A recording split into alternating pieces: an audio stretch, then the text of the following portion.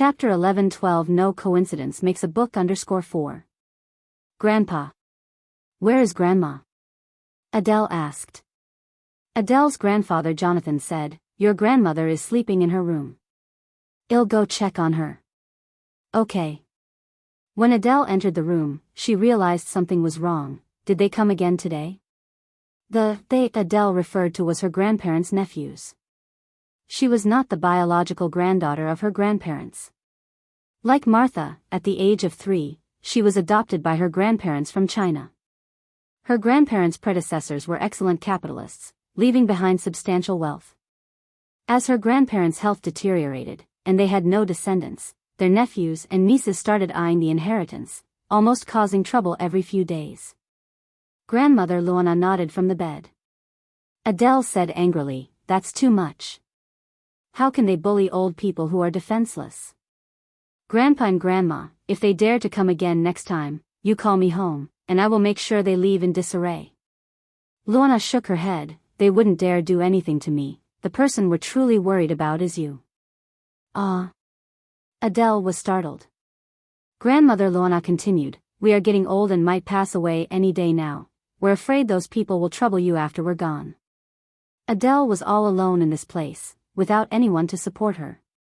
If both of them were gone, Luana worried she might end up on the streets. After all, this is country. Adele was a foreigner and, at any time, the locals wouldn't side with a foreigner. Adele patted her chest and said, don't worry, Grandma and Grandpa, I'm very capable. They won't be able to bully me. Look, I'm fine now, aren't I? Grandfather Jonathan sighed, they don't dare to touch you now because they are wary of us, but once we are not here, you might suffer. You are the person we are most concerned about not leaving behind. It's okay, really, it's okay. Adele hugged her grandfather, then hugged her grandmother, I can protect both of you, as well as myself. Grandmother Luana went on, your grandfather and I have discussed it, and the most important thing for us to do now is to find your biological relatives. Only by finding her relatives would Adele have someone to rely on. Adele sighed, after such a long time, can we still find them? Even if we do, would they recognize me? The education in country is very different from that in China. As an abandoned child, under her grandparents' upbringing, she held no resentment towards her biological parents. In fact, she very much wanted to find them. To facilitate an eventual reunion with her relatives, over the years, her grandparents had been teaching her Chinese culture and language. Grandfather Jonathan said, they will recognize you, they definitely will. Your grandmother and I have decided that in a few days, we will set off for Kong City in China. Without finding Adele's birth parents, he and Luana truly couldn't be at peace. With the protection of her birth parents, they could leave this world more peacefully. Am I coming along too? Adele asked. Grandfather Jonathan nodded, yes. That's great. Having left China at the age of 3, Adele only had a vague memory of it, remembering just that the people there were warm and that there was not such severe racial discrimination. But if I go back, what about Martha? Adele was also worried about her good friend Martha. Jonathan spoke earnestly, people have to grow up. Martha can't always live under your protection. This could be a good opportunity for her to find her own space to grow. Okay. Adele nodded, then I need to use this time to teach her some self-defense. What the family didn't know was that their nephews and nieces had heard their entire conversation. A bearded burly man angrily pressed the switch, this is outrageous. Those two old fools actually want to leave our family's wealth to an outsider. No way. A short-haired woman with elaborate makeup stood up from the chair, we absolutely cannot let this happen. What should we do? They are about to go to Kong City in China. A chubby man sitting in the corner spoke. The bearded burly man continued, well, take a trip to Kong City too. No matter what, we can't let the wealth fall into the hands of an outsider. If you find any errors, ads pop up, ads redirect, broken links, non-standard content, etc., please let us know it report so we can fix it as soon as possible. Chapter 11:13 No coincidence makes a book _5. The fat man said, I think we need to plan this out slowly. I actually have an idea. A cunning look flashed across the short-haired woman's eyes. What? The bearded burly man asked. The short-haired woman continued, doesn't Adele want to find her biological parents? Let's let her find them. What do you mean? The fat man squinted his eyes. The short-haired woman waved at the two men. Both men immediately understood and walked over to her, leaning in their heads. The short-haired woman whispered to them. Upon hearing her words, a sinister smile appeared on both men's faces. The fat man continued, no delay, we should head to Kong City tomorrow and arrange everything beforehand. Yes, the other two nodded, you're right, we'll depart tomorrow. The next morning, Ni Yang and Mo Qishan returned to the manor. Zhao Yu said, Mom, you are too biased, going off to have fun with your man secretly and not taking me with you. What did you call me? Mo Qishan looked at Zhao Yu. Zhao Yu shivered inexplicably, feeling a bit guilty. That's what Mom calls you when you're not at home. After speaking, Zhao Yu quickly raised 3 fingers. I won't call you that again, I swear. Ni Yang laughed at Zhao Yu. Look at you, you're just like your dad in character. Zhao Yu said, like father like son. Who told me to be my dad's real son?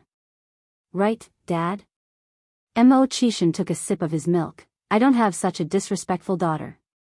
Zhao Yu corrected, Dad, you mean disrespectful son. Duo, you are a girl now. Ni Yang reminded Zhao Yu. Who says? Zhao Yu firmly said, I have always been a real man. Even purer than real men. Since Kong City doesn't have an airport, Adele and Jonathan had to deplane in Beijing, then take a green-skin train from Beijing to Kong City. Grandma Luana was not in good health, and riding the airplane exacerbated it. She was immediately taken to the People's Hospital of Beijing upon alighting. The chief doctor said, currently, Western medicine is unable to cure the patient's illness, but you could try traditional Chinese medicine. Traditional Chinese medicine? Adele asked puzzledly, what is traditional Chinese medicine? Although she had studied Chinese culture over the years, she hadn't touched upon medical issues. The doctor continued, traditional Chinese medicine is China's inherited medical skills, passed down for thousands of years. Coincidentally, I know a young divine doctor, but unfortunately, she is not in the country at the moment. However, you might consider visiting Dr. Wang, who is said to be that divine doctor's mentor. Adele smiled, that's wonderful. Could you give me Dr. Wang's address? Of course. Led by the doctor's instructions, Adele brought her grandmother to old Dr. Wang's home. After taking the pulse, old Wang stroked his beard. This is a case of disliking cold. Disliking cold? What do you mean by that? Is there a cure? Jonathan asked impatiently. Old Wang continued, simply put, due to internal obstruction of heat pathogens, essential yang energy is blocked, leading to symptoms. Because the patient has not received the correct treatment up until now, the condition has worsened. If you had come a month earlier, I would still have been able to cure her, but now, there is nothing I can do. Adele's face changed. So, what can we do now? Isn't there anything you can do? Old Wang said, I can only relieve the patient's cough and physical pain. How much longer do I have? Luana looked at Old Wang. Old Wang signaled 6 with his hand. Luona's face changed, covering her chest. Only 6 days left? Adele and Jonathan were also shocked. Old Wang shook his head, 6 months left. Hearing this, Luana breathed a sigh of relief. 6 months is enough. With 6 months, they definitely can find Adele's biological parents. After speaking, Luana continued, can you alleviate my pain? Yes. Old Wang nodded his head. Luana said, thank you so much. Having endured the torment of illness for days, she was truly fed up, and the prospect of 6 months of normal life made her very happy. Adele couldn't accept that her grandmother only had 6 months left, hugging Luana, Grandma, I won't let you die. As people from country view life and death rather casually, Luana smiled and said, in China, there is an old saying, everyone dies in the end. Birth and death are just mundane parts of human existence, it's nothing to fuss about. If you find any errors, ads pop up, ads redirect, broken links, non-standard content, etc. Please let us know your report so we can fix it as soon as possible. Chapter 11:14 No coincidence makes a book _6. Upon hearing this, Elder Wang looked at Luana with some surprise, only then realizing that the two elderly were foreigners, while this young girl had the face of a Chinese. Elder Wang prescribed several traditional Chinese medicines for Luana, advising her to rest and assuring that her symptoms would ease within 10 days. As per Luana's wish, they decided to stay in Beijing for a few days, taking the opportunity to explore the capital of China. The next day, Luana, holding a map, led her grandparents to the Great Wall. The Great Wall was magnificent. Standing atop its ramparts, Luana was in awe and took many photos of her grandparents. Then, she handed her camera to a passerby. Could you help us take a picture, please? Sure, no problem, the passerby took the phone. Just as the passerby pressed the shutter, he ran off with the camera. Adele was startled at first, but then quickly reacted and chased after him shouting, "Catch the thief! Catch the thief!" The thief ran desperately, quickly outpacing Adele. Adele was panting heavily. Just then, a young man in a trench coat suddenly dashed over from the side and swiftly subdued the thief to the ground with a neat capture move. Clap, clap, clap. Applause erupted all around. "Comrade, erase your camera." He tossed the camera to Adele. Adele caught the camera and said, "Sir, thank you so much. God will surely bless you." Finding her manner of speaking a bit odd, the young man looked up at Adele. Adele continued, "My name is Adele Jansen, from M country. You can just call me Adele. May I ask the name of the brave sir who helped us?" "Shengguan Su." Yes, this man was none other than Shengguan Su. "Mr. Shengguan, thank you." Adele bowed deeply to Shengguan Su. Drawing one's sword to help at the sight of injustice is a traditional virtue of China, no need for thanks. After saying this, Shengguan Su left with the thief in tow. Adele watched Shengguan Su's retreating figure, her eyes filled with sparkling stars. So handsome. She had never seen someone so handsome before. Those weaklings in M country couldn't compare to him at all. Since finding her relatives was urgent, Adele and her grandparents left Beijing by car more than a week later and headed to Kong City. During that week, Adele visited the Great Wall many times but never encountered Shengguan Su again. After staying in M country for about 10 days, Ni Yang and Zhao Yu returned to China. Mo Qishan could not return to China for the time being. He had to wait until Mo Baichuan's wedding day. During those 10 days, Ni Yang took Zhao Yu to many tourist sites in M country and even rode in Mo Qishan's private plane with him. Zhao Yu exclaimed, "I didn't realize my dad was so impressive." Because of the rumors heard in Beijing about Mo Qishan, Zhao Yu had thought Mo Qishan was just as unsavory as the rumor suggested. It turned out not to be the case at all. Her dad was the most awesome dad in the world. A dad who made the big shots in M country pale in comparison. Ni Yang patted Zhao Yu's head and coughed lightly, "Am I not impressive as well?" Zhao Yu smiled, "Impressive. Both of you are very impressive. I want to be as formidable as you someday." Ni Yang gave a thumbs up, "Go for it. I believe you can do it." "But kid, you really are a girl." Zhao Yu replied, "I don't care, I am a boy anyway." Ni Yang slightly raised her eyebrows but didn't say much more. Coincidentally, just as Adele and her grandparents settled in Kong City, they discovered a missing daughter poster on a telephone pole next to their inn. Moreover, the information on the missing daughter poster virtually matched Adele's situation. 16 years ago, unable to provide for their daughter, they had sent her to an orphanage. 3 years later, the daughter was adopted by a foreign couple. Seeing this, Jonathan excitedly said, "Adele, this must have been posted by your biological parents." Adele frowned slightly, "This is too coincidental. Plus, they clearly knew I was adopted by you, why would they post this here? Shouldn't they have posted it in M country instead?" Jonathan said, "The Chinese often say that a coincidence speaks to destiny. Maybe this is fate. As for why they posted the notice in Kong City, perhaps they thought we were settling here. No one else knows we came to Kong City. To prevent others from sabotaging, they had deliberately concealed the news of going abroad. Is that so? Adele was still somewhat in disbelief. If you find any errors, ads pop up, ads redirect, broken links, non-standard content, etc., please let us know it report so we can fix it as soon as possible. Chapter 11:15 The appraisal result. They are biological sisters. How should I put it? Adele always felt that this was too coincidental. They had just arrived in Kong City, and this family in Kong City started looking for their daughter. Jonathan continued, "Isn't there an address on this? Let's go take a look." "Isn't this too rash?" said Adele. Jonathan said, "If we were just recognizing relatives like this, then indeed it would be too rash, but after we confirm the situation, we still need to do a paternity test." "Don't worry, Adele, with a paternity test, we won't recognize the wrong person." Luana nodded, "I think your grandfather is right. Now with a paternity test, we're not afraid of recognizing the wrong person."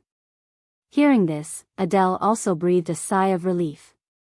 The three went to the address listed on the notice looking for the daughter. As soon as these three left, three blonde-haired, blue-eyed people from country appeared behind them. If Jonathan were there, he would definitely recognize that these three were his nephew Danton, Albert, and his niece Beth. Beth removed her sunglasses, the corner of her mouth curving in an arc, hooked. "Albert, it's your turn now." Albert said with a smile, "Don't worry, leave the hospital to me."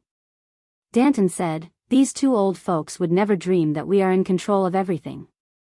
Adele and her grandparents visited the family from the notice looking for their daughter. This was a very common worker family, currently with 3 sons and 1 daughter. According to them, Adele was their 5th child and the youngest, and they sent Adele to the orphanage due to various reasons at the time. "My 5th child, my poor girl, Mom finally found you." The middle-aged woman claiming to be Adele's biological mother, Li Yinhua, hugged Adele and sobbed with excitement. Adele, being hugged, was somewhat at a loss. Is this really her birth mother? Something felt a bit off.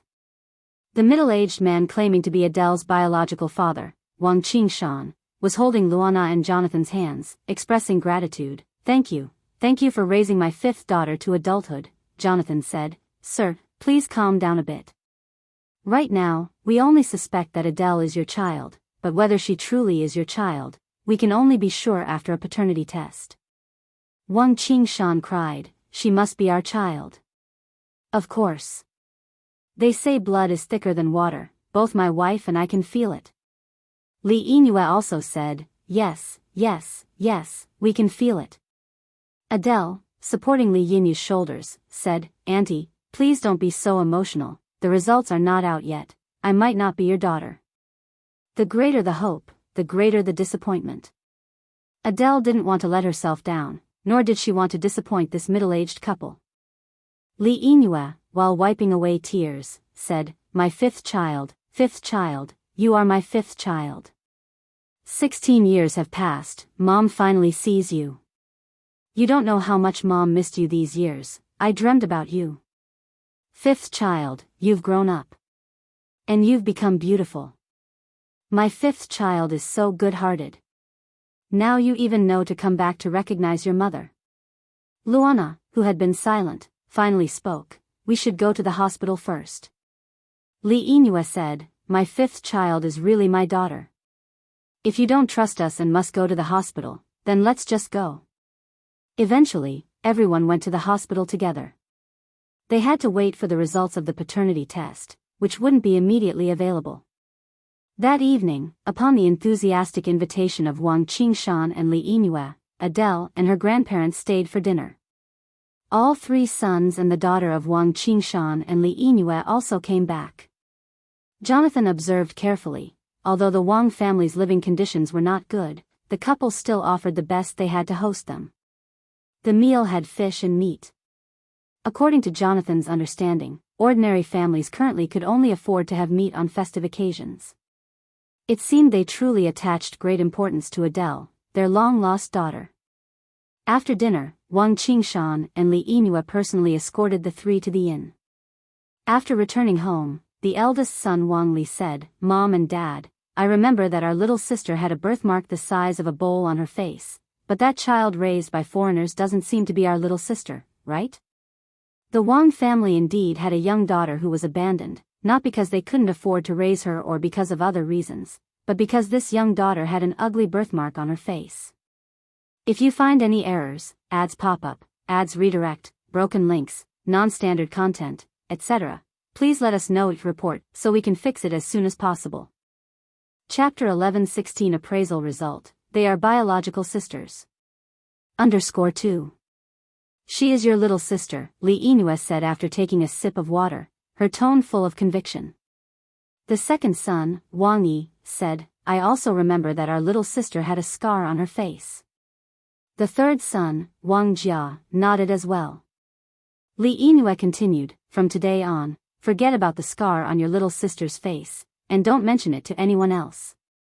Your mother is right, said Qing Shan, that girl, what's her name, Adele, is your little sister. Honey, what's that girl's name again?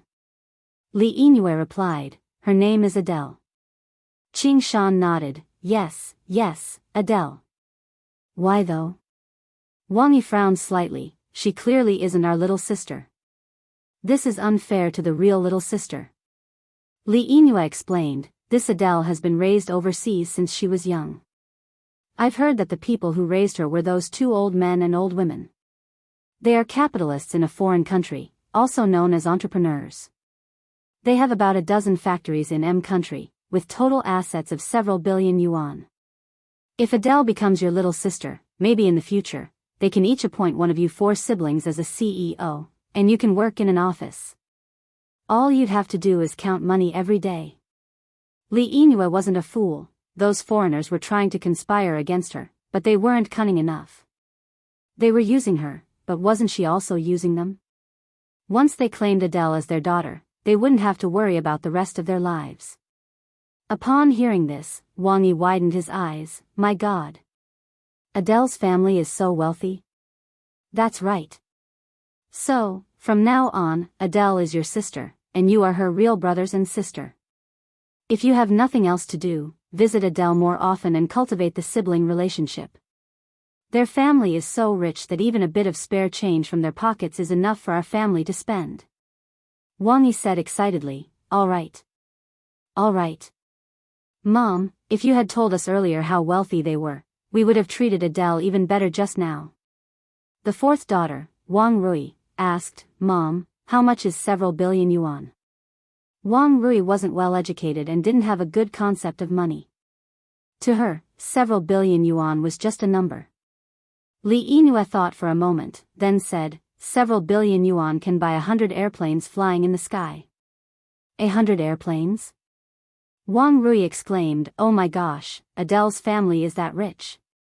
Ordinary people can't even afford to fly on a plane, yet Adele's family can buy 100 airplanes. They must be extremely wealthy. Looks like one should never judge a book by its cover. Li Yinue continued, do you still mind that she is your sister? Wang Rui shook her head hurriedly, not anymore, not at all. How could she complain when their family is so rich? Then, Wang Li pitched in, since they have so much money, Mom, how much do you think she will give us? Li Yinue replied, if they have 10 billion yuan, then they should give each of you at least 1 billion. Adele is their daughter, Luana and Jonathan don't have children of their own, and eventually, all of that wealth will belong to their family. What if they don't have 10 billion yuan? Li Yinue added, then they'll give you several tens of millions each. Don't worry, Adele is your sister, and her money is your money. Once the relationship is set here, we'll have her buy houses and cars for our family. So, does that mean I won't have to work anymore? Wang Rui suddenly became excited. Li Yinue nodded and spoke with a look of longing, of course.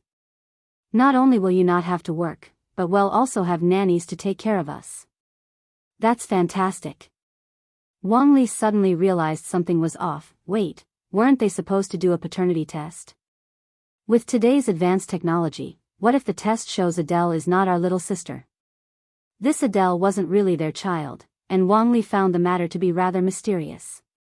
Li Yinue smiled and replied, you don't need to worry about that, someone has already arranged everything. Wang Li asked, Mom, what's really going on here? He couldn't help feeling that Adele's arrival was too abrupt, and besides, why would their parents post a notice searching for their daughter? None of this seemed to make sense. If you find any errors, ads pop up, ads redirect, broken links, non-standard content, etc., please let us know each report so we can fix it as soon as possible. Chapter 11:17 Appraisal Result. They are biological sisters. _3.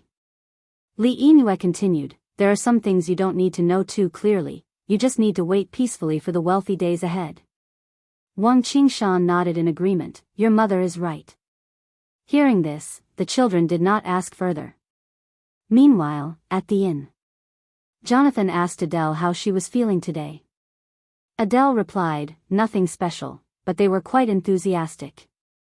She had known since she was a child that she was adopted by her grandparents and had never met her real relatives. Seeing the Wang family now, she did not feel as excited as she had imagined.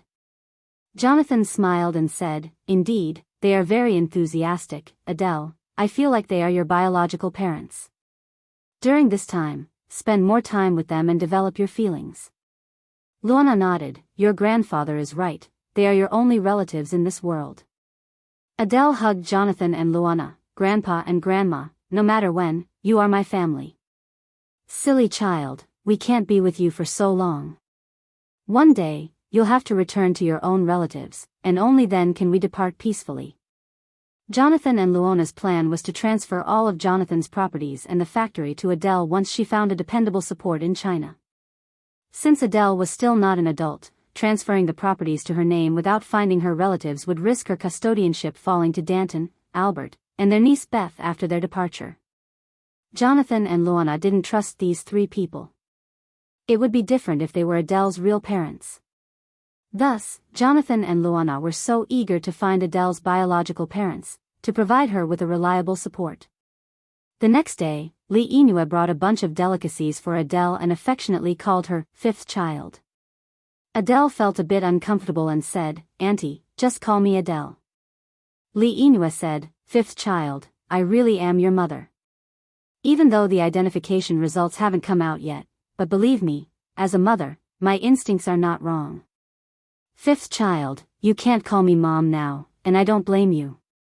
After all, I didn't raise you when you were little. Now that you're willing to acknowledge me, your mom is already very happy. Look what mom brought you. This is pork floss, these are dried apricots, and this is pear soda. To buy these delicacies for you, mom even spent all the savings at home. Savings? Adele frowned, a bit puzzled, what do you mean by savings? Li Yinue paused and looked up at Adele. She had thought that Adele was smart but realized that Adele didn't even know what savings meant. No wonder she could be deceived so easily. Savings means money, Li Yinue said. Fifth child, these are the delicacies mom bought for you with money saved up over half a year. You can't get these overseas. Are you really short on money? Adele hadn't paid attention when money wasn't mentioned, but now that it came up, she noticed Li Yinue was wearing patched clothes. Li Yinue had deliberately worn torn clothes that day. Yes, our family lacks money. Otherwise, we wouldn't have sent you to the orphanage back then. Seeing her cry so sadly, Adele lowered her head, pulled out a stack of cash from her wallet, and handed it to Li Yinue. Auntie, take this for your expenses. Li Yinue was surprised and feigned refusal. Silly child. I haven't raised you for a single day, how can I have the face to spend your money now? I don't want it, take your money back. Adele stuffed the money into Li Yinue's pocket. It's okay, take it. I'm not short of money. Good child, fifth child. You really are mom's sweet child. Mom didn't dote on you for nothing. Li Yinue cried as she hugged Adele. The next day, Li Yinue brought Wang Rui, the fourth daughter, to visit Adele. Wang Rui had no other skills, but when it came to flattery, almost no one could match her, and she had a very thick skin. Sister, your clothes look so nice. I've never worn such nice clothes from childhood till now. As she said this, she sighed, seriously, I really envy you. You've lived so well abroad. When I was young, I was never full or warm, let alone such nice clothes. I've never even worn new clothes. If you find any errors, ads pop up, ads redirect, broken links, non-standard content, etc., please let us know each report so we can fix it as soon as possible. Chapter 11:18 Appraisal Result. They are biological sisters. _4. Adele smiled. If you like it, you can have this dress.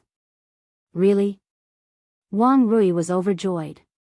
Adele nodded. Wang Rui immediately packed the dress into her bag. Then thank you, little sister. It seems that Li Yinue was right. This Adele really is too naive. She deserves to be deceived by them. Having tasted a bit of sweetness, Wang Rui immediately picked up a pair of shoes and said, "Little sister, these shoes are also nice. They're made of real leather, right? They must be very expensive." Actually, my dream is to buy a pair of real leather shoes, but unfortunately, our family is too poor. We can't afford real leather shoes at all. Seeing how distressed Wang Rui was, Adele thought it was just a pair of shoes, and it wouldn't matter if she gave them to her even if Wang Rui wasn't her sister, especially since she had many pairs of shoes. "These shoes are yours too," Adele said. "Okay, then thank you, little sister." Wang Rui immediately took off her cloth shoes and put on Adele's new shoes. Adele looked at Wang Rui's feet and said, "My shoes seem a bit small for you." Afraid that Adele might change her mind, Wang Rui hurriedly said, "It's all right if they are a bit tight." Decades ago in China, people still practiced foot binding. Foot binding is definitely more painful than wearing shoes that are slightly smaller. If the shoes are nice, being a little small doesn't matter at all. After putting on the shoes, Wang Rui took an interest in Adele's handbag and jewelry, again following the same pattern, and Adele felt too embarrassed to refuse, so she gave all those things to her. This trip was quite a gain for Wang Rui, and on the way back, she excitedly said, "Mom, that Adele is just like a fool. She gives me whatever I ask for. Let's come back again tomorrow." Li Yinue said, "Tomorrow I'm bringing your eldest sister-in-law and second sister-in-law over. It wouldn't be fair if you were the only one to benefit." Hearing this, Wang Rui sighed with disappointment. "If I knew this would happen, I would have asked for more today." Li Yinue smiled and said, "Don't worry, Adele will be your sister from now on. There will be plenty of opportunities in the future." Wang Rui nodded. "Yeah, that makes sense." The next day, Li Yinue indeed brought the eldest and second daughter-in-law to visit Adele. The two daughter-in-laws, having heard that their younger sister-in-law Wang Rui took home quite a bounty yesterday, did the same today. "Oh my, fifth little sister, your watch is so beautiful. Fifth little sister, your necklace is really nice. I've never worn such a beautiful necklace in my life. Fifth little sister, your bag is also pretty." Adele was so bothered she ended up giving those items to them as well. In the following days, Li Yinue came almost every day, and every time she left with quite a few things, even not sparing facial skincare products. At night, Adele said with some frustration, "Grandpa, Grandma, how much longer will it take for the appraisal result?" Jonathan said, "About another month or so. These things can't be rushed." Adele nodded. Time flew by, and in the blink of an eye, a month had passed. Today is the 18th day of the 6th lunar month, also the day Mo Baichuan and Zhao Jingrong get married. To give Zhao Jingrong a grand wedding, Mo Baichuan had been preparing for more than 4 months, even arranging for over 20 wedding cars and hundreds of thousands in betrothal gifts, booking the largest wedding hotel in Beijing. At today's wedding, all the big shots of Beijing were present. Xiao Yingying was very excited. Cousin, Mr. Mog is coming today, right?" Mo Baichuan glanced at Xiao Yingying helplessly and shook his head. He had said many times that he didn't know Mr. Mog, but Xiao Yingying seemed not to understand. Seeing Mo Baichuan not speaking, Xiao Yingying became even more excited. "Mr. Mog will come, right? I knew Mr. Mog would certainly come." Zhao Jingrong, standing next to Mo Baichuan, curled her lips slightly. Xiao Yingying could never have dreamed that the Mr. Mog she was obsessed with was standing right next to her. But from today onward, Mr. Mog would belong to her. Completely belong to her. From now on, she would be the most conspicuous woman in Beijing. At the wedding, the guest list was extensive, but Mo Baichuan looked around for a while and did not find Ni Yang. Did Ni Yang dare not come, or has she gone behind the scenes to cause trouble? Definitely gone to cause trouble. After all, the person Ni Yang cares about is him, and the person she wants to marry is also him, so Ni Yang would certainly not let today's wedding go smoothly. If you find any errors, ads pop up, ads redirect, broken links, non-standard content, etc., please let us know each report so we can fix it as soon as possible. Chapter 11-19 Appraisal Result. They are biological sisters. _5. Mo Baichuan squinted his eyes, a confident gleam passing through his gaze. Soon, Mo Baichuan finally caught sight of Ni Yang.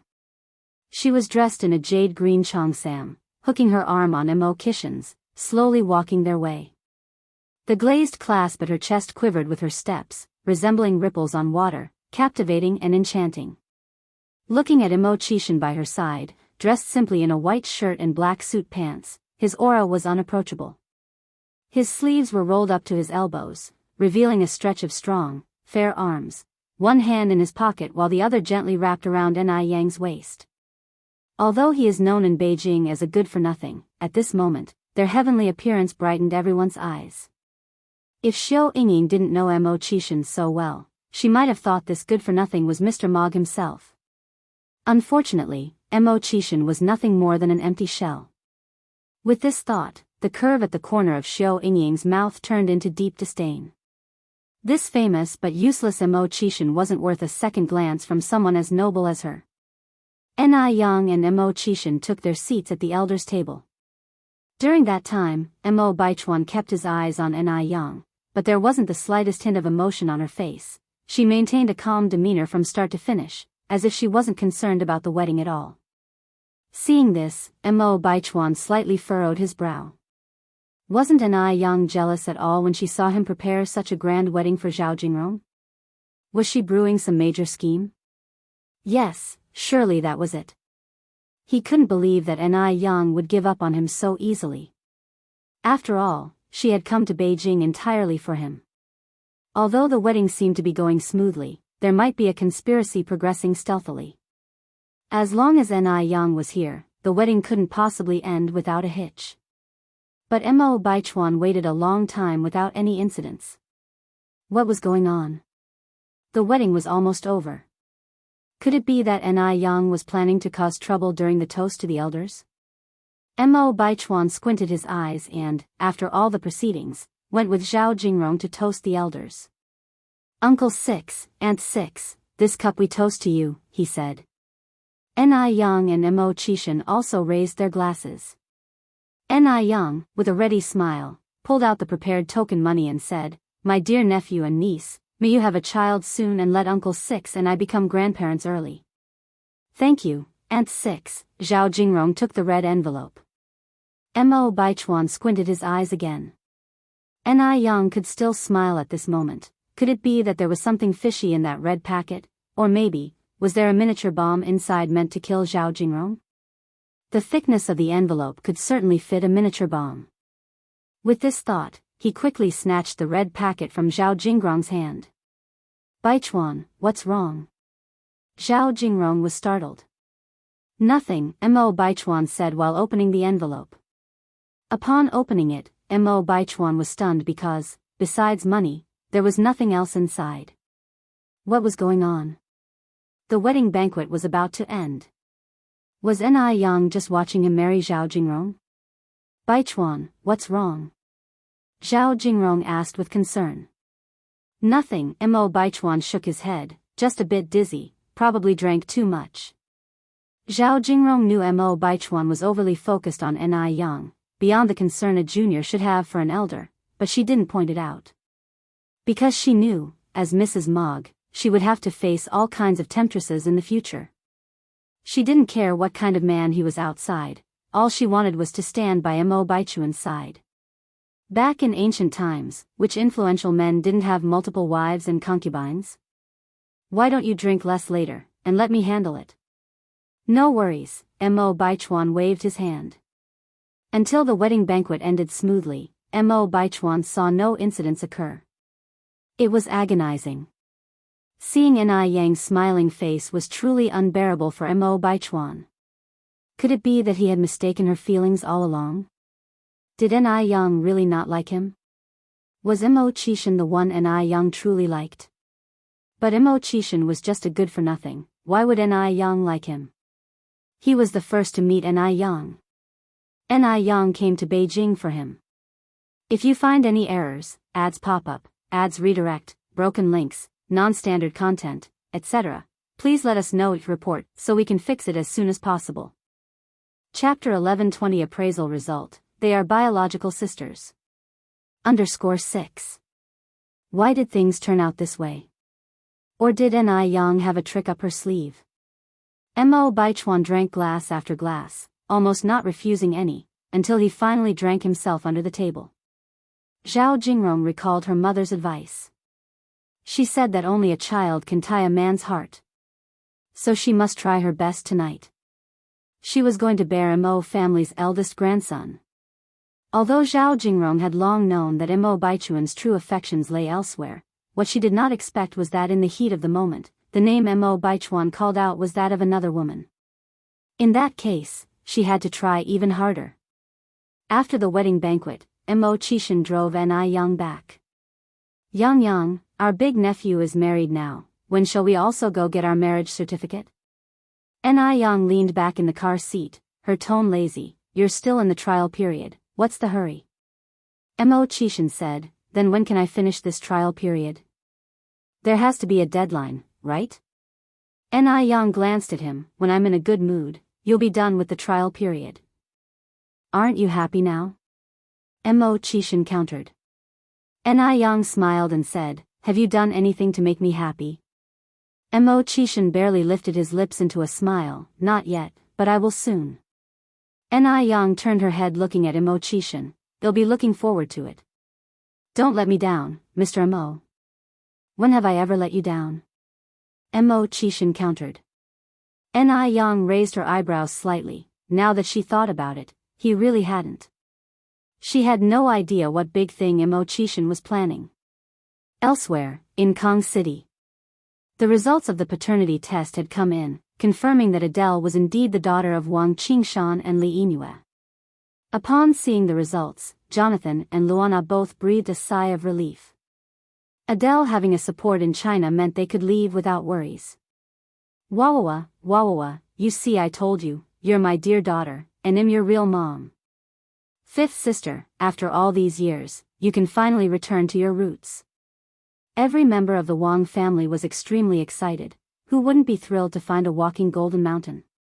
Wawawa, now that it's confirmed you're a daughter of our Wang family, are you going to move back in and live with us? Wang Qingshan said. Li Yingyue immediately nodded in agreement. Of course, Wawawa, you've been separated from mom and dad for so many years. Now that mom and dad have finally found you, you should stay by our side and let us take care of you. To make up for all those lost years. Adele was somewhat overwhelmed. Were these people truly her dad, mom, and family? Why did she feel so out of place? But paternity tests don't make mistakes. Wang Rui continued, although I really hope fifth sister can come back to live with us. Our home is too small, dirty, and broken. I'm afraid it would be too humble for fifth sister. Wang Li nodded. I think fourth sister is right. Our home is too run down.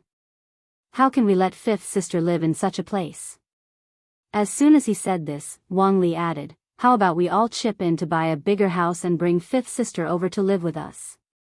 While saying this, Wang Li looked at Adele and sighed, fifth sister, it's my fault for not being capable. I don't even have the money to buy a house. I've let you down. By the end, Wang Li's eyes were red. Jonathan was moved by Wang Li's words. How much more do you need for the house? Since we're all family now, well, cover the money. Wang Li's eyes lit up immediately. Grandpa Jonathan, actually we already had our eyes on a villa.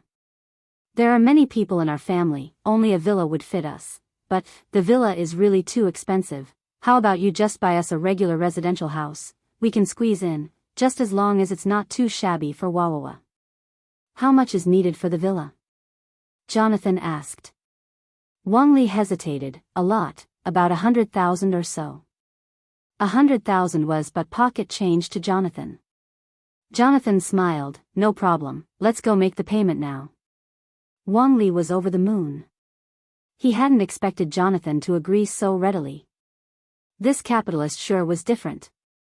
The family arrived at the sales office, and Jonathan immediately picked out a villa over 1,000 square meters. Wang Qingshan and Li Yinue were ecstatic. They were just ordinary workers and never dreamed that they would be able to live in a villa in their lifetime. Among the happy were Jonathan's 3 nieces and nephews. Now, all they had to do was wait for Jonathan and Luana to transfer all the assets to Adele's name. Once the old couple passed away, they would become Adele's guardians, naturally regaining control over the assets. As for Wang Qingshan and Li Yinue, they had no blood relation to Adele. Legally, their relationship could not be recognized. The Wang family was like a bottomless pit, asking for houses then cars, finishing with cars then asking for drivers, also wanting a nanny, their demands ever growing, completely unabashed. In just a few days, the family of 6 lived like nobility. Wang Jia, the 3rd son of the Wang family, was an educated man. Mom and Dad, isn't it a bit improper for us to continue like this? Li Yinue gave him a cold look. Wawawa is my own dear daughter, can't I enjoy the blessing of my own daughter? It's a daughter's duty to honor her parents. In Li Yinue's eyes, all these treatments and things were rightfully hers. Adele is her dear daughter. Wang Jia frowned but said no more. Jonathan and Luana also felt the greed of the Wang family. But no matter how greedy they were at least better than their nieces and nephews. After all, they were Adele's biological parents and wouldn't do anything to hurt her. Greed wasn't a big problem as long as Adele had a support system in China. After the wedding, Mo Qishan stayed in China instead of going abroad. Morris, still no result on that matter? In the office, Mo Qishan looked impatiently at Morris. Morris shook his head with difficulty. Not yet. Just then, Marcus burst in excitedly. Sir. Sir. The results are out. How is it? Mo Qishan looked up. Marcus held the document in his hands. You guessed right. Miss Adele is indeed Miss Nis' long-lost sister. Here are the test results. If you find any errors, ads pop up, ads redirect, broken links, non-standard content, etc., please let us know it report so we can fix it as soon as possible. Chapter 1121 Retribution, Recognition. Let me have a look. Marcus handed the identification results to Mo Qishan.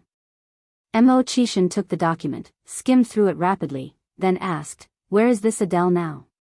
Marcus continued, they are now in Kong City. Marcus took the opportunity to explain the situation of Adele's 3 cousins. Mo Qishan nodded slightly. Okay, I got it. After saying that, Mo Qishan rushed out with the identification results in a hurry. The weather was nice today, so Ni Yang also joined the flower planting team. When Mo Qishan arrived at Jinghua village, Ni Yang was waving a hoe, fertilizing the wild roses. Yang. Brother Mo, why are you here? Ni Yang slightly looked up, her already pale forehead almost translucent under the sun, with the bright sunlight behind her. Mo Qishan was briefly stunned, then jogged over. Yang, I have some good news to tell you. What good news? Ni Yang raised her eyebrows slightly. Mo Qishan said, something that will make you very happy. At this, Ni Yang suddenly remembered, this man had promised her a surprise half a month ago. Let's hear it. Mo Qishan handed the document he was holding to Ni Yang. Open it and see. What is this? Ni Yang puzzled as she opened the document. Upon seeing the content of the document, Ni Yang's usually calm face gradually turned into surprise, and she hugged Mo Qishan excitedly. Oh my God. Brother Mo, you aren't joking with me, are you? Do I look like someone who wouldn't take this seriously? Mo Qishan held Ni Yang and spun her around on the spot.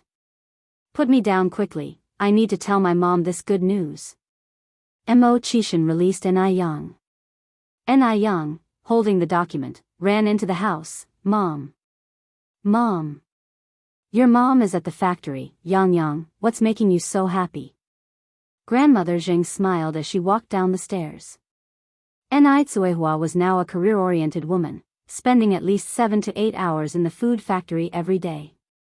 Her factory now produces not only spicy sticks but also Haiqing specialty snacks, which are very popular in the market.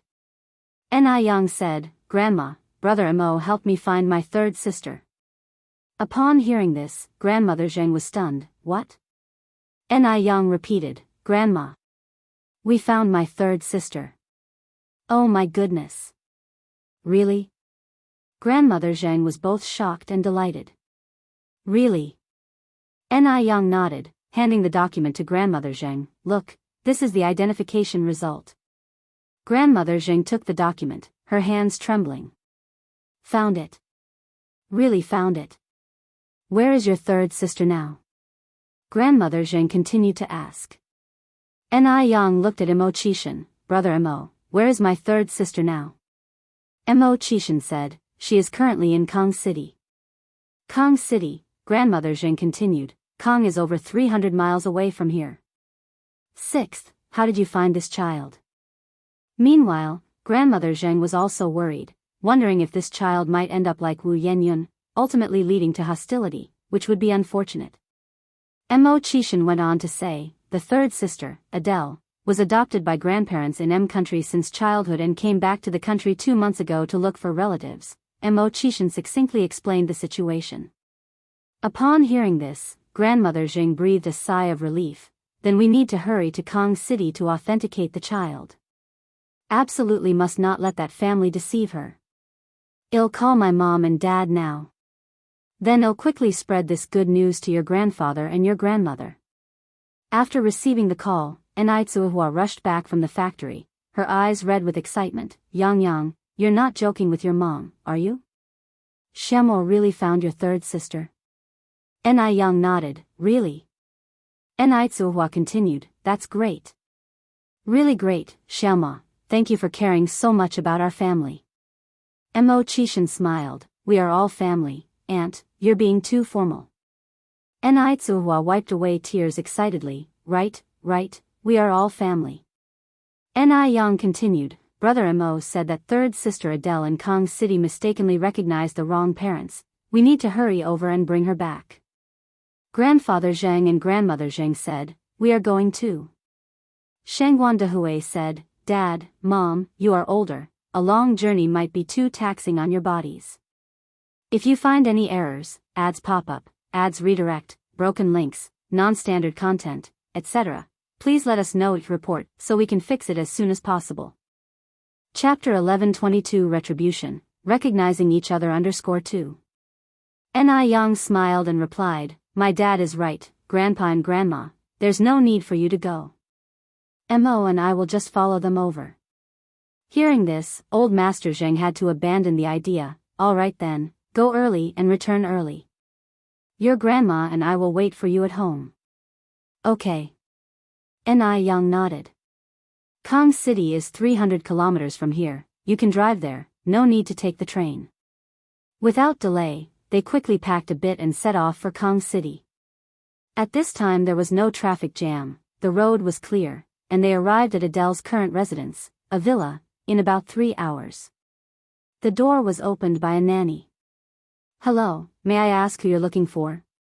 "Does Adele live here?" Nai Yang asked. "You're looking for Miss Adele, she's not at home right now," the nanny replied. "Are Mr. Jonathan and Mrs. Luana at home?"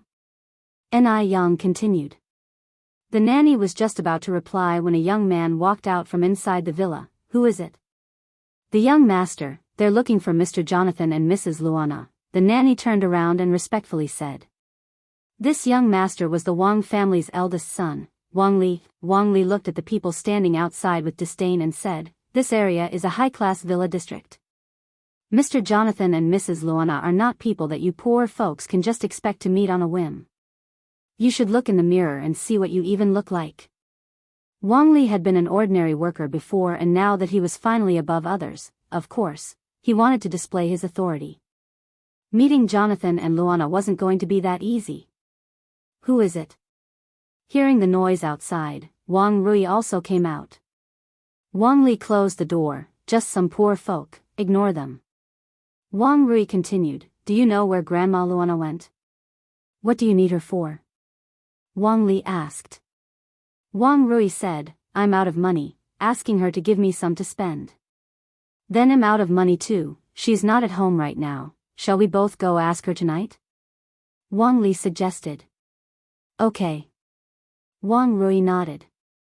This family had already started treating Jonathan and Luana as their personal ATMs, stretching out a hand for money whenever they were out of it. If Jonathan and Luana refused, they would throw tantrums, saying unpleasant things, becoming increasingly outrageous and unbridled. For the sake of their granddaughter's stable future, the two old folks had no choice but to swallow their pride and endure. Wang Li turned Ai Yang and the others away, and Ai Yang couldn't be tough with him, after all, they were here asking for help. What should we do now? Ai Tsuhua said anxiously. They had finally made it to Kong City, but who would have thought they'd be met with a closed door? Shangguan Dehui comforted her, Dia, don't worry. Now that we're here, we'll definitely be able to see Yang Yang. Ai Yang looked at Mo Qishan, the person just now, could it be the one who's been posing as Yang Yang's family? Mo Qishan nodded, it looks very likely. According to the investigation, the family posing as Yang Yang's relatives has 3 sons and 1 daughter, the eldest, Wang Li, the second, Wang Yi, the third, Wang Jia, and the fourth, Wang Rui. If I'm not mistaken, that person should be the eldest, Wang Li. Ai Yang raised her eyebrows slightly, no wonder I felt he didn't look like a good person. Mo Qishan spoke in a detached tone, to be precise, none of the people in this family are good. At that moment, the pager in Mo Qishan's pocket beeped. Mo Qishan took out the pager and then said, let's wait here for a bit, Mr. Jonathan and Mrs. Luana will be back soon. Really? Ai Tsuhua asked eagerly. Yes, Auntie, the message I just received should be correct, Mo Qishan affirmed with a slight nod. The message Mo Qishan received was accurate, and about 7 or 8 minutes later, a pair of elderly people with graying hair, walking with canes, approached. Yang Yang, that's Mr. Jonathan and Mrs. Luana. Mo Qishan lowered his gaze to Ai Yang. Upon seeing Jonathan and Luana, Ai Yang was stunned for a moment, recognizing them immediately from their previous meeting in M Country. No wonder during their last encounter in M Country, Ai Yang felt that the old couple's gaze on her was somewhat unusual. The reason lay here. Mr. Jonathan, Mrs. Luana, hello, Ai Yang greeted them with a smile. Jonathan and Luana, upon seeing Ai Yang, were also stunned. Oh my goodness. It's you, the beautiful young lady.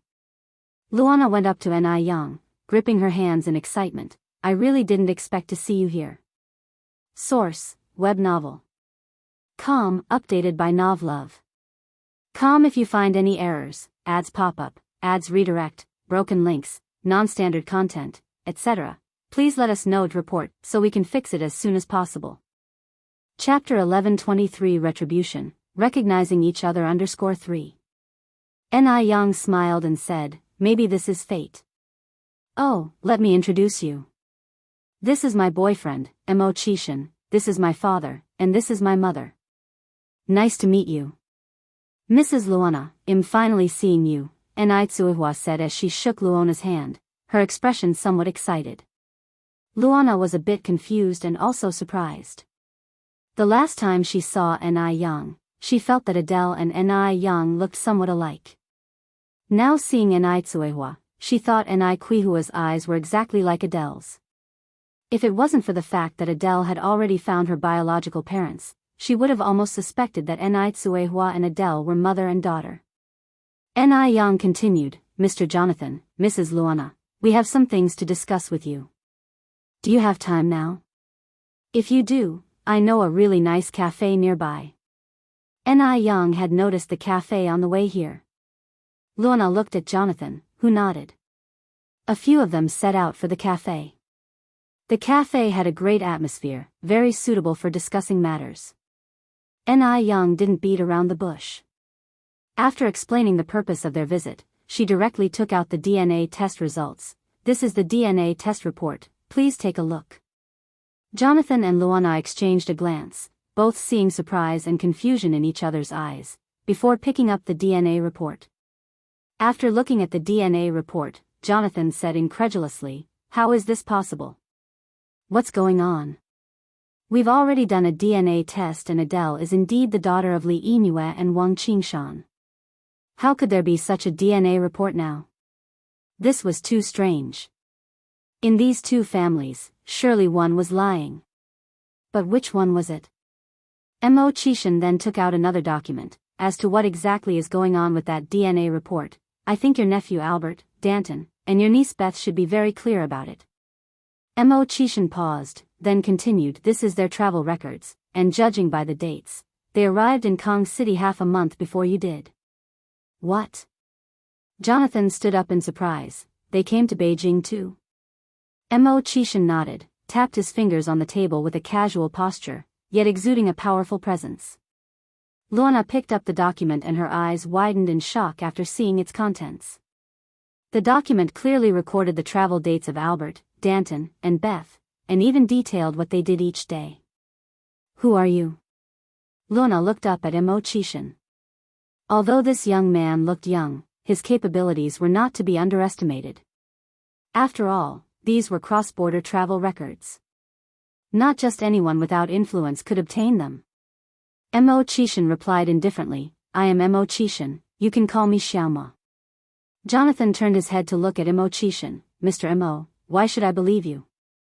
And how do I know these documents aren't forgeries?" "I think these should provide proof," Mo Qishan said slowly as he took an envelope from his bag. Jonathan immediately opened the envelope, which contained color photographs.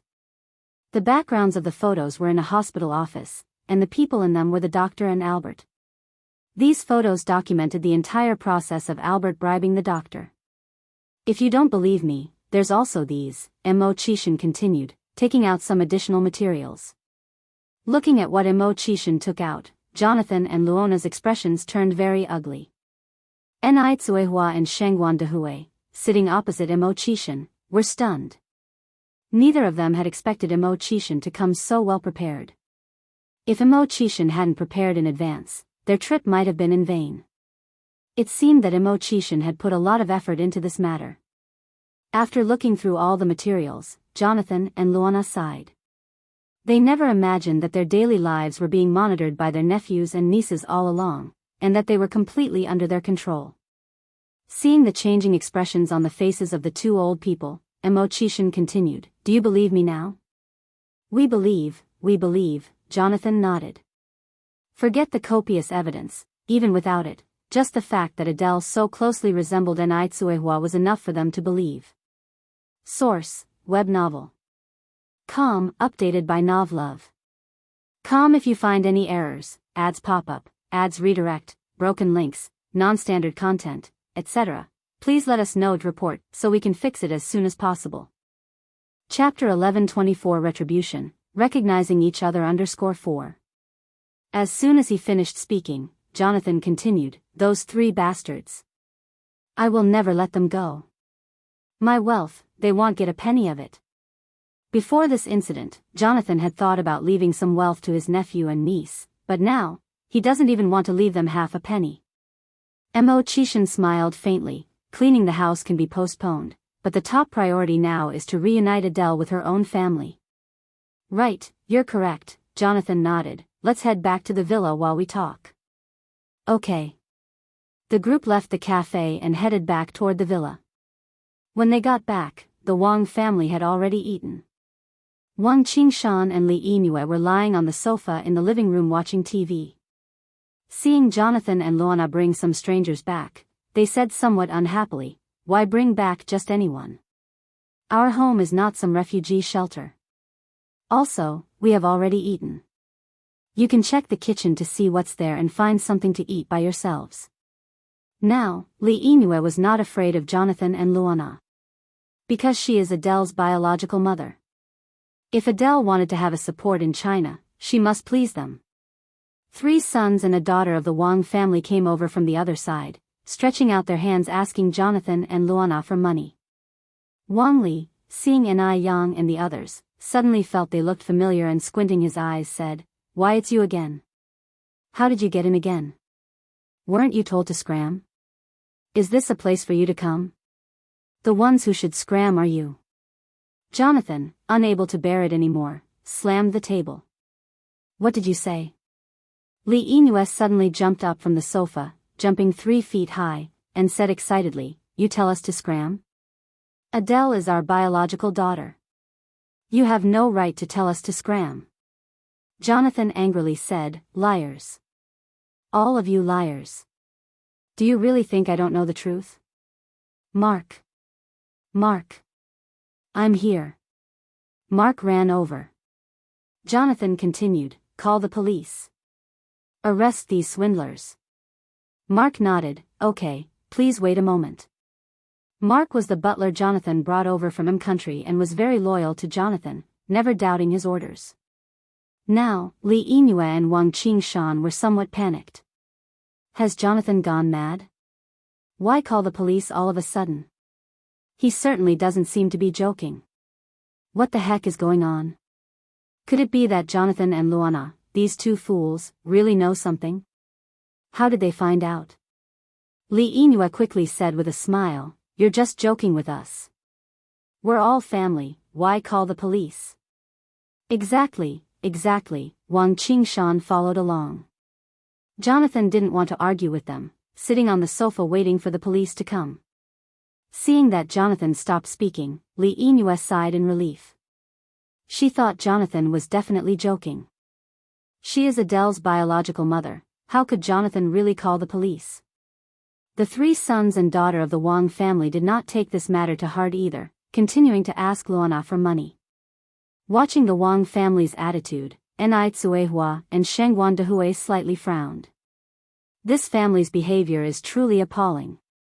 Luana and Jonathan, like Enai Tsuehua and Shengguan Dehui, sat there in silence. Wang Rui, somewhat impatiently, said, Are you going to give it or not? I am Adele's sister. Why does Adele have unlimited money every day, and I still have to ask? And you guys? Wang Rui said, looking up at Enai Yang and the others, Who are you? What gives you the right to stay in my house? Get out quickly. Or don't blame me for being rude. Just then, the sound of a siren blared outside. Who called the police? A police officer in uniform came in from outside. It was me.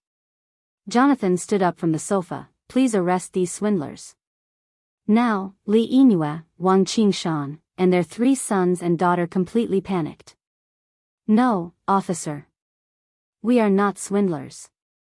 We really aren't. Li Yingyue directly sat down on the floor, creating a scene, My 5th baby, someone is bullying your biological mom, why aren't you coming back?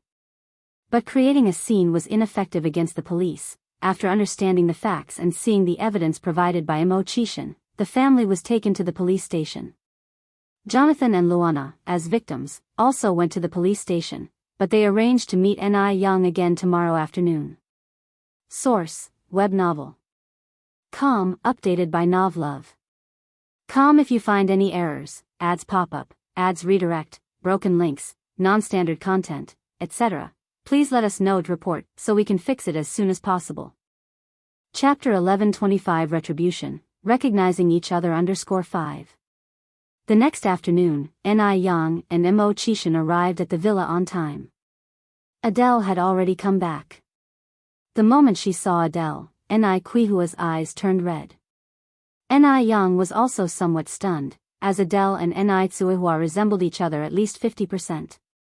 Luana personally introduced Adele, Adele, this is your biological mother, this is your mother's second husband, this is your sister Enai Yang, and this is your sister's boyfriend Mo Qishan. After these days spent with the Wang family, Adele felt a bit resistant towards her family members. She feared that these family members would be as insatiable and greedy as the Wang family. Upon learning that the Wang family were not her real relatives, Adele was greatly relieved. But when she heard that another group claiming to be her family had come searching for her, Adele was anxious again. She had discussed it with her grandparents last night, that if this family resembled the Wang family, they would immediately return to country and consider other options. Hello. Adele greeted politely with a bow. Hello, child, your name is Adele, right? Ni Tsuihua, with tearful eyes, took Adele's hand. Yes. Adele nodded. Child, I thought I would never see you in my lifetime. After Wu Yanyan's matter, Ni Tsuihua had been very sad and distressed, feeling guilty that she hadn't protected her daughters well, and now being able to reunite with her third daughter, Ni Tsuihua was truly very happy. Very happy. Mom, don't be sad, we've found our youngest sister now, haven't we? Ni Yang came over, gently comforting Ni Tsuihua, then extended her hand to Adele. Hello Adele, I am your oldest sister. Oldest sister? Adele puzzled for a moment, then shook hands with Ni Yang. Kinship is a very strange thing. Although it was their first meeting, Adele felt a sense of closeness to Ni Yang. Adele, this is our dad, Ni Yang continued. Dad? For the first time in her life, Adele uttered these two words. It felt very foreign, yet also very novel. Child. Shangguan Dehue reached out to embrace Adele. After the brief recognition, Adele continued, Mom, can you tell me some stories about my childhood? For example, why was I sent to the orphanage? Having been educated in the West from a young age, Adele digested matters relatively quickly and harbored no resentment against her biological parents, hence she adapted very quickly. Ni Tsuihua tearfully narrated their past. In fact, every time she talked about the past, she was in immense pain. Those scars that had barely healed were now bleeding anew. Fortunately, she had found her third daughter. Listening to the tale, Adele, along with Jonathan and Luana, all furrowed their brows, their eyes slightly red. None of them could have imagined the kind of story hidden behind Ni Tsuihua. Adele, I'm sorry, it's Mom's fault for not protecting you well. I'm sorry. Ni Tsuihua knelt in front of Adele. Please get up, it's all in the past, there's no use blaming yourself now. Adele helped Ni Tsuihua to stand up. We must also thank you both. If it weren't for you raising Adele into adulthood, she wouldn't have her life today. Shangguan Dehue and Ni Tsuihua bowed to Jonathan and Luana.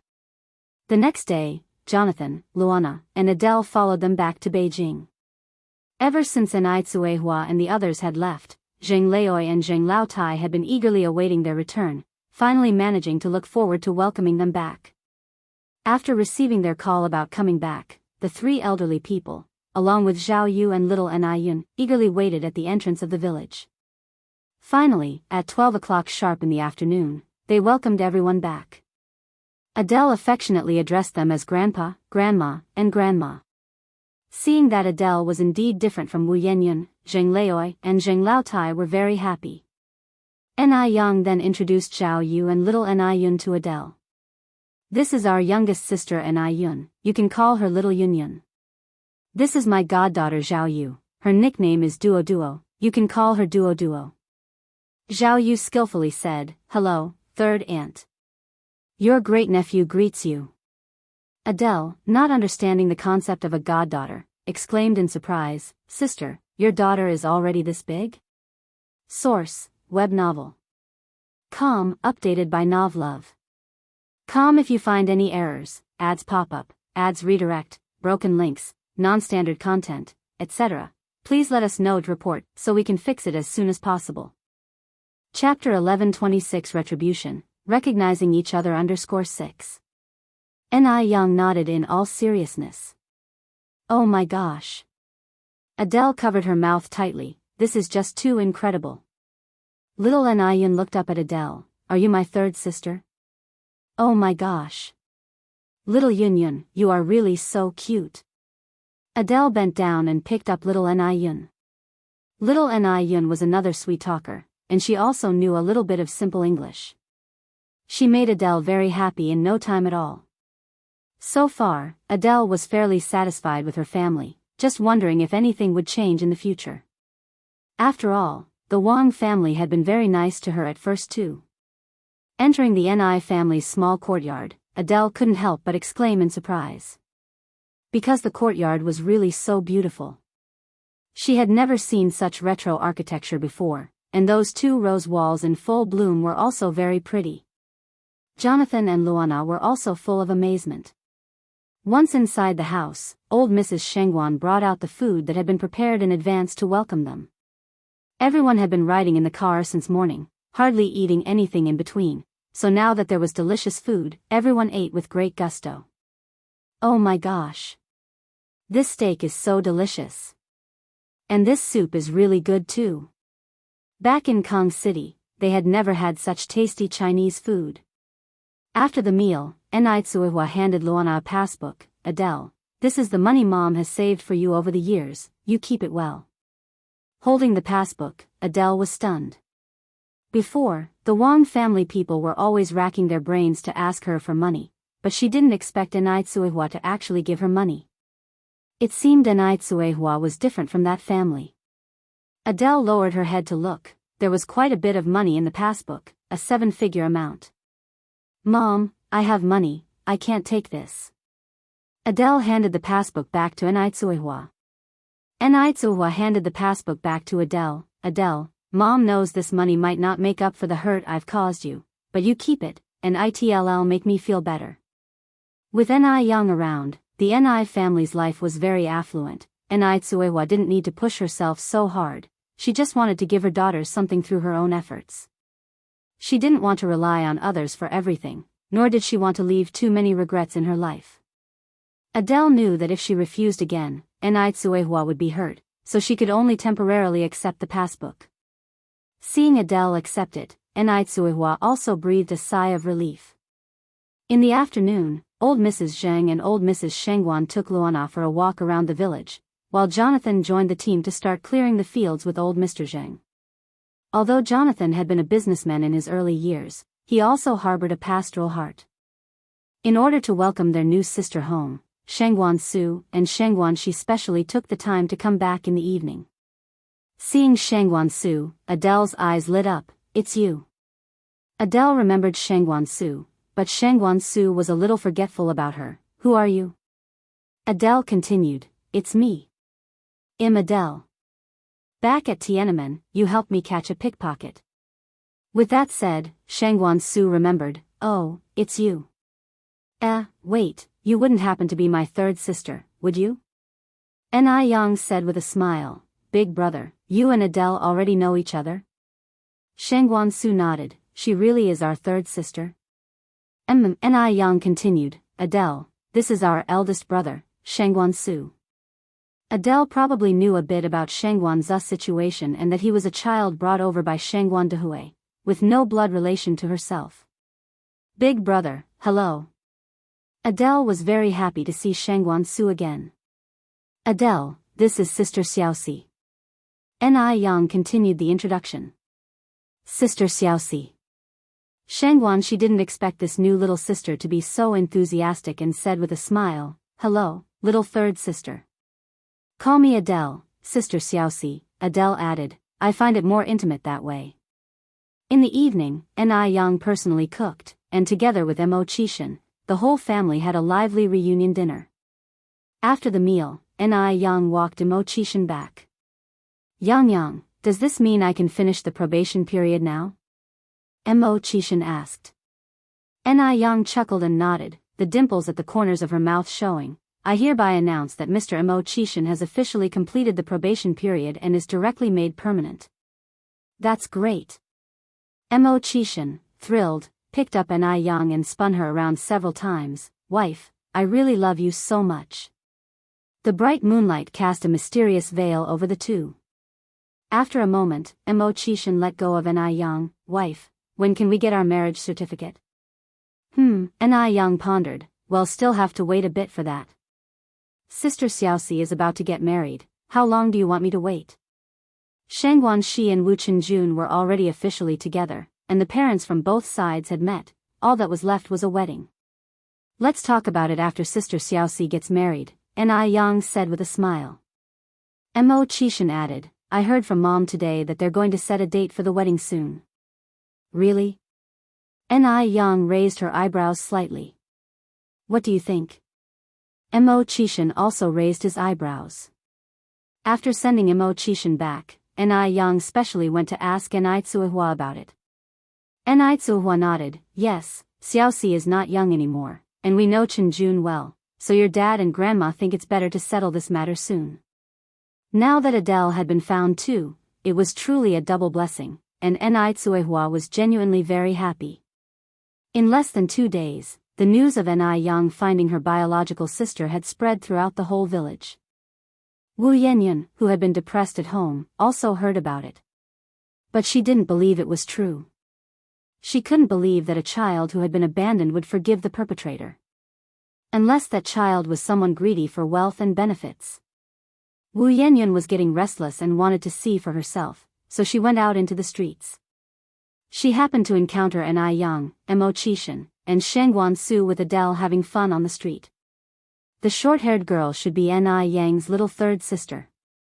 She was very pretty and warmly addressed Ni Yang and Mo Qishan as sister and brother-in-law.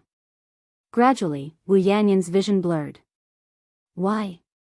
Why was everyone else so happy while she was in so much pain? Wu Yanyan clenched the tree trunk tightly, her knuckles turning slightly white from the force. Source: web novel. Com, updated by Novlove. Com if you find any errors, ads pop up, ads redirect, broken links, non-standard content, etc. Please let us know to report so we can fix it as soon as possible. Chapter 1127. May you gather much, this thing makes one miss it the most. Adele is very beautiful, her eyes as if they could speak. There was a time when she also had a pair of equally beautiful eyes. Now what? She didn't know when it started, but she had turned into this neither human nor ghost figure. Her great youth and bright future were all ruined by Ni Yang and the Ni family. If it were not for Ni Yang and the Ni family, she would definitely not have ended up like this. It's all their fault. In her childhood, they abandoned her. When she grew up, they personally destroyed her. Wu Yanyan's shoulders shook violently, devastated by grief. She didn't understand, why did Adele so easily forgive the Ni family and Ni Yang? Can abandonment also be forgiven? Is Adele eyeing the Ni family's wealth? After all, the Ni family is extremely wealthy. Wasn't it Ni Yang, after all, who coveted the Ni family's wealth and thus concealed her true identity for so long? If Adele isn't after the Ni family's wealth, then she must have been deceived by Ni Yang. No. She can't let Adele be deceived by them. Why should she be the only one suffering so much? No way, she must expose the true nature of the Ni family in front of Adele. Wu Yanyan narrowed her eyes. Although Adele had passed through Beijing when she went to Kong City last time, she was in a hurry and only visited Tiananmen and the Great Wall. This time, Ni Yang and Mo Qishan took her to Wangfujing and Nanluo Guxiang.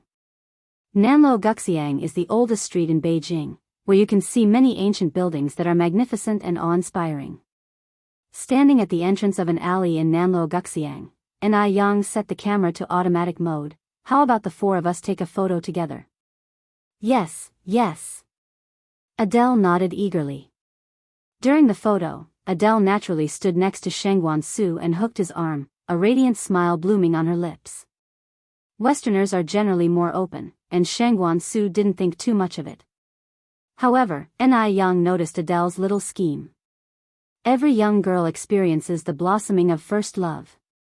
Shengguan Su was handsome and had previously played the hero to save the beauty, so it was normal for Adele to fancy Shengguan Su. Let's split up for now, Mo and I will go this way. Brother, you take Adele that way, and we'll meet up for dinner at Gustianxiang, how about that? Ni Yang suggested. Hearing this, Adele was ecstatic. She almost shouted, "Long live sister." Yes, yes. Mo Qishan sensed the trickery at play, took Ni Yang's hand and said, "Then Ni Yang and I will head this way." Then we'll go this way. Adele pulled Shengguan Su towards the other direction. This was Adele's first time seriously shopping, and she curiously inspected everything she saw. Before long, Shengguan Su's hands were full of little trinkets. Folk art candy, candied hawthorn, donkey rolls, AI wo-wo. What's that over there? It looks so tasty. Adele approached a stall, swallowing her saliva. That's doji, a specialty of Beijing, not found elsewhere. It's quite an acquired taste, not everyone appreciates it, Shengguan Su said. Why? Adele was curious. Doji is fermented, with a very unique and somewhat strange taste, so not everyone likes it. Many outsiders can't even swallow a mouthful of doji. But I see them enjoying it. Adele followed behind, gulping. Shang Wansu smiled. I advise you not to try it, you might not have time to vomit it out. However, due to curiosity, the more Shang Wansu said that, the more Adele wanted to try.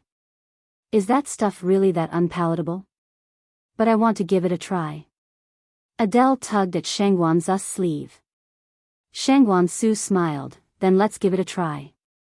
The two sat down at the stall, ordered 2 portions of doji, and some snacks. Due to many customers, the service was a bit slow. Under Adele's eager anticipation, the 2 portions of doji were finally brought to the table. The doji was dark green in color and smelled sour and stinky, causing Adele to reflexively cover her nose. This smell is really unique. Shang Wansu smiled faintly. See, I told you, doji is not for everyone. Maybe it's like stinky tofu, smells bad but tastes good. She enjoyed stinky tofu immensely, so why fear a small bowl of doji? She couldn't let Shang Wansu underestimate her. Source, web novel. Com, updated by Novlove. Com if you find any errors, ads pop up, ads redirect, broken links, non-standard content, etc. Please let us know to report so we can fix it as soon as possible. Chapter 1128 May you gather much, this object most evokes longing _2. Adele took a big gulp of the soybean juice. Yuck. This taste. It's indescribably unique. How should I describe it? It feels like drinking a bowl of sour, spoiled dishwater. Shang Wansu kicked the trash bin over to Adele's side. If you're not used to it, just spit it out. No need to force yourself. Spit it out? She wouldn't do that. If Shang Wansu can drink it, why can't she? Adele swallowed the soybean juice in her mouth and gave a thumbs up. Delicious. Really? For real? Shang Wansu was somewhat incredulous. You can get used to this taste? Yes. It's really good. Adele picked up the remaining soybean juice and finished it in one go. As she drank, her taste buds became numb. She drank too quickly and couldn't help coughing. Take it easy, don't choke. Shang Wansu stood up and gently patted her back. All done, Adele put the empty bowl on the table. Do you want another bowl? Shang Wansu asked. Adele quickly waved her hands. No, just one bowl is filling enough for me. Shang Wansu said with some surprise. I didn't expect you to get used to the taste of soybean juice. Many of my colleagues from other places can't stand it. Adele said with a smile, I'm not picky. I'm easy to please. After finishing the soybean juice, the 2 of them went to other places to have fun. At noon, the 4 of them assembled at the entrance of National Beauty. It was Adele's first time at National Beauty, and as soon as she entered, she was amazed. Oh my God. Is this a place to eat? It's so beautiful. What kind of clothes are they wearing? Ni Yang explained, these are Hanfu, the traditional attire of the Han nationality. I want to wear it too. Ni Yang said with a smile, they'll give you a set when we go back home. Really? Adele looked at Ni Yang with surprise. Really? Ni Yang nodded. You're the best, sister. Adele excitedly hugged Ni Yang's arm. The 4 of them went up to the 3rd floor of National Beauty, and Adele was once again full of emotion at the stunning view of the 3rd floor. Actually, before returning to China, her impression of the country could be summed up in 3 words. Dirty, chaotic, broken. After returning to China, she realized what the substance of a country was. A country with profound cultural heritage, no matter how battered by storms, war and smoke, stands tall, endlessly charming. This spirit, this substance is something that Western countries don't have. Ni Yang ordered a lot of dishes. First came the pre-meal desserts. Exquisite mousse cakes, delicious double-skim milk, and refreshing sugarcane and pomelo dessert. Adele enjoyed them immensely, having never eaten such delicious desserts before. After the desserts, the main dishes started to come out. Not only were these dishes tasty, but the presentation and plating were top-notch. Sister, can I come here to eat again tomorrow? After eating, Adele asked somewhat reluctantly. Although the meals at the Ni family's home were also delicious, the limited kitchen tools at home couldn't make such delectable desserts. Every girl loves desserts, and Adele is no exception. Ni Young nodded, sure, but I might not have time to join you tomorrow. I'll give you the membership card, and you can ask someone else in the family to come with you. Having a car at home, it was quite convenient for Adele if she wanted to come. Okay, no problem. After the meal, Ni Yang and Mo Qishan went to watch a movie. Adele still followed behind Shangguan Su. She really liked Shangguan Su so much that even doing nothing, just standing by his side, felt incredibly satisfying. The next day, Adele hitched a ride with Shangguan Su into town. Originally, she wanted to bring Jonathan and Luana with her, but recently Jonathan got fascinated with gardening. Luana along with Madame Shangguan and Mrs. Zheng got hooked on playing mahjong, setting up their stools under the big banyan tree at the village entrance whenever they were free. Zhao Yu had classes at the training center, and little Ni Yun was too young, so she had to come by herself. Shangguan Su was somewhat concerned about her being alone. Adele, did you bring your pager? Adele nodded, pulling out the pager. I have it. Shangguan Su continued, if you can't find the way or run into any trouble later, remember to beep me. Okay, Adele continued nodding. After discussing a few things, Shangguan Su drove off to the bank, leaving Adele to stroll the streets by herself, planning to finish her walk and then go to National Beauty for a meal before going home. Source, web novel. Com, updated by Novlove. Com if you find any errors, ads pop up, ads redirect, broken links, non-standard content, etc. Please let us know to report so we can fix it as soon as possible. Chapter 1129 May you gather much, this object most evokes longing _3. Wu Yenyun was worrying about not finding a chance to meet Adele alone, but unexpectedly, she ran into her on the street today. Wu Yenyun was very happy, ready to seize this opportunity to reveal the true faces of the Ni family in front of Adele. She lowered her head to straighten up her clothing before approaching to start a conversation. Hello. Adele was first stunned, then she replied, hello. Wu Yenyun continued, are you Ni Yang's sister, Adele? Do you know me? Adele was surprised. Wu Yenyun smiled, there's a tea house ahead, let's go have some tea. Adele, seeing that Wu Yenyun looked pretty and didn't seem like a bad person, nodded in agreement. Upon arriving at the tea house, Wu Yenyun ordered a pot of Longjing tea. This is Longjing tea, a green tea from China, very fragrant. I bet you've never tried it before? Adele replied, I have tasted it. My sister also brewed some before, but she made tiguanyan, which smells similar to this one. Sister? Hearing this word, Wu Yenyun's expression dimmed. Is your sister Ni Yang? Yes. Adele nodded, do you know my sister? Wu Yenyun took a sip of tea, looking up at Adele, actually, I am also your sister. What? Adele's eyes widened looking at Wu Yenyun. A sneer curved on Wu Yenyun's lips, we are the same, both pitiful people abandoned by others. Pitiful? Adele frowned, I don't feel pitiful at all. Adele never felt pitiful, she was thankful for the people who appeared in her life. You were abandoned right after birth, don't you think you are pitiful? Wu Yenyun looked incredulously at Adele. Adele shook her head, not pitiful at all. What? Wu Yenyun furrowed her brows tightly, thinking Adele might be out of her mind. Pausing, Wu Yenyun continued, if you hadn't been thrown away when you were a child, you could have had a better life. All the hardships you faced are because they threw you away. Adele remained unexpressive. Before she was 3 years old, she had lived in an orphanage. The orphanage had many children, and the director could not take care of every child personally. Later, she was taken back to M country by her grandparents. Her grandparents were very kind to her, treating her as their own, but initially, everything in M country was strange to her, especially the language barrier. Eventually, after overcoming the language barrier and starting school, she faced severe racial discrimination. To avoid being bullied, she trained hard in various combat skills. Was it tough? Definitely tough.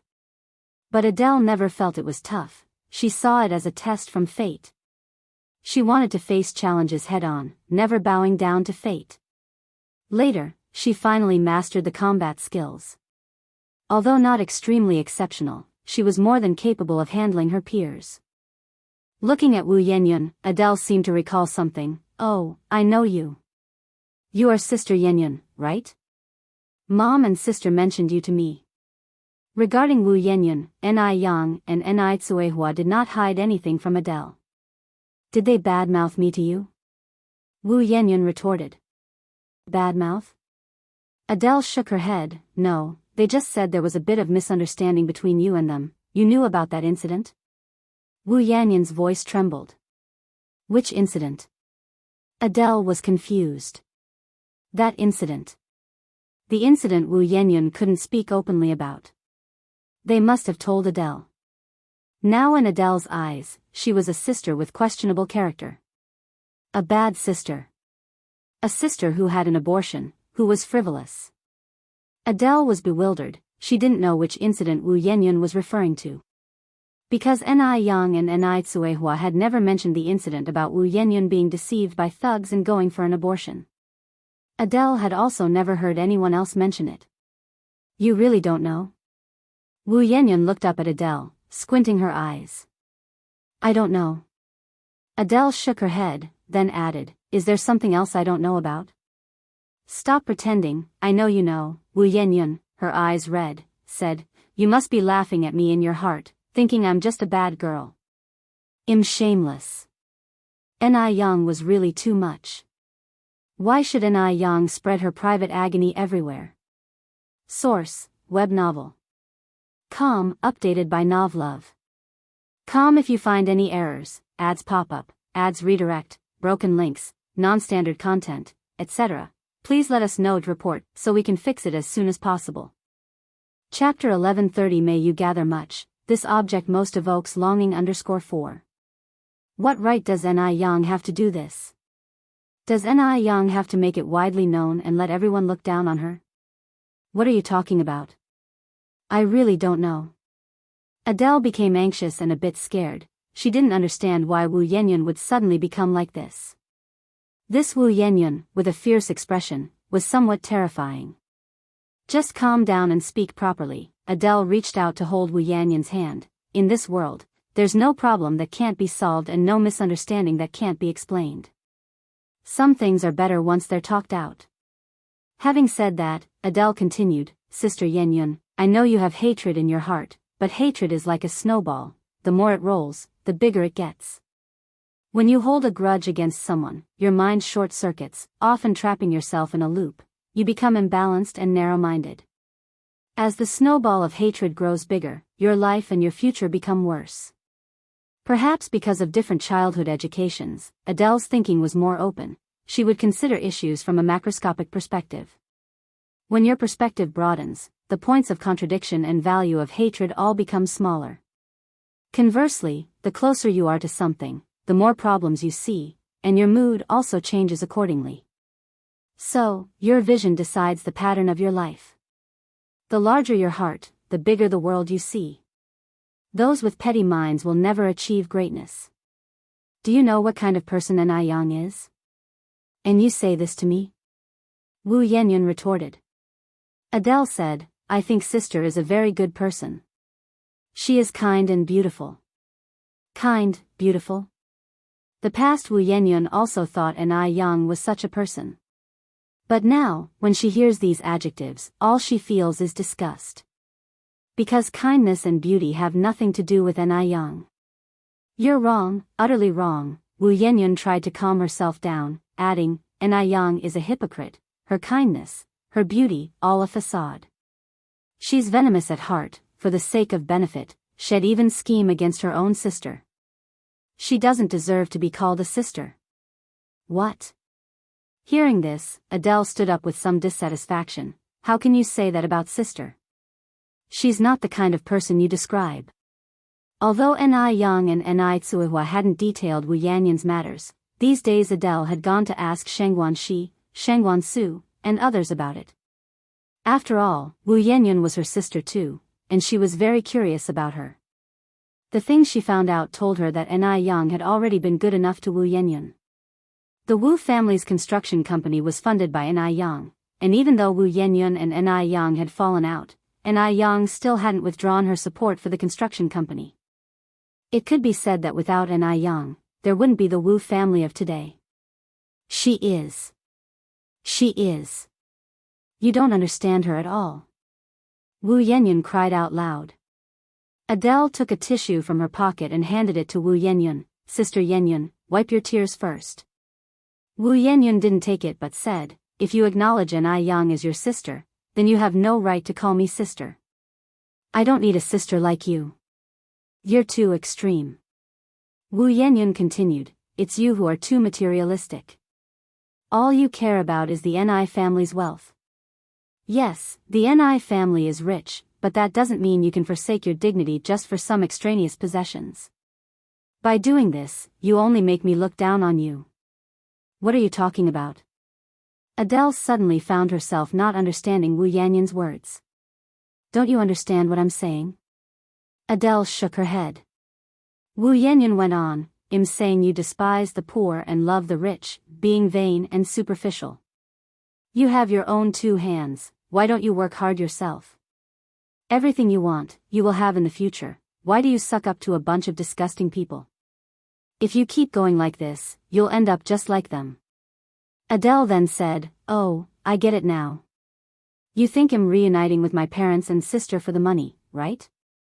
Isn't it? Said Wu Yanyan. If it wasn't for money, Adele wouldn't be defending Ni Yang and the Ni family at all costs. After all, the real victim here is her. Why should everyone side with Ni Yang? Source, web novel. Com, updated by Novlove. Com if you find any errors, ads pop up, ads redirect, broken links, non-standard content, etc. Please let us know to report so we can fix it as soon as possible. Chapter 1131 May you gather much, this object most evokes longing _5. Can't they all see? Not at all. Adele shook her head, I don't understand why you would think that way, nor do I get why you have such a strange thought. Anyway, it's not for the money that I acknowledged my parents and sister Yanyan. Don't make yourself out to be so noble, you just love money. Adele continued to shake her head, Sister Yanyan, you're really being too extreme. I think you should go see a psychologist, they can help you talk it through. If this continues, you'll become depressed. Westerners speak quite straightforwardly, and Adele is no exception. Given Wu Yanyan's current state, she really should see a psychologist. Depression is terrifying, and if severe, it can be fatal or lead to a misguided path. Psychologist. Again with the psychologist. Wu Yanyan was immediately provoked. Are these also Ni Yang's words that you're saying to me? Did Ni Yang discover me yesterday? Did she deliberately send you to humiliate me? It must be Ni Yang. Because Ni Yang had suggested she see a psychologist before, and now Adele said the same. Why must Ni Yang always be at odds with her? Why? Is she so jealous of her own well-being? No, these are all my own words. Did I say anything incorrect? Adele was slightly bemused. Stop pretending. Wu Yanyan said angrily, none of you have experienced my pain, what right do you have to stand on a moral high ground and judge me? If it were you in my shoes, you might not be as magnanimous. Because of Ni Yang, how much suffering had she endured? Yet, she hadn't done anything to Ni Yang, she hadn't even taken a yuan from the Ni family, but they kept accusing her of wrongdoing. Where did she go wrong? Her mistake was probably coming into this world in the first place. Adele slightly frowned. Shakespeare once said that those who control their own fate stand at both ends of the balance, while those controlled by fate only know that God has given them their destiny. In fact, everyone holds their fate in their hands. Only those who don't believe in fate can live their best life. If Adele believed in fate, she would now be the second Martha, a Martha who faced violence every day. Sister Yanyan, calm down and think about whether what I said is right. I told you I'm not your sister. If you had a shred of shame or confidence, you would not call me sister anymore. Wu Yanyan suddenly stood up from the table, took out 5 yuan from her pocket, threw it on the table, and walked away. She never expected that meeting Adele today would turn out this way. This Adele, for the sake of money, for wealth and honor, had abandoned her own dignity. She really had no right to be her sister. Adele watched Wu Yanyan's retreating back, speechless for a moment. Not calling wouldn't hurt. After all, her impression of this sister was extremely bad. After returning home, Adele mentioned the incident to Ni Yang. Ni Yang's reaction was flat, but Zhao Yu was very agitated. My God! This Wu Yanyan has no shame. She was astonished. Upon finishing, Zhao Yu looked at Adele, and continued, Third aunt, do you want to listen to Wu Yanyan's stories? Yes. Adele nodded. If you do, come over there, I'll tell you everything, every single detail. Zhao Yu pulled Adele under the osmanthus tree in the yard. Zhao Yu told her everything about Wu Yanyan almost being sold, Wu Yanyan's bird-killing spree in a fit of rage, and so on. Adele only knew that Ni Yang had funded the Wu family's construction company and helped them out of poverty. She never knew that so much else had happened in between. Looking at it this way, Wu Yanyan really went too far. Zhao Yu, in tears, said, Third aunt, you don't know how adorable the bird named Duo Duo was. It could speak, dance, was charming and suave, but in the end, it was killed by Wu Yanyan. Sob sob sob. Adele did not know how to comfort her, so she could only say, a dead bird cannot be revived, don't be too sad. Zhao Yu hugged Adele, crying even harder. Time flies, another week had quickly passed. During this period, Zhao Yu often loved to take books to Deming Pavilion, asking Grandpa Du whenever she encountered something she did not understand. Because Mo Qishan had asked her to keep him company when she had nothing to do, after all, she had had a good relationship with Grandpa Du since the time she was Duo Duo. Source, web novel. Com, updated by Novlove. Com if you find any errors, ads pop up, ads redirect, broken links, non-standard content, etc. Please let us know to report so we can fix it as soon as possible. Chapter 1132 May you gather much, this object most evokes longing _6. Dude, what character is this? Since the time when Zhao Yu got a taste of Dude's ruthlessness, he dared not to call Dude a little jerk anymore. Ing. It was really too scary. Thinking back on his past self, Zhao Yu felt he was truly like a fearless calf that knows nothing of the tiger's might. Adorably foolish. Dude looked at the pair of hands draped over his shoulder with a bit of helplessness. Can you not stand so close to me? Zhao Yu said speechlessly, we're all men here, what's there to be afraid of? Dude unemotionally pushed Zhao Yu's hand away, keeping his distance. This is the character Ben in its rare form, which is homophonic to run and also means to sprint. Zhao Yu scratched his head, this is too difficult. It's just too hard. Being human is really exhausting. You're just too dumb, said Dude, twirling the Buddha beads, without mincing words. Zhao Yu suddenly noticed that the Buddha beads in Dude's hands were different from usual. These beads were very red, shining brightly, making Dude's hands appear even fairer and more slender. Did you change your Buddha beads? What are these made of? The color is so pretty. Dude's expression remained unchanged. They are called blood Bodhi. Zhao Yu reached out her hand, can I take a look? No. Dude refused directly. His sense of territory was too strong. No ordinary person should even think about touching his belongings. Humph. Stingy. Zhao Yu rolled her eyes at him. But what the heck is blood Bodhi? Zhao Yu continued to ask. Blood Bodhi is blood Bodhi, Dude replied, his tone indifferent, not wanting to explain any further. Zhao Yu was really too curious. She remembered the name blood Bodhi and went to look it up in books later on, finally finding such an explanation. Blood Bodhi is also known as sea red beans. There's a poem about it. Sea red beans grow in the south, budding a few branches in spring. I hope you pick more, for this thing evokes the deepest longing. Later, Zhao Yu found another line of poetry. The exquisite dice admits sea red beans, deep longing, do you know or not? Both poems suggest that sea red beans symbolize longing. Longing. Longing. Zhao Yu rested her head on her left hand. Who could dude be longing for? Zhao Yu thought hard but couldn't come up with an answer. For someone like dude who might fall for another person seemed bizarre in itself. Maybe she was wrong, perhaps dude didn't wear the beads because they symbolized longing? Zhao Yu lifted her head to look out the window, where the moon was large and round, casting a layer of radiance over the earth, accompanied by the pleasant sound of frogs. Lulled by the frog chorus, it wasn't long before Zhao Yu drifted into dreamland. The 8th day of the 7th lunar month is a good day. Today, Wu Chenjin's parents and grandparents were visiting the Ni family. The parents and elders from both sides sat together to discuss the wedding date for the two children.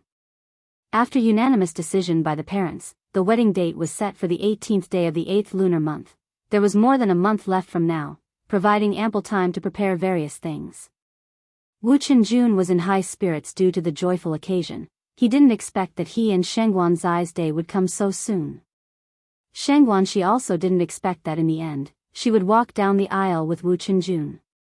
Ni Yang, smiling, said, "Sister Xiaoxi, you don't need to buy roses for the wedding, just have people cut them directly from the flower fields when the time comes, and after the wedding ceremony, they can be reused." Mo Qishan, with his arm around Ni Yang's shoulder, added, "Also, don't worry about the wedding dress and groom suit, I've ordered a set to be customized from France." Shengguan Zai's smile was tinged with shy delight. Wu Chenjun said, "Then thank you, future brother-in-law." Although Mo Qishan's reputation in Beijing had hit rock bottom, Wu Chenjun didn't look down on Mo Qishan in the slightest. He had a feeling that Mo Qishan was a person who kept his cards close to his chest. "Does your average Joe have connections to order wedding dresses from France?" Mo Qishan said, "We're all family here, no need for formalities."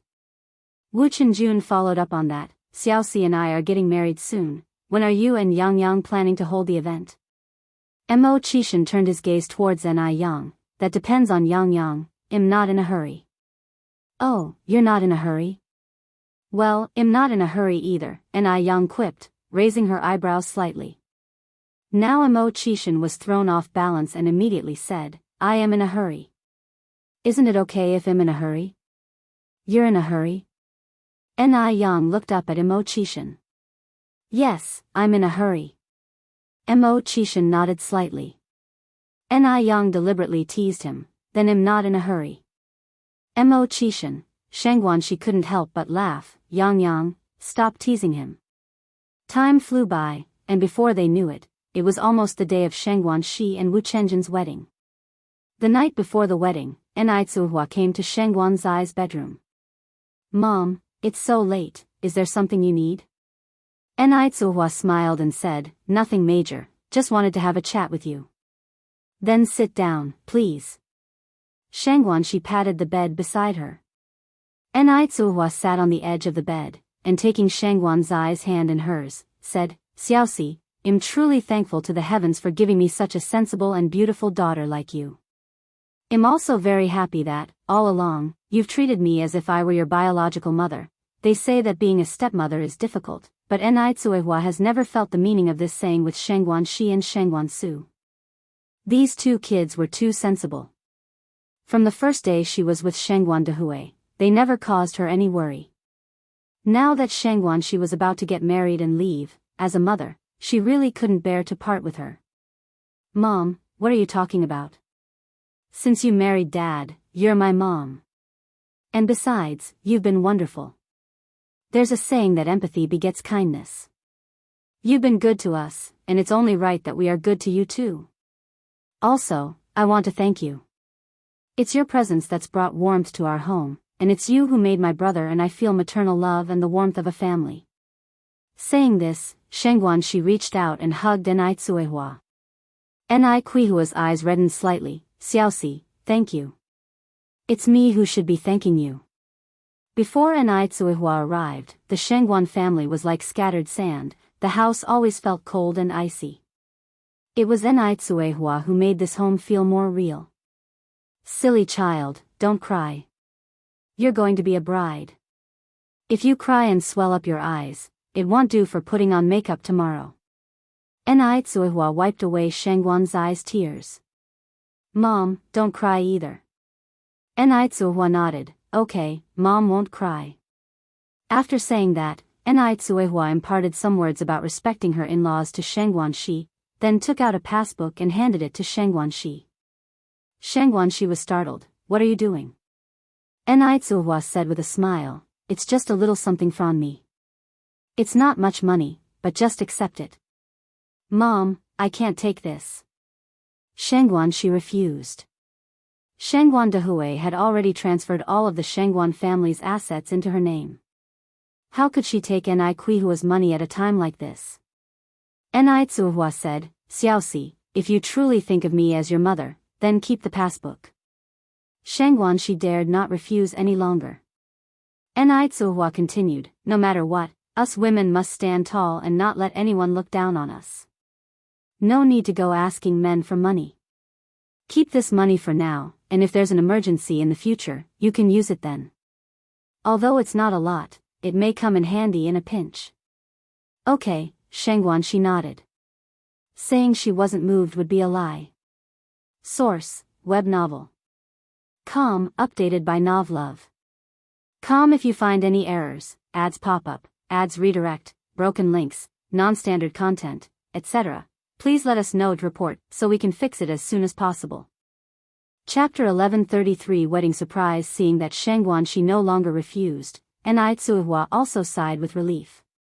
Xiaoxi, even though you are about to get married, you must remember, this will always be your home, we will always be your family. If Chen Jun ever dares to bully you, just come back and tell us. No matter when, we will always be your strongest support. The saying that, a married daughter is like spilled water, does not apply here at Enai Kuihua's. In her early life, she suffered from favoritism towards males over females, and now she absolutely won't allow her daughter to endure such injustice. Mom, I know, thank you, Shangguan she said, holding back tears which once again started to flow. Before Enai Tsuehua married into the family, Shangguan she had heard colleagues and friends talk about the tale of the wasp's tail and the stepmother's heart. Initially, she was somewhat uneasy. Later, she realized she had been worrying unnecessarily. With Enai Tsuehua, she felt the long-lost maternal love and experienced the warmth that a home should have, something she had never truly experienced before. Mom, thank you. Shangguan she hugged Enai Tsuehua. Silly child, what are you thanking Mom for? Enai Tsuehua patted Shangguan's eyes back gently.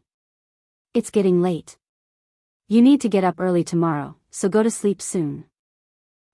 Shangguan she nodded. After Enai Tsuehua left, Shangguan she opened her passbook, and was shocked by the number on it. The passbook actually had a 7-figure savings. Enai Tsuehua was a good mother. Her food factory currently had very stable monthly earnings, which she divided into 2 parts, giving 1 part to Adele and 1 to Shangguan shi. The future money was all set aside for other children. She never favored one over another. Enai Tsuehua went to the room, and just as Shangguan Dehui came out of the bathroom, he asked, Daya, where have you been? Enai Tsuehua walked to the vanity to remove her makeup. I went to chat with Xiaoxi for a while. Oh, Shangguan Dehui nodded, pulled back the quilt to get into bed. Time flies so quickly. In my memory, Xiaoxi is still a little toddler who can't even walk steadily, and now she's about to get married. Enai Tsuehua smiled, you've gotten old too. Shangguan Dehui was stunned, aren't you also old? Enai Tsuehua turned to look at Shangguan Dehui. I am younger than you by several years, don't you know that? Shangguan Dehui said, what does it matter if you are younger?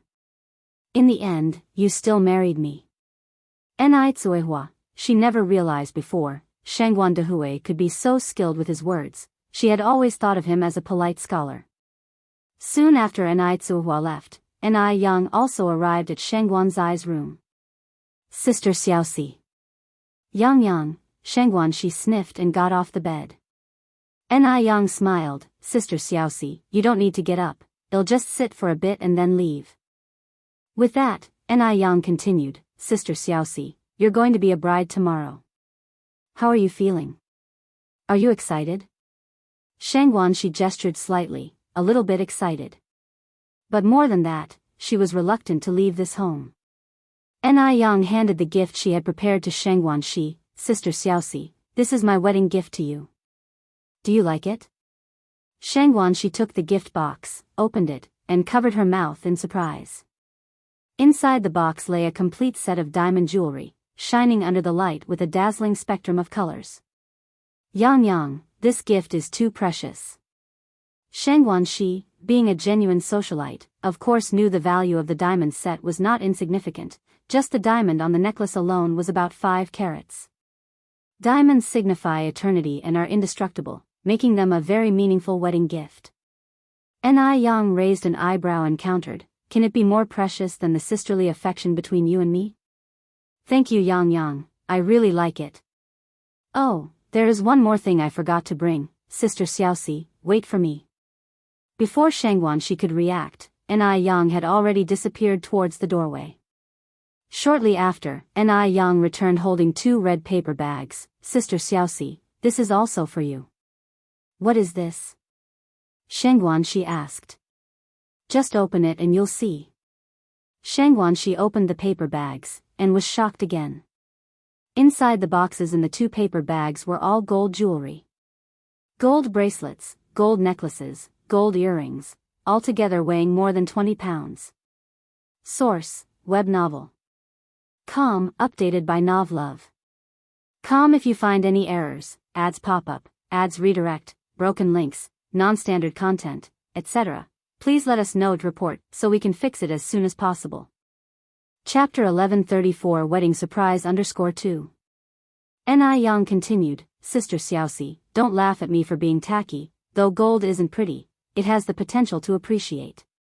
Right now, it's only a few dozen yuan per gram, but in the future, it might sell for hundreds of yuan per gram, and it holds its value much better than diamonds. In the future, the price of gold peaked at 450 yuan per gram. More than 20 kilograms of gold is also a significant fortune. By the way, I'm also giving you this house. Yang took out a property title deed. The houses Yang bought are all located in the city center, and each one in the future is worth a fortune. Yang, I'll keep the diamond jewelry, but I can't accept anything else, Shang Guanxi refused. The gifts from Yang were really too valuable. With diamonds, gold, and houses, Shang Guanxi felt overwhelmed. Sister Xiaoxi, if you don't want them, you'll make me think that I haven't given enough. I'm going to be angry. Yang pretended to be upset. With that, Yang took Shang Guanxi's hand. Sister Xiaoxi, please accept them. Consider it a little gesture from me as your younger sister. It wouldn't be right for you, my older sister, to get married while I, your younger sister, didn't contribute anything at all, would it? A generous dowry could give Shang Guanxi more confidence at her in-laws' place. Shang Guanxi didn't refuse, thinking about doubling the gifts when Yang gets married. After Yang left, Shang Guanxu also came to talk to Shang Guanxi, and as a brother, his gifts were no less lavish than Yang's. Then there was Adele, who was also very generous. By the end, the 3 elders of the family also came together, and that evening Shang Guanxi received so many gifts that her hands went numb. Zhao Yu, being the poor one in the family with no savings, had recently been learning calligraphy from Master Zheng and decided to write a piece to give to Shang Guanxi. Zuoling was stunned when he heard the news of Shang Guanxi's upcoming marriage. How long had it been? How long had it been since Shang Guanxi broke up with him? How could she be marrying someone else already? Thinking of Shang Guanxi's family background and recalling his own recent hardships, Zuoling felt unbearable and went out to drown his sorrows in alcohol all night. Big brother Zua. As Zuoling lay his head down on the table, somewhat drowsy, a gentle female voice came from above. He looked up and saw a blurry face. Who is this? Zuoling rubbed his eyes. Who are you? Don't you recognize me, big brother Zua? The young woman sat across from him and poured a drink. Zuoling burped. Who are you? Do I know you? It's Wu Yenyun. Before Wu Yenyun had a fallout with the Ni family, she had shared a meal with Shang Guanxi and Zuoling at the same table, so she knew Zuoling and was aware that he was Shang Guanxi's ex-boyfriend. Wu Yenyun. Zuoling paused, then as if remembering something, oh. It's you. You're Shangguan Zai's sister. What are you doing here? Are you here to laugh at me? Get lost. Zhuo Ling suddenly became agitated, his expression turning fierce. Wu Yanyan's smile remained unchanged. I am Wu Yanyan, but am not Shangguan Zai's sister. I'm just like you, we both have been abandoned by others. Zhuo Ling stood up, swaying, and pointed at Wu Yanyan. You're not Shangguan Zai's sister, you're Ni Yang's sister. Did your sister send you here? Is she making you come here to mock me? Wu Yanyan's expression turned sinister in that instant. She doesn't deserve to be my sister. Ni Yang doesn't deserve it. She has no right. Zhuo Ling froze, then slapped his head hard. What's going on? He remembered those deep feelings between Ni Yang and Wu Yanyan. When did they turn against each other? Could he be mistaken? Wu Yanyan, what kind of game are you playing with me? Wu Yanyan kept staring at Zhuo Ling. Big brother Zhuo, getting dumped by Shangguan Shi, marrying a fat woman instead, aren't you very resentful? This was indeed a sore spot for Zhuo Ling, and now it was being openly stated by Shangguan Shi, igniting rage in his heart instantly. Before Zhuo Ling could explode, Wu Yanyan continued, Big brother Zhuo, do you know who caused all this? It was Ni Yang. Ni Yang instigated the breakup between you and Shangguan Shi, and also that Li Tong, you would never guess, Li Tong is actually Ni Yang's good friend.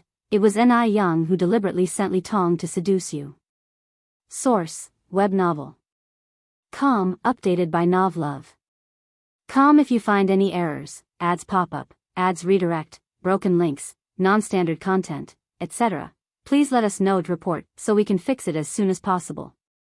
Chapter 1135 Wedding Surprise _3. If it weren't for Ni Yang, you would be the one marrying Shangguan Shi now, and you would be the one basking in success. It's all Ni Yang's fault. All her doing. Watching Zhuo Ling's expression change bit by bit, Wu Yanyan continued, Big brother Zhuo, do you know how great Shangguan Zai's family is? Now, Shangguan Dehui has handed all the Shangguan family's properties to Shangguan Shi. In the future, Shangguan Shi will be the highest leader in the Shangguan group. If you hadn't broken up with Shangguan Shi, that highest leader would have been you. It was Ni Yang who ruined you. The last sentence was full of deep hatred. She hated Ni Yang. She wished to see Ni Yang's family ruined and destroyed. Why should she bear all the suffering alone? She wanted Ni Yang to share the pain with her. Ni Yang, that bitch. Zhuo Ling was completely enraged, grabbing a wine bottle and hurling it to the ground. Bang, the wine bottle shattered into pieces. Indeed. If Shangguan Shi hadn't broken up with him initially, all of this would have been his. All his. Oh, right. Wu Yanyan continued to provoke Zhuo Ling's emotions. Big brother Zhuo, do you know who Shangguan Shi is marrying? Who? Zhuo Ling looked at Wu Yanyan. It's Wu Chenjun. Wu Chenjun has a very good family background. He grew up with Shangguan Shi, but Shangguan Shi doesn't love Wu Chenjun. If she did, she would have been with Wu Chenjun long ago. Why bother being with you for 3 years? Zhuo Ling narrowed his eyes. Then why is she marrying Wu Chenjun? Is Xiaoxi being forced? Wu Yanyan shook her head. She was manipulated. Do you want to know who manipulated her? Who? It's Ni Yang. Wu Yanyan continued. Ni Yang, like her mother, has always been vain. She looked down on you because you were born poor, so she tried to tarnish your reputation in front of Shangguan Shi. When that failed, she worked with Li Tong to seduce you. Hearing this, Zhuo Ling clenched his fists, trembling all over. Anger. He was so angry. He never thought that his and Shangguan Zai's breakup was all orchestrated by someone. Wu Yanyan slightly curled her lips. Big brother Zhuo, the vengeance of losing a wife is intolerable. Do you want revenge? Do you have a way? Zhuo Ling suddenly turned back to look at Wu Yanyan. Wu Yanyan looked at Zhuo Ling. As long as you follow my lead, I have a way. Really? Wu Yanyan nodded. Why do you want to help me? Zhuo Ling countered. Wu Yanyan smilingly said, because we have a common enemy. She is Ni Yang. Zuoling followed up, how do you plan to help me? Wu Yanyan gestured for Zuoling to come closer with a beckoning of her little finger. Zuoling leaned his ear closer. Wu Yanyan whispered a few sentences into Zuoling's ear. Listening, Zuoling's face turned pale. Swallowing, he asked, can this really work? Why wouldn't it? Wu Yanyan continued, Big brother Zua, think about the life you're living now. Are you really content with spending your days with Chen Liebao, that fat woman? Reminded of Chen Liebao, Zuoling fell silent. He was fed up with Chen Liebao. Sometimes he even thought it would be better off dead than live in such a demeaning way. Wu Yanyan, seeing the timing is just right, Big brother Zua, instead of continuing with that fat woman, it's better to be ruthless and make a big move. This is the vengeance for losing your wife. Since the Ni family won't let you live well, why should you let them live well? They dare to bully you, to disregard you, merely because they see you as a poor nobody. But Big brother Zua, although we're poor, we cannot be without spirit. We cannot let others bully us like this without a peep. We need to make them pay a bloody price, too. We need to let Ni Yang know that we're not to be trifled with. Indeed, Wu Yanyan had once again provoked Zuoling. He nodded and said, all right. I'll listen to you. Wu Yanyan patted Zuoling's shoulder, then, Big brother Zua, you better go back and rest early. We'll meet tomorrow. Okay. The next day was the wedding day for Sheng Guanxi and Wu Chenjun. Both the bride's and the groom's families were bustling. And so many people were coming to the Ni family to offer their congratulations. The wedding process was such that the groom would arrive at the bride's home in the morning to pick up the bride, then everyone would go together to the hotel. Source, web novel. Com, updated by Novlove. Com if you find any errors, ads pop up, ads redirect, broken links, non-standard content, etc. Please let us know to report so we can fix it as soon as possible.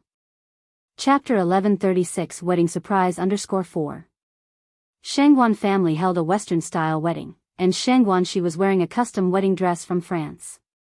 A white wedding dress that was conservative yet not without trendy elements. The hem was a floor-sweeping mermaid tail, which needed 4 little flower girls to hold it up.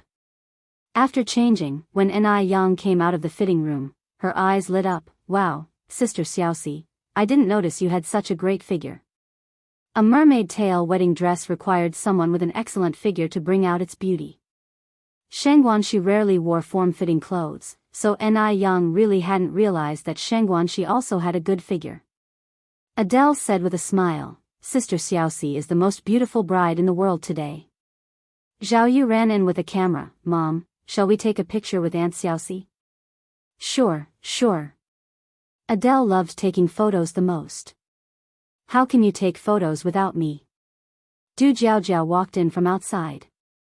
And you can't forget about me. Li Yao followed in. The girl set the camera to automatic mode and took several photos around Sheng Guanxi as the center.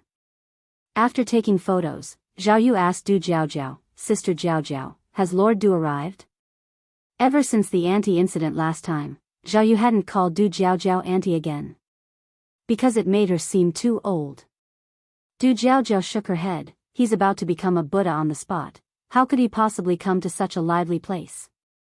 Become a Buddha on the spot? Zhao Yu asked, is that not an exaggeration? Could a person who can't let go of earthly desires become a Buddha? Keep in mind, Lord Du still wears a string of blood Bodhi beads on his hand.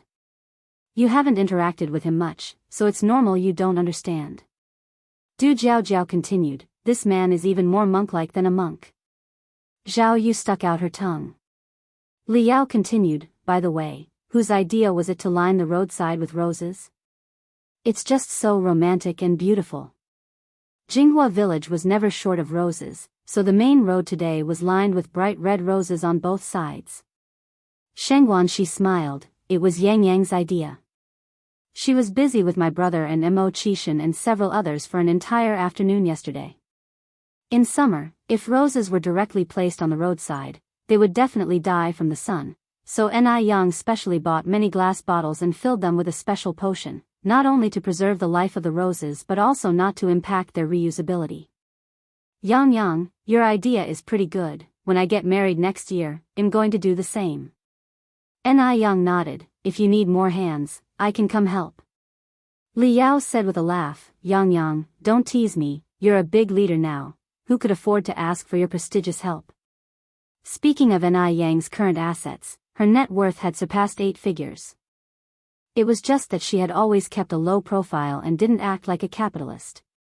If it weren't for witnessing it herself, Li Yao would never believe that a girl only 19 years old could achieve so much.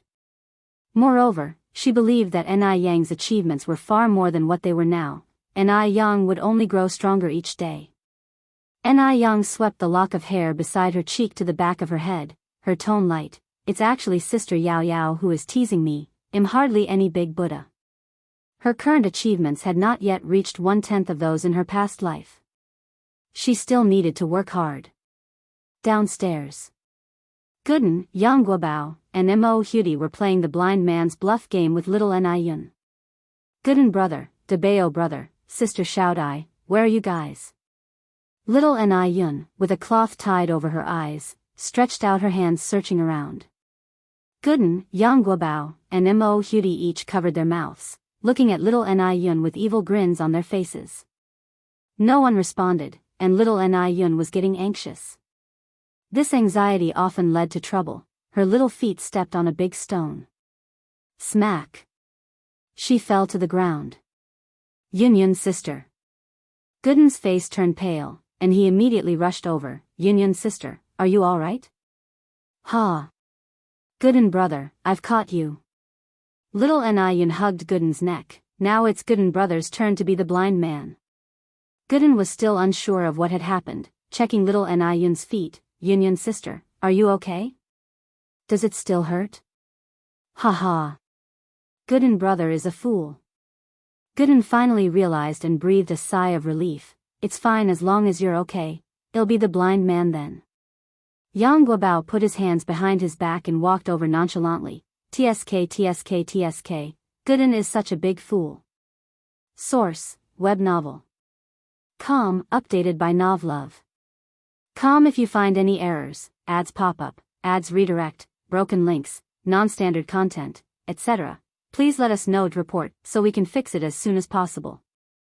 Chapter 1137 Wedding Surprise _5. Dabeo, you can't call Gooden a big fool. Little Ni Yun stood in front of Yang Guobao with her hands on her hips, declaring earnestly, although Gooden really is a big fool, you're not allowed to say it. Only I can call Gooden a big fool. Yang Guobao chuckled, little Yun, you're a big fool too. Little Ni Yun responded, I've decided not to be called little Yun from now on, I want to be called Go Yun. Dabeo, you should call me Go Yun from now on. Yang Guobao thought about it seriously for a moment, then said, no. You can't be called Go Yun. Why?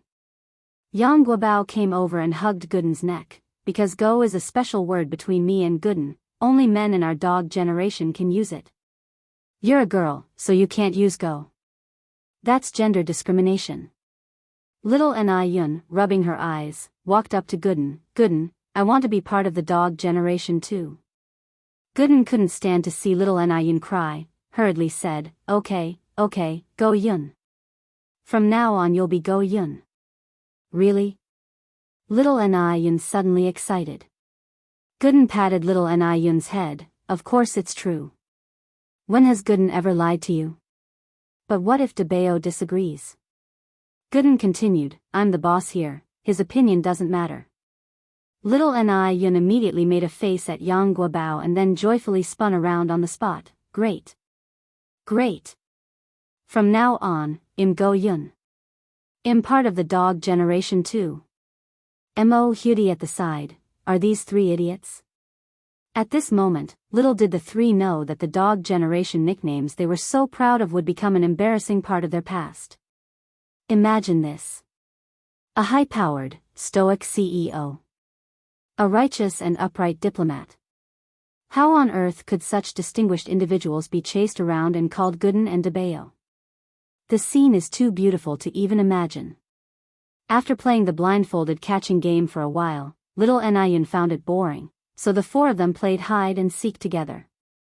The Ni family was bustling with guests today, along with the villagers from Jianghu village. The scene could really be described as packed like sardines. At the entrance of Jianghu village, Wu Yanyan had been waiting here for a long time. She was waiting for Zhuoling. It had been 10 minutes past the arranged time, but there was still no sign of Zhuoling. Did he chicken out at the last minute? Another 10 minutes passed, and Zhuoling finally showed up, albeit late. Brother Zhua, you finally came. I thought you weren't coming. Zhuoling was wearing a brand new suit and trendy toed glasses. How could I not come? Let's go. Wu Yanyan nodded. Zhuoling then asked, what should we do later? Wu Yanyan replied, stick to the original plan. Zhuoling nodded, okay. Just then, Wu Yanyan seemed to smell alcohol and turned back to look at Zhuoling. Have you been drinking? Yeah. As the saying goes, alcohol courageously boosts fear. He really needed a bit of liquid courage. A sneering light flashed in Wu Yanyan's eyes, and she continued, be careful later, make sure acquaintances don't notice us.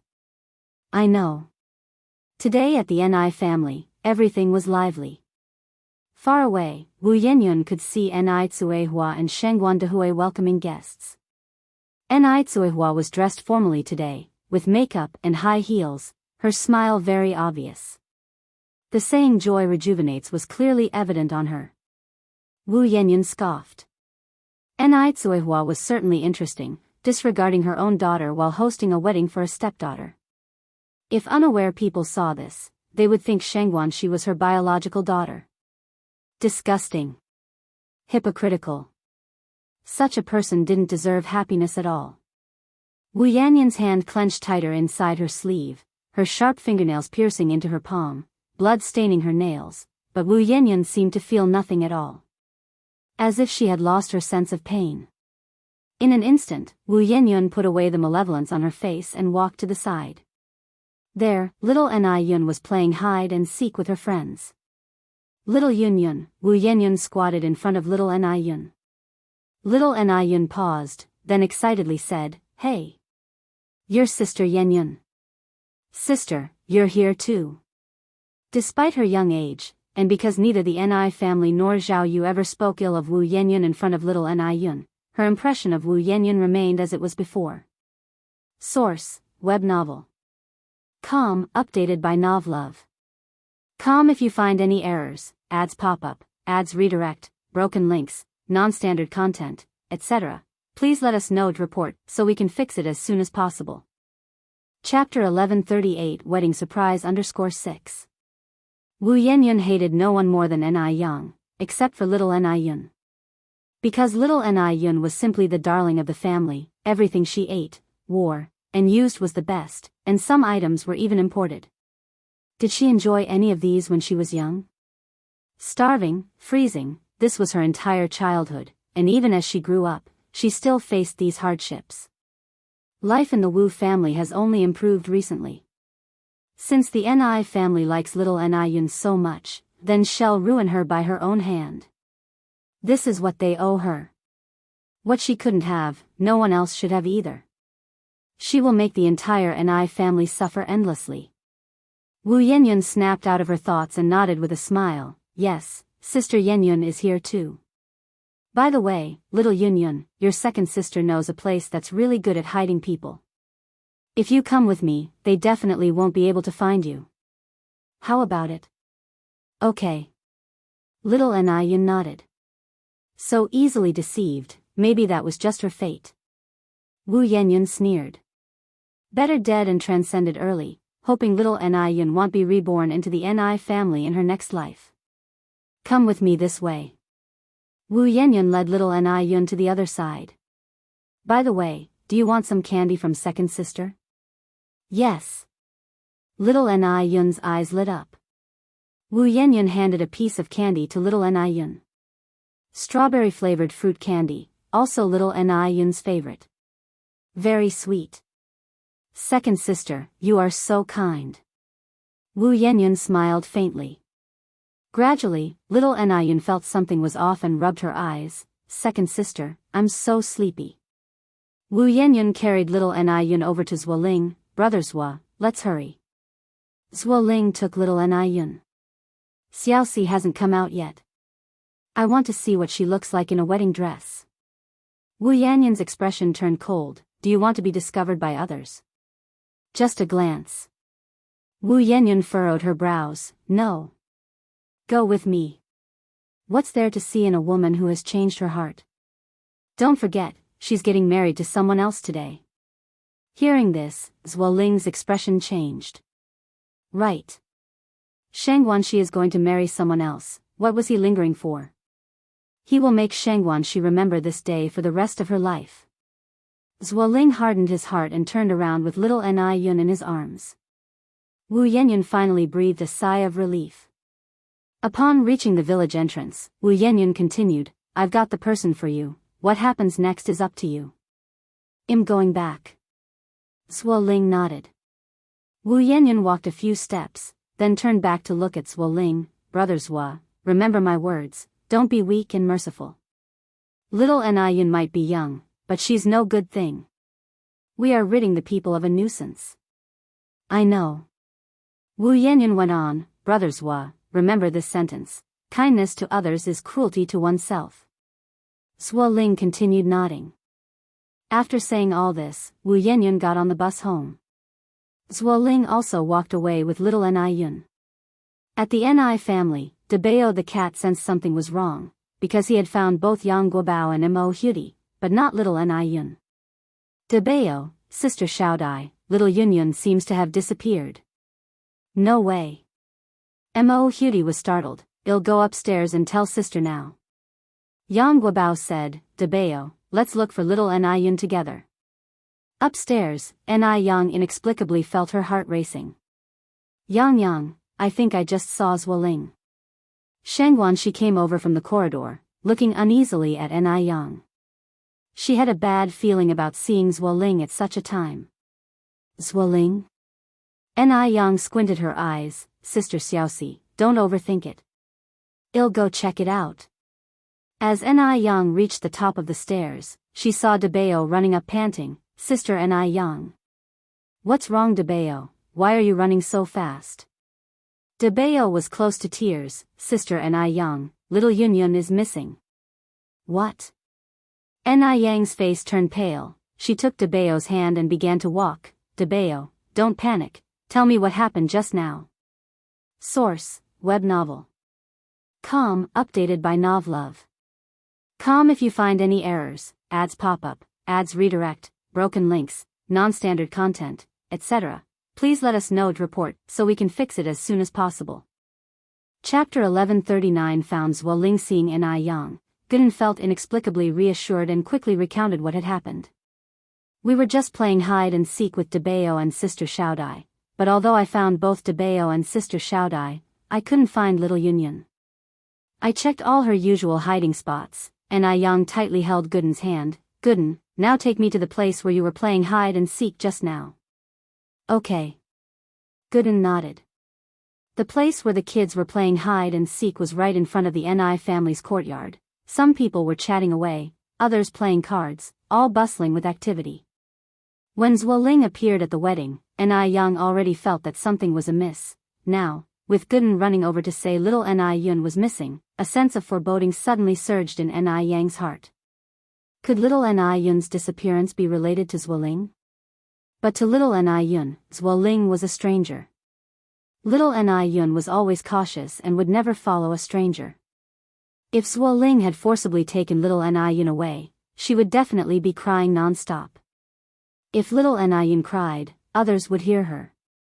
Besides relatives from the Ni family and the Shengguan family, there were villagers from Jinghua village present. They all knew little Niyun. It made no sense for little Niyun to be crying non-stop without anyone hearing. Considering this, Yang narrowed her eyes. There were only 3 answers Yang could think of right now. 1. Little Niyun was taken somewhere to play by someone. 2. She was lured away by someone she knew, who then handed her over to Zuoling. 3. She fell asleep in some corner because of the hide-and-seek game. Each of these situations was possible.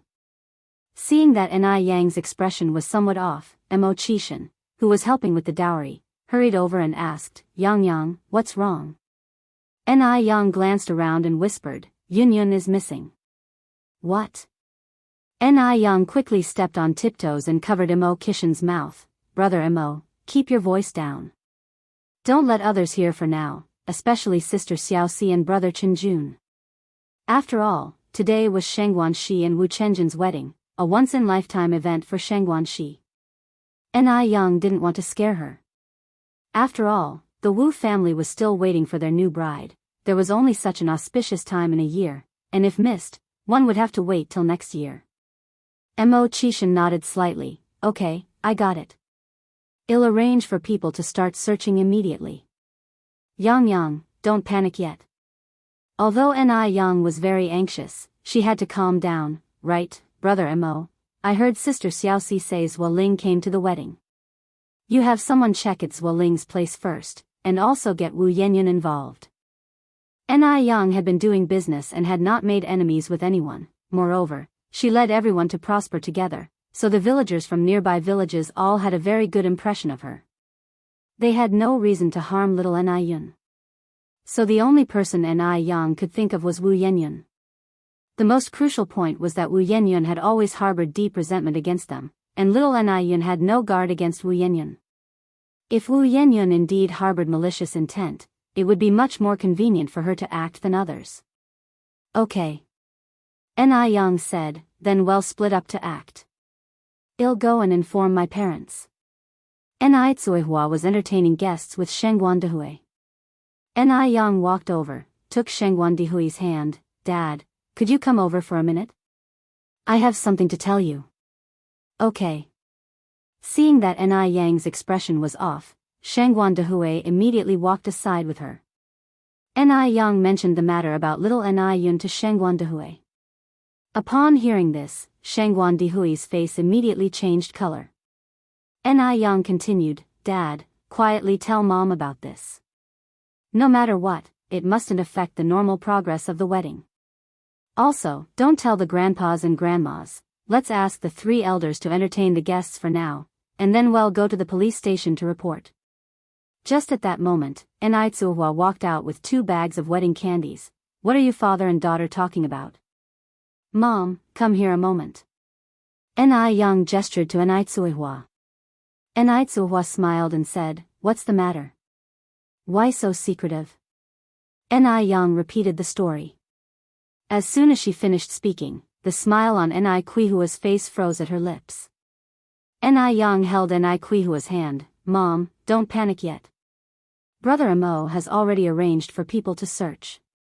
Now, please go and tell the grandpas and grandmas. Just say we have to leave for a bit. It's a bit troubling, but please have them continue entertaining the guests. Source, web novel. Com, updated by Novlove. Com if you find any errors, ads pop up, ads redirect, broken links, non-standard content, etc. Please let us know to report so we can fix it as soon as possible. Chapter 1140 found Zhuoling_2. Okay. I'll go right now. Tsuihua held back her tears and put a smile back on her face. Immediately after speaking, Tsuihua hastily turned around and left. Yang went upstairs to find Zhao Yu. Duo, do you still have any bird brothers around? Yes, what's up?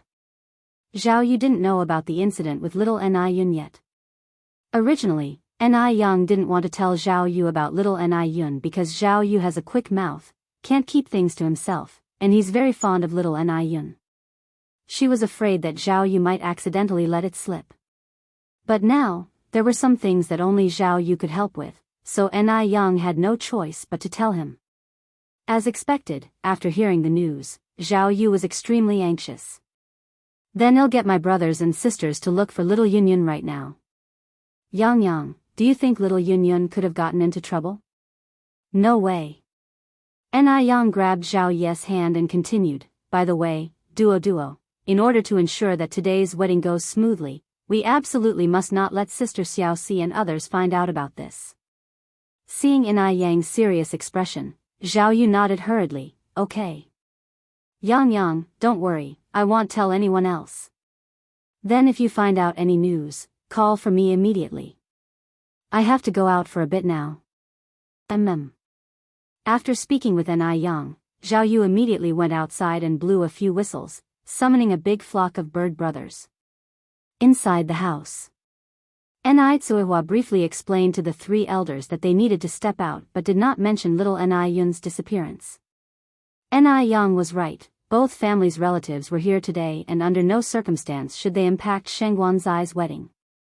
Although Ni Tsuihua didn't say much, old Madame Shangguan still felt a bit uneasy. Dia, has something happened? If something happens, you and your husband mustn't hide it from us. You should tell us, and we'll solve it together. If it weren't for something significant, Shangguan Dehui and Ni Tsuihua would not have left so many people behind unattended. Ni Tsuihua shook her head. It's not a big deal, we just need to step out for a bit. Mom, please help us entertain the guests, we will be back soon. Are you sure nothing happened? Old Madame Shangguan was still not reassured. Truly, nothing. Ni Tsuihua said earnestly. Madame Zheng came out and said, Tingting, if it's nothing serious, you and Dehui should stay. Today is Xiaoxi's big day, how can you, as parents, leave? Ni Tsuihua was only the stepmother, leaving at this time could potentially invite criticism. Just like that, we'll be back soon. Thank you for your help, both moms. After leaving these words behind, Ni Tsuihua hurriedly walked out. Have you told your parents? As soon as they walked outside, Shangguan Dehui came over holding the car keys. Dehui, Dia, let me go with you. Su Lian came over anxiously from the side. Su Lian was Shangguan Zai's aunt and had raised Shangguan Su and Shangguan Shi single-handedly, so she held a certain position within the Shangguan family. Therefore, Shangguan Dehui told Su Lian about the situation so that if he and Ni Tsuihua did not return later, Su Lian could stand in for Ni Tsuihua to manage the situation. Shangguan Dehui said, no need, Sister Su Lian. Ni Yang and we will go, if we all go, it will make the guests suspicious. By the way, if they find Yunyun near home or if Yunyun comes back on her own, remember to call me. Okay, no problem. Su Lian nodded, then be careful on the road, don't be in a hurry. Ni Yang holding the car keys came from the other side, Mom, Dad, this way, they'll drive us there. Shangguan Dehui and Ni Tsuihua got into Ni Yang's car. When Madame Zheng saw Ni Yang leaving as well, she started feeling that something was amiss and became uneasy. What big thing had happened, to make all three of them leave in such a hurry? Ni Yang cares deeply for her sister Shangguan Shi, and if it weren't for a serious matter, she wouldn't leave at such a moment. Madame Zheng held her husband's hand, Old man, I feel like something's wrong. Old Master Zheng had noticed something amiss too, but he understood that at this moment, they were the pillars of the household, and they certainly couldn't lose their composure. It's nothing, just overthinking. Taking good care of the guests is the best way to help Dehui and Tingting. Source, web novel. Com, updated by Novlove. Com if you find any errors, ads pop up, ads redirect, broken links, non-standard content, etc. Please let us know to report so we can fix it as soon as possible. Chapter 1141 found Zwoling_3. The car was fast, and it wasn't long before we arrived in the city. We successfully reported to the police station. Under normal circumstances, you have to wait 24 hours before reporting a missing person, but since little Ni Yun is only 4 years old this year and has no civil conduct capacity, she could be subjected to harm at any time. The police station immediately treated it as a criminal case and launched an investigation.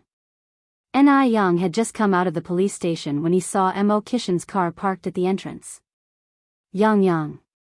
Mo Qishan got out of the car and hurried over. How is it? Did you find Yunyun? No. Ni Yang shook his head. How about on your end? Mo Qishan continued. Just got a report that Wu Yenyun did meet with Zwoling last night. Now Zwoling is nowhere to be found, and Wu Yenyun is at home. Let's go take a look at the Wu family.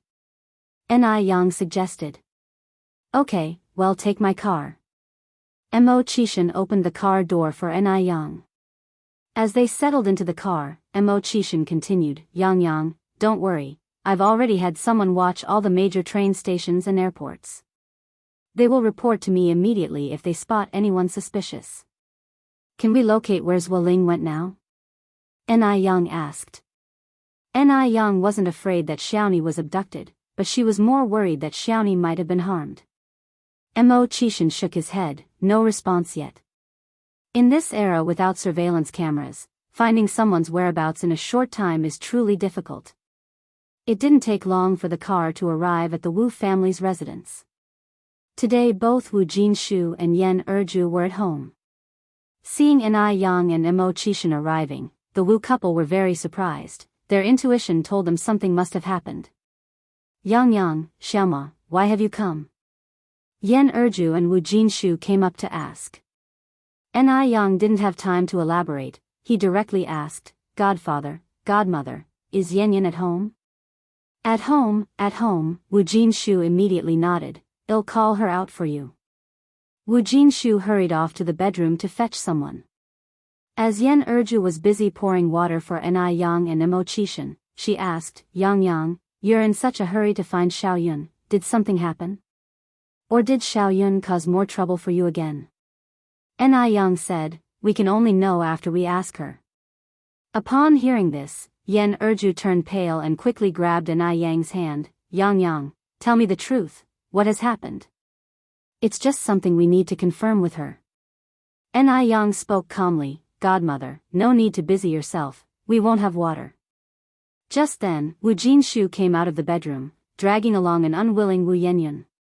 The last person Wu Yanyan wanted to see now was Ni Yang. Half out of guilt, half out of dislike. Father. What are you doing? I've already told you, I don't want to see those irrelevant people. Wu Yanyan struggled forcefully.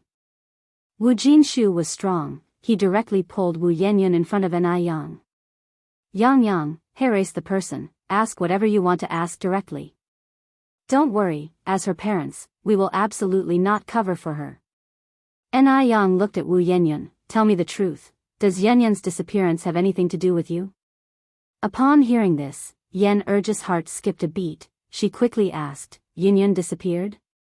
Ni Yang nodded. Yan Erju immediately turned to look at Wu Yanyan, Xiaoyun.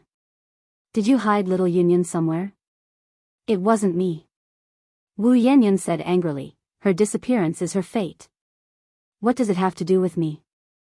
Why do you question me? Am I their nanny? Do I look after their child?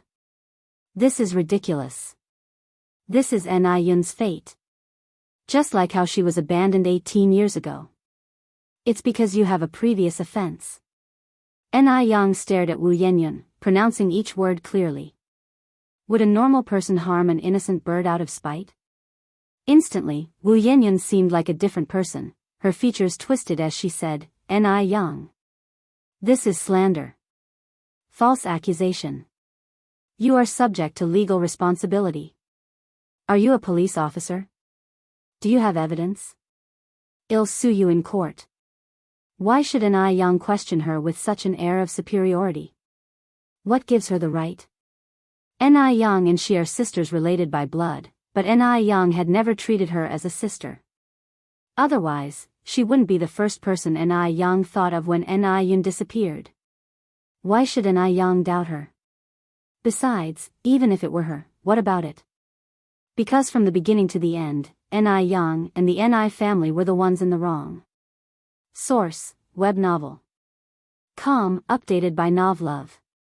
Com if you find any errors, ads pop up, ads redirect, broken links, non-standard content, etc. Please let us know to report so we can fix it as soon as possible. Chapter 1142 found Zhuoling_4. 18 years ago, the Ni family cast her aside. Now, she can likewise demand an eye for an eye from Ni Yun. That would be fair. Ni Yang stretched out her hand, her pale fingers gripping Wu Yanyan's chin tightly, gradually increasing the pressure. As her red lips parted slightly, she uttered, listen. If I find out this has anything to do with you, it'll make you wish you were dead. Each word was ice cold, sending shivers down one's spine. Even Wu Jinshu and Yan Erju, who were nearby, felt a chill run through them.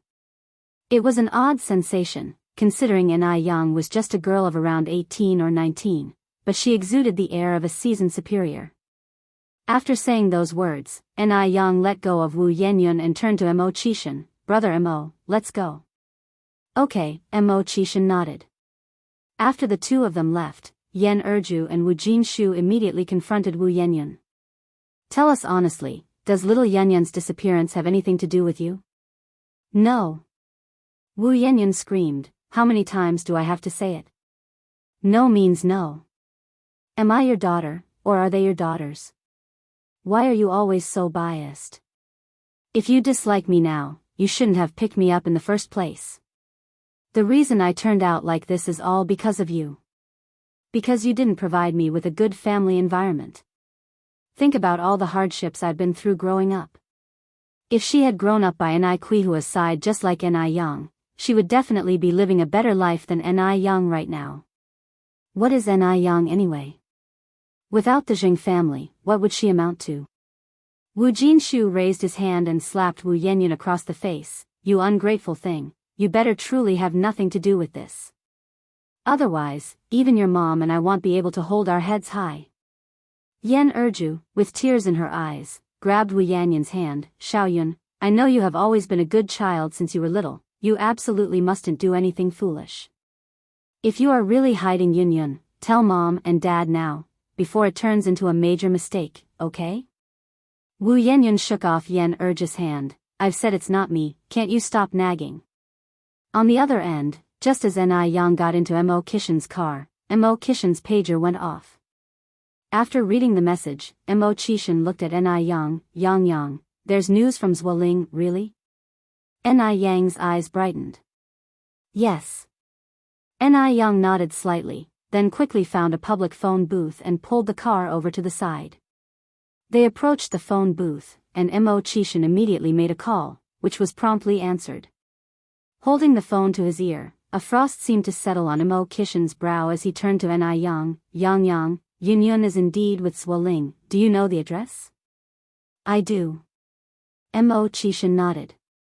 First notify my mom and them, then confront Zhuoling. After informing Ni Tsuehua and the others, Ni Yang promptly opened the driver's door. They'll drive this time. This was the first time Mo Qishan knew that Ni Yang was such a skilled driver. Dust swirled in their wake as the car sped through. Mo Qishan's pager kept buzzing non-stop. Yang, turn around and head towards Shao Mountain. Zhuoling's location is constantly changing. Screech. The sound of a sharp brake sounded, and the car immediately changed direction. Did you notify my dad? Mo Qishan bowed his head, pressing the pager. I'm sending a message to notify him now. Time ticked by second, and in a blink of an eye, it was the auspicious moment for the bride to get into the car. Under normal circumstances, just before the bride gets into the car, the mother is supposed to say some auspicious words. Seeing that the person saying these words was Su Lian, Shangguanxi felt a bit puzzled. Aunt, where's my mom? Not only Ni Tsuehua, Shangguanxi felt it had been quite a while since she saw Ni Yang as well. Su Lian responded with a smile. Your mom and dad are busy downstairs. What, it's not okay for your aunt to do this? Shangguanxi said, no, aunt, it's not that. Su Lian covered Shangguan's eyes veil while speaking. Okay, Xiaoxi, your aunt understands you meant no disrespect. From now on, you are entering the sacred hall of matrimony. Soon you will be a wife and a mother. Listening to Su Lian's words, Shangguanxi felt an uneasy premonition. At that moment, Wu Chenjun extended his hand to Shangguanxi with a smile. Xiaoxi, marry me, I will make you happy from now on. Shangguanxi reached out her hand, and then Wu Chenjun picked her up by the waist and they descended the stairs. If you find any errors, ads pop up, ads redirect, broken links, non-standard content, etc., please let us know each report so we can fix it as soon as possible. Chapter 1143 found Zhuoling_5. Downstairs, Shangguanxi saw Grandpa Zhang, Grandma Zhang, and Grandma Shangguan, but Ni Tsuehua and Ni Yan were nowhere to be found. Even Shangguan Dehui had disappeared. This was just too strange. Before Shangguanxi could react, Wu Chenjun shoved her into the back seat of the car. Elsewhere, Ni Tsuihua sat in the back seat of the police car, glancing at her wristwatch. Her face suddenly changed. It was past the auspicious hour, and it was almost time for Shang Guanxi to take her vows at the church. That part of the ceremony, where the father escorts the daughter, simply could not go ahead without Shang Guandehui. Without Shang Guandehui as the father, how could the ceremony proceed? Dehui, you must take a taxi to the church right now, there's still time, she urged. Shang Guandehui said, at this hour, how could I be in the mood to go to the church? Ni Tsuihua looked at Shang Guandehui seriously and said, Dehui, for Xiaoxi, you must go. At this moment, Xiaoxi cannot be without you. After you've taken the vows, then come back here. We still haven't found Zuoling, you staying here is just a waste of time. What if Zuoling is found right away? Shang Guandehui retorted. Ni Tsuihua said, if we do find Zuoling, the police will be there. You won't be much help. Please get out of the car now. Don't disappoint Xiaoxi, and don't delay any longer. After the vows, hurry back here. We can keep in touch with our pagers. With that, Ni Tsuihua raised her voice towards the police officer in front. Officer, please stop the car, it's my eldest daughter's wedding day, and my spouse needs to get to the church immediately. Okay. After the car stopped, Shang Guandehui was still reluctant to get out, because little Ni Yun needed him more than Shang Guanxi did. Ni Tsuihua pushed him out of the car. Dehui, go quickly and come back soon. Don't disappoint me. After the words fell, Ni Tsuihua quickly closed the car door. Watching the police car drive away, Shang Guandehui sighed helplessly, and promptly hailed a taxi. After getting in, he handed the driver 20 yuan. Master, I need to get to the Sacred Heart Cathedral at 58 South Street, can you please drive as fast as possible? With money, things become easier, especially since it was 20 yuan. The driver pressed the accelerator. All right. Please fasten your seatbelt. The journey was smooth, and it took only about 10 minutes to get to the cathedral. Upon seeing Shang Guandehui, Shang Guanxi breathed a sigh of relief. Dad, why did you come alone? Where's Mom and Yang Yang? Shang Guandehui replied, they are at home entertaining the guests. Shang Guanxi said in confusion, but I didn't see them at home just now. Shang Guandehui smiled and said, there are so many guests at home, it's normal for you to get confused. Where else would they be if not at home? By the way, has the ceremony not started yet? Shang Guanxi turned to look at the wall clock and replied, it seems the priest was delayed by something, the ceremony can start in 5 minutes. Good, Shang Guandehui said with a sense of urgency, yet he had to maintain his composure on the surface. Shang Guanxi went on, aren't Mom and Yang Yang coming to the ceremony? Intuition told Shang Guanxi that something very abnormal was happening. The house is too busy, Shang Guandehui answered. Xiaoxi, you don't blame them, do you? Shang Guanxi shook her head. Dad, tell me, has something happened at home? Shang Guandehui just laughed. You child, what nonsense are you talking about on such a happy day? What could possibly go wrong at home? Just then, the priest arrived, and they started preparing for the vows. Shang Guandehui took Shang Guanzai's hand. Let's go, Xiaoxi. The chimes of the cathedral rang, and everything became solemn and serious. Looking at all the faces of her relatives below, Shang Guanxi slowly steadied her heart. After the vows were over, Shang Guandehui immediately left. Here, Zuoling's location had been confirmed. By the time Shang Guandehui arrived, Ni Yen, Mo Qishan, Ni Tsuihua, and others were already there. At a dilapidated building, Zuoling was holding little Ni Yun hostage with one hand and clutching a sharp dagger with the other, capable of inflicting harm at any moment. The police were negotiating with Zuoling, whose emotions were extremely agitated. Little Ni Yun was also very scared, crying for her sister and mother. Zuoling himself did not expect the situation to unravel this way. He originally just wanted to kill little Ni Yun to vent his anger, and he hadn't anticipated the police getting involved. If you find any errors, ads pop up, ads redirect, broken links, non-standard content, etc., please let us know it report so we can fix it as soon as possible. Chapter 1144 found Zuoling _6. Shut up. Zuoling fiercely grabbed little Ni Yun by the hair. Little Ni Yun was just a nominal 4-year-old child. She had never experienced anything like this and, terrified, quickly shut her mouth, but her tears still uncontrollably streamed down. Yun Yun. Yun Yun. Ni Tsuhua cried nearly to the point of fainting.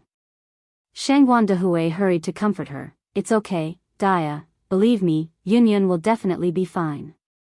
With that, Shangguan Dehui looked towards Zuoling again. Xiaozhua, calm down, let's sit down and talk about it. The child is innocent, can you let go of Yun Yun, please? Yun Yun is only 4 years old this year. But no matter what everyone said, Zuoling remained silent. If it doesn't explode in silence, it will perish in silence. If this continues, something terrible will definitely happen. Ni Yang looked towards Mo Qishan. Brother Mo, have you contacted Zuoling's parents yet? Mo Qishan glanced at his wristwatch. They should be arriving soon. As soon as he finished speaking, the sound of a car engine came from outside, followed by 2 figures stumbling and tumbling in from outside. They were Zuoling's father and mother. Lingling.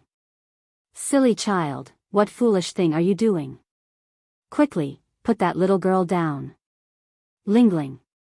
What are you doing? By doing this, do you still want your parents to live? Upon seeing his parents, Zuoling's expression finally softened, and he cried out, Mom and Dad.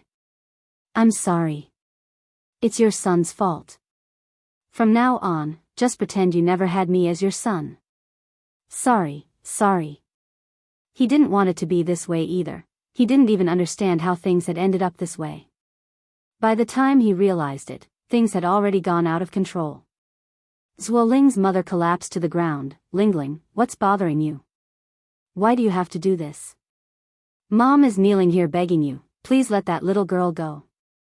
On the way here, the police already told me that as long as you turn back, they won't hold you responsible.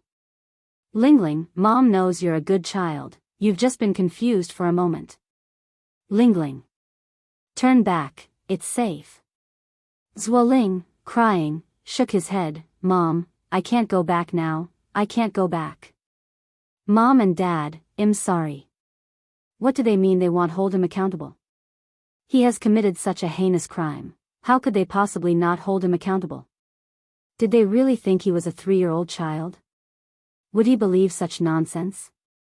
Seeing her son so stubborn, Zuoling's mother was exceedingly anxious. Her son was only 24 years old and had a bright future ahead. He must not be burdened with murder. Lingling, please, listen, how can you do this to your mom and dad? Lingling. Lingling. Lingling, why are you doing this? Why are you doing this? Hearing this seemed to infuriate Zuoling even more. Why? Isn't it all because of that bitch Ni Yang? If it weren't for Ni Yang, Xiaoxi and I would not have broken up. If Xiaoxi and I didn't break up, I would be the one marrying her now. It's all Ni Yang. All her fault, that bitch. So I want revenge. I want her to suffer as I have. I want her to live a life worse than death. At these words, a chill went over Mo Qishan's face even thicker. If it wasn't because little Ni Yun was still in the hands of this scumbag Zuoling, he would have already killed him. Mo Qishan took a step forward. Zuoling, you want to marry Shangguanxi just for money. I promise you now, if you release Ni Yun, I can immediately give you 3 million in cash, plus, they'll give you a plane ticket to Y country. You can live a worry-free life for the rest of your days. 3 million. Zuoling scoffed, just you? Mo Qishan clapped his hands lightly twice, and immediately 2 men in black suits brought a briefcase over, opening the lid to reveal neat stacks of USD inside. Everyone present was stunned. No one expected Mo Qishan to have prepared such a move. Especially Shangguan Dehui. The Mo Qishan tonight had greatly broadened his horizons. If he hadn't seen it with his own eyes, who would believe that this man, chilling enough to send shivers down one's spine, is known in Beijing as a useless layabout. Moreover, how could a so-called layabout produce 3 million in cash within minutes? How could a layabout have influence spread across major areas in Beijing? If it weren't for Mo Qishan tonight, it would have been almost impossible for them to find Zuoling so quickly. Mo Qishan continued, Zuoling, as long as you release Ni Yun, all these items will be yours. Zuoling squinted his eyes, a greedy glint surfacing. Throw the money over first. Just as Mo Qishan was about to order someone to throw the suitcase over, Ni Yang suddenly picked up the briefcase and walked straight ahead. Yang Yang. Mo Qishan yelled anxiously. Ni Yang turned back and smiled at Mo Qishan.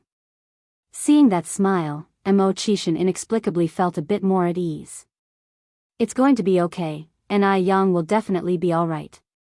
Ni Yang, carrying the suitcase, took steps towards Zuoling. Don't come any closer, just throw the suitcase over. Zuoling pulled little Ni Yun and retreated several steps backward.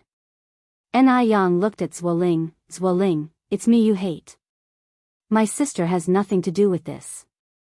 I'll give you the suitcase, can you please release my sister? Do you think I'm an idiot? Zuoling roared, the moment I release this girl, you'll immediately capture me. No, we won't. Ni Yang shook her head, I am offering myself in exchange for my sister. If you want to vent your anger, hit me, kill me, I have no complaints, but my sister is innocent. Zuoling hesitated. He hated Ni Yang. He really wanted to kill Ni Yang. Choosing little Ni Yun initially because children are easy to deceive, and now given Ni Yang had come by herself, he saw no need for courtesy. Then come over. Okay. Ni Yang nodded. Wait a second. Zuoling suddenly spoke. What is it? Ni Yang stopped. Zuoling continued, how do I know if you've brought any weapons on you? Ni Yang took off her jacket and threw it on the ground. Is this okay now? After taking off her jacket, she was only wearing a simple white t-shirt and jeans. Zuoling breathed a sigh of relief, come on over. Okay. Ni Yang nodded and slowly walked towards him. Mo Qishan was closely monitoring Ni Yang's moves from his position, not missing any detail. As she came closer to Zuoling, Ni Yang stopped. Can you release my sister now? Zuoling tightly grasped little Ni Yun's hair with one hand while holding a sharp dagger with the other. Come a bit closer. Ni Yang walked directly up to Zuoling and stopped. Zuoling kept a tight grip on little Ni Yun's hair while moving the knife-holding hand to Ni Yang's neck, then suddenly kicked little Ni Yun away. It was at this moment that Ni Yang suddenly countered, grabbing Zuoling's hand, and with her left elbow, she fiercely struck Zuoling's chest. Mo Qishan also seized this opportunity, rushing forward with a spinning kick. The two coordinated perfectly. Bang! Snap! Two sounds erupted, one sharp and one dull. The sharp one was the sound of the dagger hitting the ground, the dull one was the sound of Zuoling being kicked away. If you find any errors, ads pop up, ads redirect, broken links, non-standard content, etc., please let us know each report so we can fix it as soon as possible. Chapter 1145 Arrest Wu Yanyan. Mo Qishan kicked Zuoling forcefully, sending him flying a meter away, as a thick trail of blood emerged from the corner of his mouth. In a turn of his gaze, Mo Qishan's eyes met Ni Yang's in mid-air, both corners of their lips slightly curving into a faint smile. It must be said, the tacit understanding between them at that moment was incredibly high. With the danger now eliminated, Ni Tsuehua hurried over and embraced little Ni Yun in her arms. Yun Yun. How is Yun Yun? Ni Yang also walked over. Zuoling's kick had been far from gentle, and coupled with a considerable fright, little Ni Yun had fallen into unconsciousness. Yun Yun, are you okay? Don't scare mommy. Ni Yang reached out and held little Ni Yun's wrist. Mom, don't worry, Yun Yun is fine. Saying she was fine was merely to stabilize Ni Qihua's emotions. In reality, little Ni Yun's condition was very serious. Really? Ni Tsuehua was somewhat incredulous. Shangguan Dehui said, would Yang Yang lie to you? Dia, don't worry. Immediately, paramedics came with a stretcher and carried little Ni Yun onto the ambulance. Seeing that everyone's attention was on little Ni Yun, Zuo's father and mother quickly went over to Zuoling, helped him up, and said, let's go. Lingling, let's get out of here. If they didn't leave now, it would be too late. Zuoling was their only son, under no circumstance could they let him go to jail. But the nearby police didn't give them the chance to escape, arresting Zhuo's parents and restraining Zuoling, with cold handcuffs clasping around his wrists. Click. In that instant, Zuoling knew he was finished. Once handcuffs are on, it's not easy to take them off. Mom. Save me. Zuoling struggled intensely, his face covered with snot and tears, appearing extremely wretched. He had underestimated Ni Yang. He had thought Ni Yang was just a weak woman, but she was not at all what he imagined. Had he known it would turn out like this, he would have killed the smaller one right away. Now he hadn't accomplished anything and still had to go to jail, which was a huge loss. What now? What do we do now? Zuoling was panicking and flustered. Lingling. Lingling. Zhuo's mother rushed to the police, crying and hitting them, "You bastards! Let my son go. Or I will never let you off. Stop it." The police wouldn't take any of Zhuo's mother's antics. If everyone behaved like her, what would be the point of the law? "Ma'am, if you continue like this, we will have to arrest you for assaulting an officer." Assaulting an officer? That's not a trivial matter. Hearing this, Zhuo's father was terrified, instantly hugging Zhuo's mother. "Calm down. Please, calm down." Zhuo's mother cried out, "Lingling, my Lingling. Oh, my Lingling." Soon, the ambulance arrived at the hospital. Upon examination by the doctor, little Ni Yun's condition was not good. She was too small and fragile, and Zuoling's kick had directly damaged her liver, causing liver hemorrhage, concussion, and eardrum damage, so she urgently needed surgery, which was highly risky. Hearing this news, Ni Tsuehua fainted. Worried about both little Ni Yun's condition and Ni Tsuehua, Shangguan Dehui was thankful that Ni Yang and Mo Qishan were by his side. Mo Qishan busily handled various procedures, while Ni Yang communicated with the surgeon about the operation, deciding to participate in the surgery herself for a combination of Eastern and Western techniques.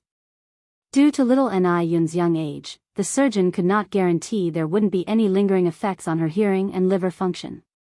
Shortly after, the red light in the operating room turned on.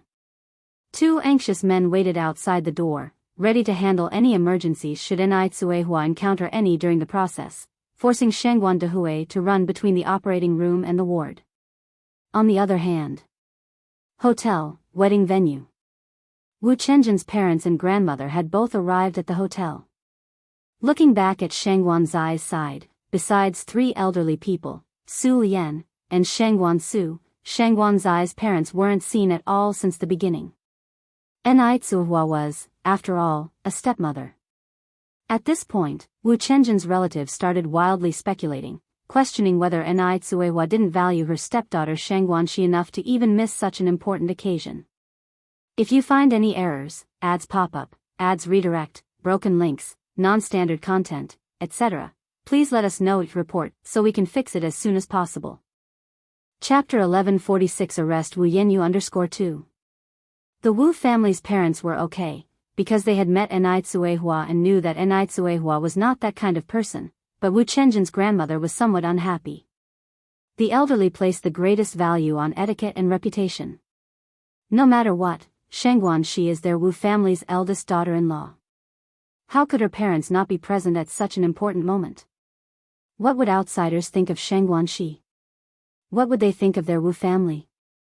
Those who didn't know might think that the Wu family had been rude and offended Ni Tsuehua and Shangguan Dehui, and that was why the couple hadn't even shown their faces.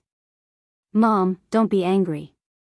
Maybe the in-laws had some emergency that delayed them," Qin Xian, Wu Chenjin's mother, persuaded the Wu family's elderly matriarch. The Wu family's elderly matriarch frowned and said, "What could possibly be more important than their own daughter's wedding?" Qin Xian was stunned. She really couldn't think of a reason that would make both Shangguan Dehui and Ni Tsuehua absent. The Wu family's elderly matriarch continued, "I originally thought Xiaoxi was a good stepmother, but I didn't expect her to show her true colors so quickly. Who is she performing for? Is she purposely embarrassing Xiaoxi, or the Wu family? If this gets out, what will others think of our Wu family? All the stepmothers in the world are cut from the same cloth. The Wu family's elderly matriarch stomped the ground with her walking stick. The elderly lady was truly very angry.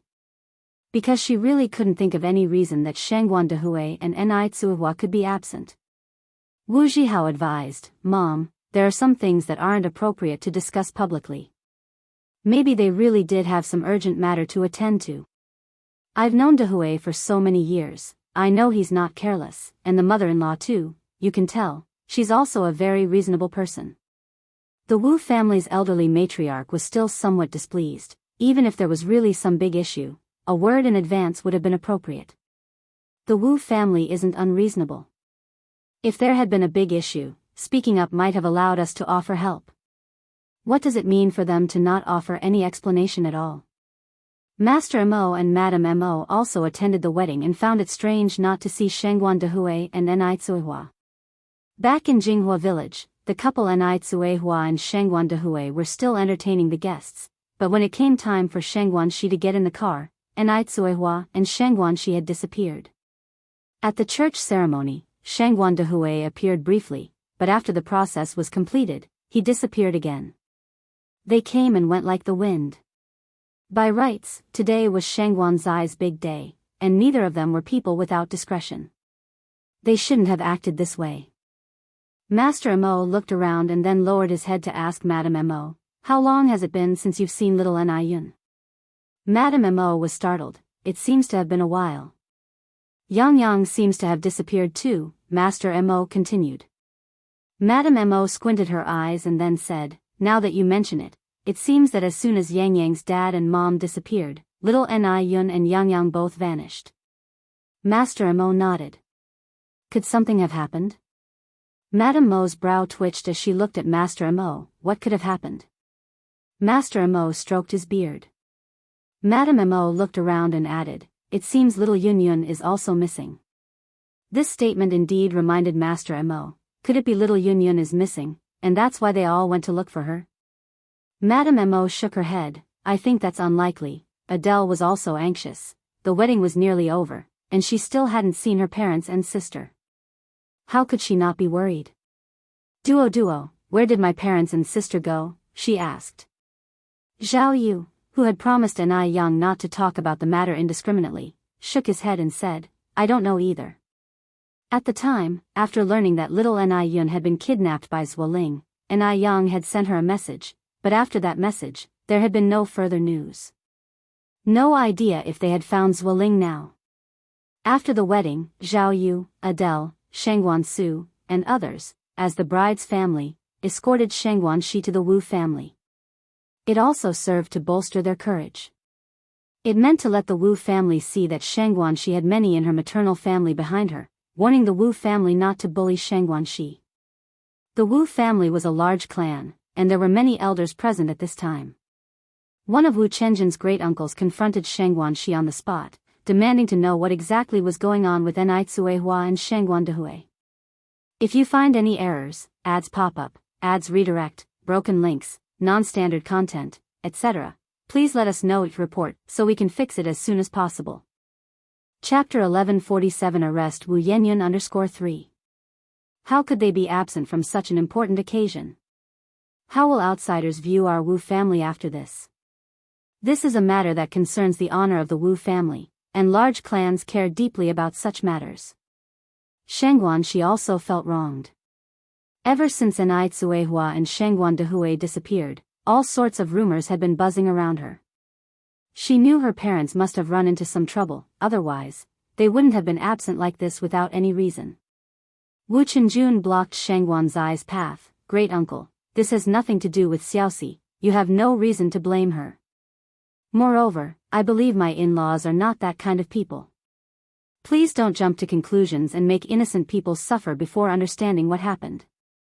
The old matriarch of the Wu family tapped her walking stick. "Today, in front of so many people, your in-laws did not show their faces. How will outsiders look at our Wu family in the future? If this spreads, everyone will think it's our Wu family's lack of graciousness." Wu Chenjun continued, "Aren't Xiaoxi's grandmother and maternal grandparents here?" Aren't the faces of these 3 elders prestigious enough? The old matriarch of the Wu family retorted, Chenjun, you're young and you don't understand the intricacies of social interactions. Even if these 3 elders didn't come today, no one would say anything. But it's different for your in-laws. They are Xiaoxi's parents. At this point, the old matriarch of the Wu family looked towards Sheng Guanxi and continued, Xiaoxi, I know you're a good child, so I don't blame you, nor your father. But that stepmother of yours is to blame. She must have instigated something, otherwise, your father wouldn't be so confused as to miss his own daughter's wedding. Xiaoxi, since she doesn't care about her daughter's reputation, from now on, you don't have to acknowledge that stepmother anymore. Such a person really can't be presented in public. Grandma. Sheng Guansu, who had been silent, stood up from the sofa. Aren't your words a bit too much? He had been silent before because they were indeed at fault, but now, he had to stand up. He didn't know the reason why his parents missed Sheng Guanzai's wedding. When Sheng Guandehui and Nai Tsuhua left, they mentioned it to him, just saying they would go out for a while and asked him to look after the house. He didn't expect that their leaving would turn into almost a whole day. The old matriarch of the Wu family looked at Sheng Guansu with an authoritative face. If she can do such a thing, why can't I say it? Our Wu family is certainly not a mediocre family that can't be seen in public. Because of this statement, the air fell into a silence. Sheng Guanzu's face turned somewhat unsightly. Sheng Guanzai's eyes began to redden. No matter what, today you must give me an explanation. Otherwise, whether Xiaoxi acknowledges her mother in the future is not up to me, but our Wu family will definitely not recognize this mother-in-law.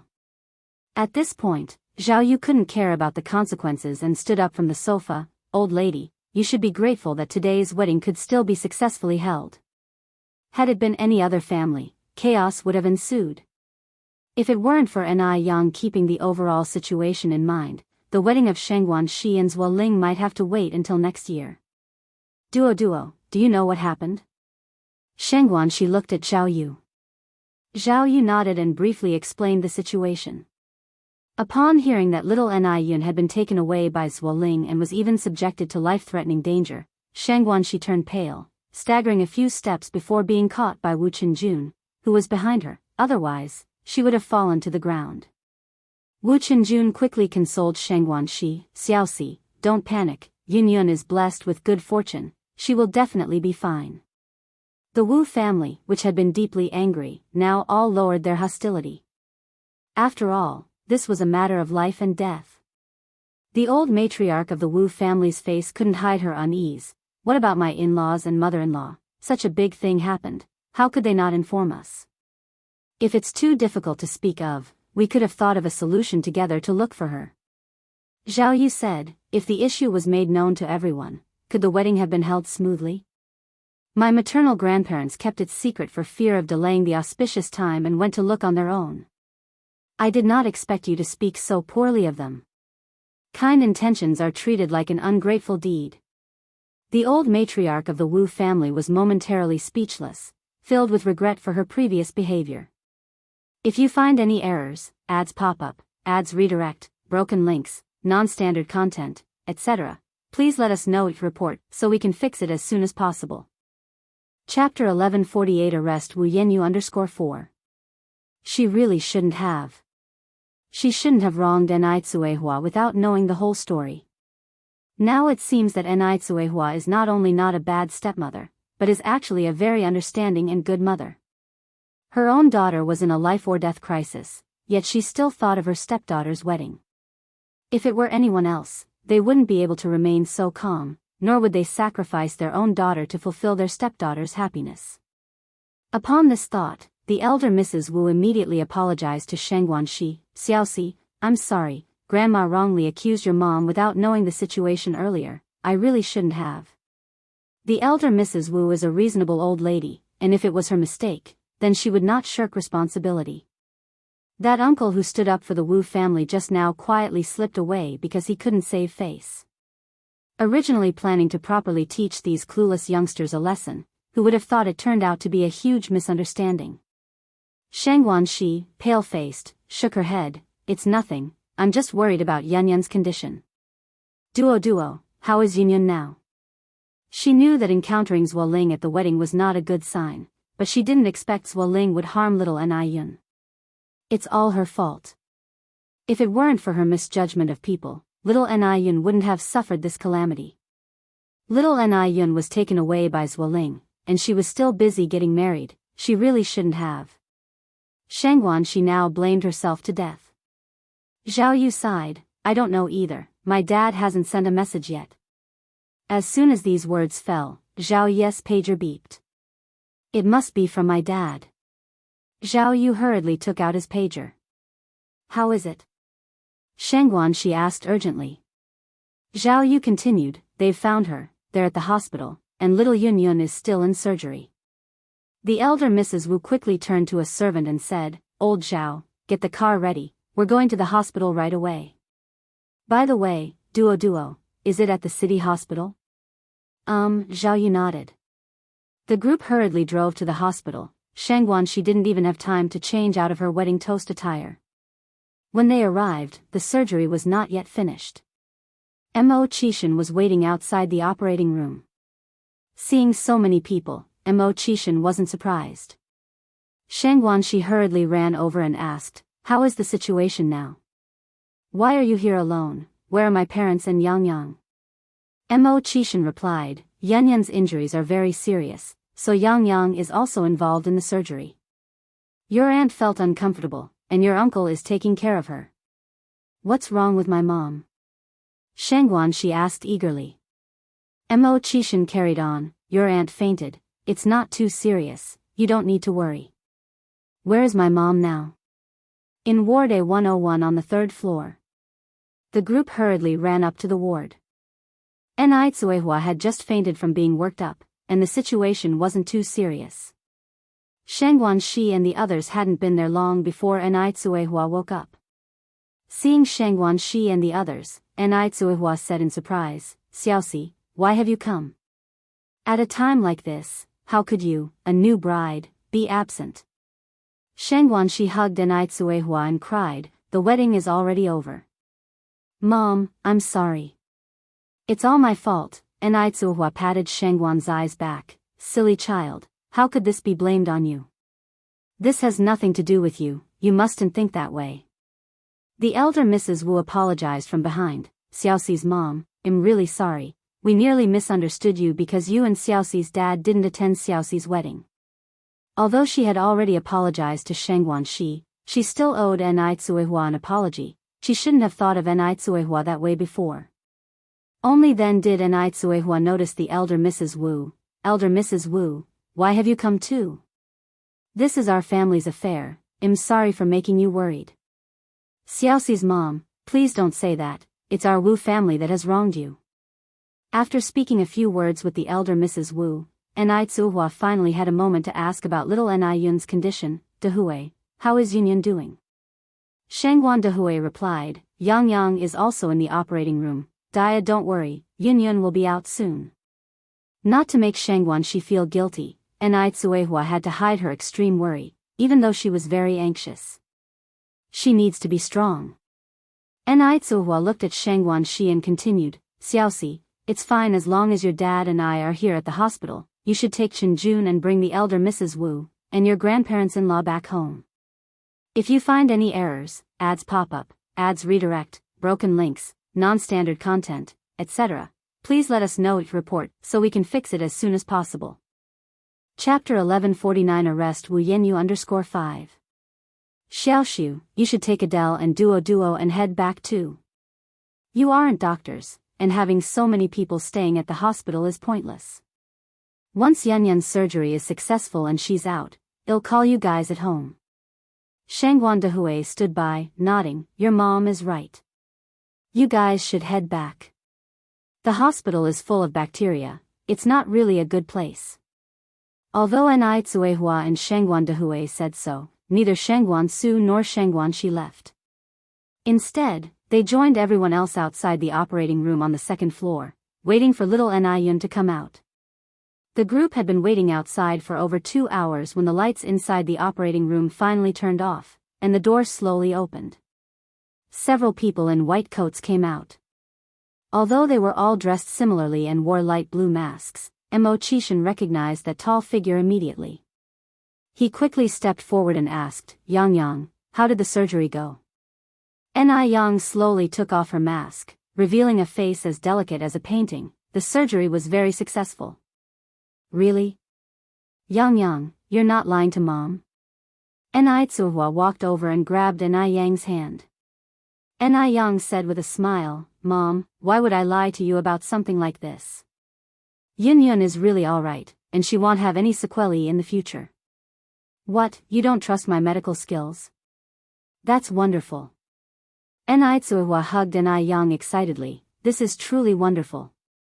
Hearing this, Sheng Guanxi also sighed in relief. If little Yun had any sequelae, she would have been the sinner. Noticing Sheng Guanxi's thoughts, Yang walked over, held Sheng Guanxi's hand, and said, Sister Xiaoxi, this has nothing to do with you. You don't need to blame yourself. If I'm not wrong, there's someone behind all this. For little Yun, Zuoling was a stranger. Just by himself, Zuoling couldn't take little Yun away. So, Yang suspected it was Wu Yenyun. Yang's suspicion wasn't unfounded because after Mo Qishan's investigation, it was revealed that not only did Wu Yenyun meet Zuoling the night before the incident, but Wu Yenyun had also appeared at the wedding venue on the morning little Yun was taken away by Zuoling. If Wu Yenyun wanted to dupe little Yun, it would have been too easy. As an older sister, Yang truly didn't want to witness this scene.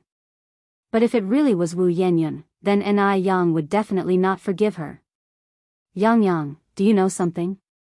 Tsuhua grabbed Yang's hand. Yang didn't directly answer Quihua's question but said instead, Mom and Dad, you stay at the hospital. Mo brother and I need to make a trip to the police station. I believe the police will bring justice for Yunyun. Okay. Tsuhua nodded. Yang looked at Mo Qishan, Mo brother, let's go. As Yang walked, she took off the white coat she was wearing, and Mo Qishan, walking beside her, naturally took it from her. Although it was already late into the night, the lights at the police station were still on. Mo Qishan provided the clues he had gathered to the police officer, who immediately interrogated Zuoling overnight. Zuoling had promised Wu Yenyun to take full responsibility himself. He absolutely wouldn't drag Wu Yenyun down with him. Besides, Wu Yenyun was just trying to help him. He couldn't betray Wu Yenyun. Zuoling refused to divulge the truth. Even though there was evidence that Wu Yenyun had met Zuoling before, it wasn't enough to prove that Wu Yenyun was the mastermind. Upon learning that Zuoling wouldn't tell the truth, Yang said, Officer, can I meet Zuoling alone? That's. The police officer hesitated, probably not allowed. Yang continued, I have a way to make Zuoling confess the truth. I need to ask my superiors first. Yang nodded, that would be appreciated. Soon, the officer who went to ask returned, Yang, the superiors have approved your request. Please follow me. The police officer led Yang to the interrogation room.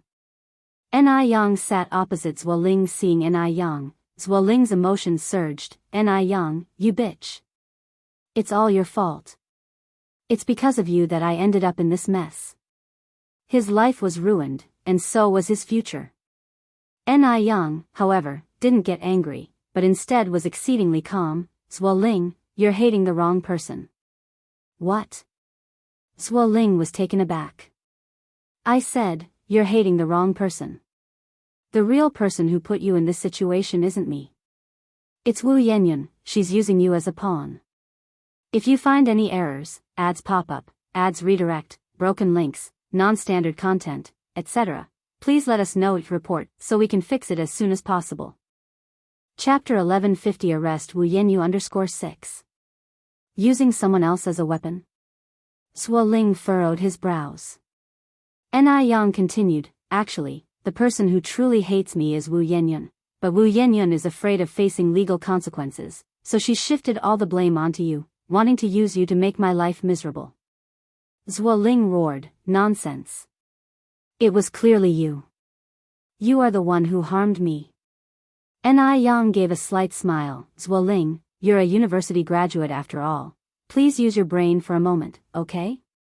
Think about it, you're here in the police station being interrogated, while Wu Yenyun is at home, sleeping soundly without a care in the world.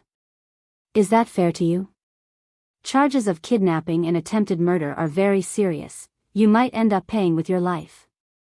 Your parents are at home waiting for you to return, you are their only son. This matter clearly isn't just your fault alone, why should you take the fall for someone else? Upon hearing this, Zhuo Ling's expression gradually began to relax. Ni Yang pressed on, continuing to speak pointedly. Zhuo Ling, it seems you've wasted 4 years of college, you're not even as good as a high school student, being used by Wu Yenyun without even realizing it. Actually, you're just a pawn in Wu Yenyun's hand, she used you, and you are still foolishly defending her. Think about it, are you being fair to your parents by doing this? At this point, Ni Yang suddenly lowered her voice and slowly said, if you confess the mastermind, with your circumstances, you definitely won't receive a heavy sentence. Really? Zhuo Ling, as if grasping at the last straw, looked at Ni Yang with hope-filled eyes. Ni Yang stood up from her chair, the corners of her mouth slightly curling up. Whether you can seize this opportunity or not is up to you. After saying this, she turned and walked out without looking back. Outside the interrogation room, several police officers stood together. Hey, do you think that girl really has a way to make Zhuo Ling confess his accomplices? It's hard to say, another officer shook his head. I don't think she looks all that influential. The records show she is 19 this year. Hearing this, another officer voiced his surprise, only 19 and already so capable? Her boyfriend is quite impressive too. He said in a lower voice, I just heard our boss respectfully calling him Mr. M.O. Of course, isn't it obvious? Who casually has millions in cash to be just anybody? Just then, the door of the interrogation room was pushed open from the inside. Already out? The officers were somewhat surprised, guessing that the negotiation probably failed. After all, Ni Yang was only 19 this year, they couldn't pin all their hopes on her alone. At that moment, shouting emerged from inside the interrogation room, "Ill talk. Ill talk. Ill tell everything." Hearing this, the police officers exchanged surprised glances, seeing astonishment in each other's eyes. Did it work? Xiao Zhao, Xiao Wang, let's go in quickly. Inside the interrogation room, Zhuo Ling cried, repenting his actions and thoroughly confessed the whole sequence of events. The police officers arrived at the Wu family's house at just past 6 in the morning. The Wu family was still asleep. The person who opened the door was Yan Erju. Seeing a group of police officers standing outside, Yan Erju froze. Police officers? Hello, may I ask if Wu Yenyun lives here? Yan Erju nodded, yes, I'm her mother. I'm from the municipal police department, she is suspected in a case involving kidnapping and incitement to murder. This is an arrest warrant, please have her come with us immediately. If you find any errors, ads pop up, ads redirect, broken links, non-standard content, etc., please let us know each report so we can fix it as soon as possible. Chapter 1151, Evil will be met with evil. What? Yan Erju's face turned pale, and tears immediately welled up in her eyes. How could this be? Is she experiencing auditory hallucinations? It must be auditory hallucinations. No. My Xiaoyun would never do such a thing. Officer, you must have made a mistake. A mistake. The officer standing in front stepped forward again, took out his police badge and arrest warrant, and repeated what he had said before. Comrade Wu Yenyun is now suspected of being involved in a kidnapping case and inciting a murder case. Please do not obstruct our police work. Yan Erju staggered back several steps. A group of police officers entered one after another. In which room is Wu Yenyun? I'll go call her out. Yan Erju wiped the tears from her face. The leading officer looked back at 2 female officers behind him. You two follow her together. Okay. Wu Jinshu, hearing footsteps outside, opened his sleepy eyes and came out to see a group of police officers standing in the living room. Wu Jinshu was stunned. What's going on? Why are there so many police officers at our home so early in the morning? Officer, is there anything that brings you here? Hello, are you the head of this household, Comrade Wu Jinshu? Wu Jinshu nodded, yes. The officer briefly explained Wu Yanyan's situation. Upon hearing this, Wu Jinshu was shocked. Murder? Kidnapping? My God! What has Wu Yanyan done? Wu Jinshu asked with a trembling voice, Officer, may I ask, who is the victim? Hearing this, the officer was somewhat angry. The victim is Ni Yun. Little Ni Yun? Wu Jinshu continued, is her sister Ni Yang? Uh-huh. The officer nodded. It's over. What did Wu Yanyan say when Ni Yang came last time to find her? She said she didn't know anything about little Ni Yun. That little Ni Yun's disappearance has nothing to do with her. Outside the room, Yan Erjun knocked on the door for a long time before it opened. Wu Yanyan, who had just woken up, rubbed her eyes and said, Mom, what's up so early? Before Yan Erju could speak, the female officer next to her continued, Wu Yanyan, right? We are from the municipal police department. You are now suspected of a kidnapping case and inciting a murder case. Please come with us immediately. As soon as she finished speaking, cold handcuffs were clapped on Wu Yanyan's wrists. What? Wu Yanyan's sleepiness instantly vanished. She didn't do anything, why are the police after her? Wu Yanyan struggled violently, no. I didn't do anything. What right do you have to arrest me? Two female officers, one from the left and one from the right, held Wu Yanyan, behave. Our police handle cases based on evidence, we don't wrong a good person, nor do we let a bad person go. Mom. Save me. Save me. I really didn't. I didn't do anything. Xiaoyun. Yan Erju immediately followed them. Walking into the living room, Wu Yanyan called out for Wu Jinshu to save her, Dad. I'm being wronged. Save me. I was at home all day yesterday, I have an alibi, why would you arrest me? I'm being wronged. Dad, get me a lawyer. You must get me out. Wu Yanyan cried and yelled. Wu Jinshu and Yan Erju followed them outside, watching helplessly as Wu Yanyan was taken into the police car. Not long after, Wu Jinshu and Yan Erju also went to the police station, and Wu Jinshu even hired a costly lawyer. Hospital. Ni Tsuehua and Shengguan Dehui had been in the ward for a day and a night. But little Ni Yun showed no signs of waking up. Shengguan Dehui said, Dia, go rest for a while. I'll watch over Yun Yun here, I'll call you when she wakes up. Ni Tsuehua shook her head, I'm not sleepy. Little Ni Yun still hadn't woken up, and Ni Tsuehua rubbed her temples. Just then, little Ni Yun slowly opened her eyes on the hospital bed. She's awake. Shengguan Dehui's eyes lit up, Yun Yun's awake. Dia, Yun Yun's awake. Ni Tsuehua was also very excited, Yun Yun. It's mommy. Does it still hurt? Seeing her parents, little Ni Yun's tears came down instantly. It doesn't hurt anymore. But I'm scared, where did you guys go, Mom and Dad? I was so scared. Ni Tsuehua, who had barely held back her tears, now once again broke down, it's all Mommy's fault. Mommy didn't look after you well. If you find any errors, ads pop up, ads redirect, broken links, non-standard content, etc., please let us know each report so we can fix it as soon as possible.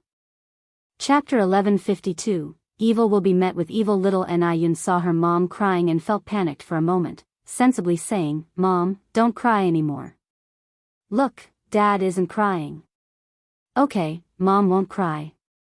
Little Ni Yun continued, Mom, where is my sister? And Sister Xiaoxi and Sister Adele? What about Big Brother? And my brother-in-law? They aren't here right now. They will come see you in a while.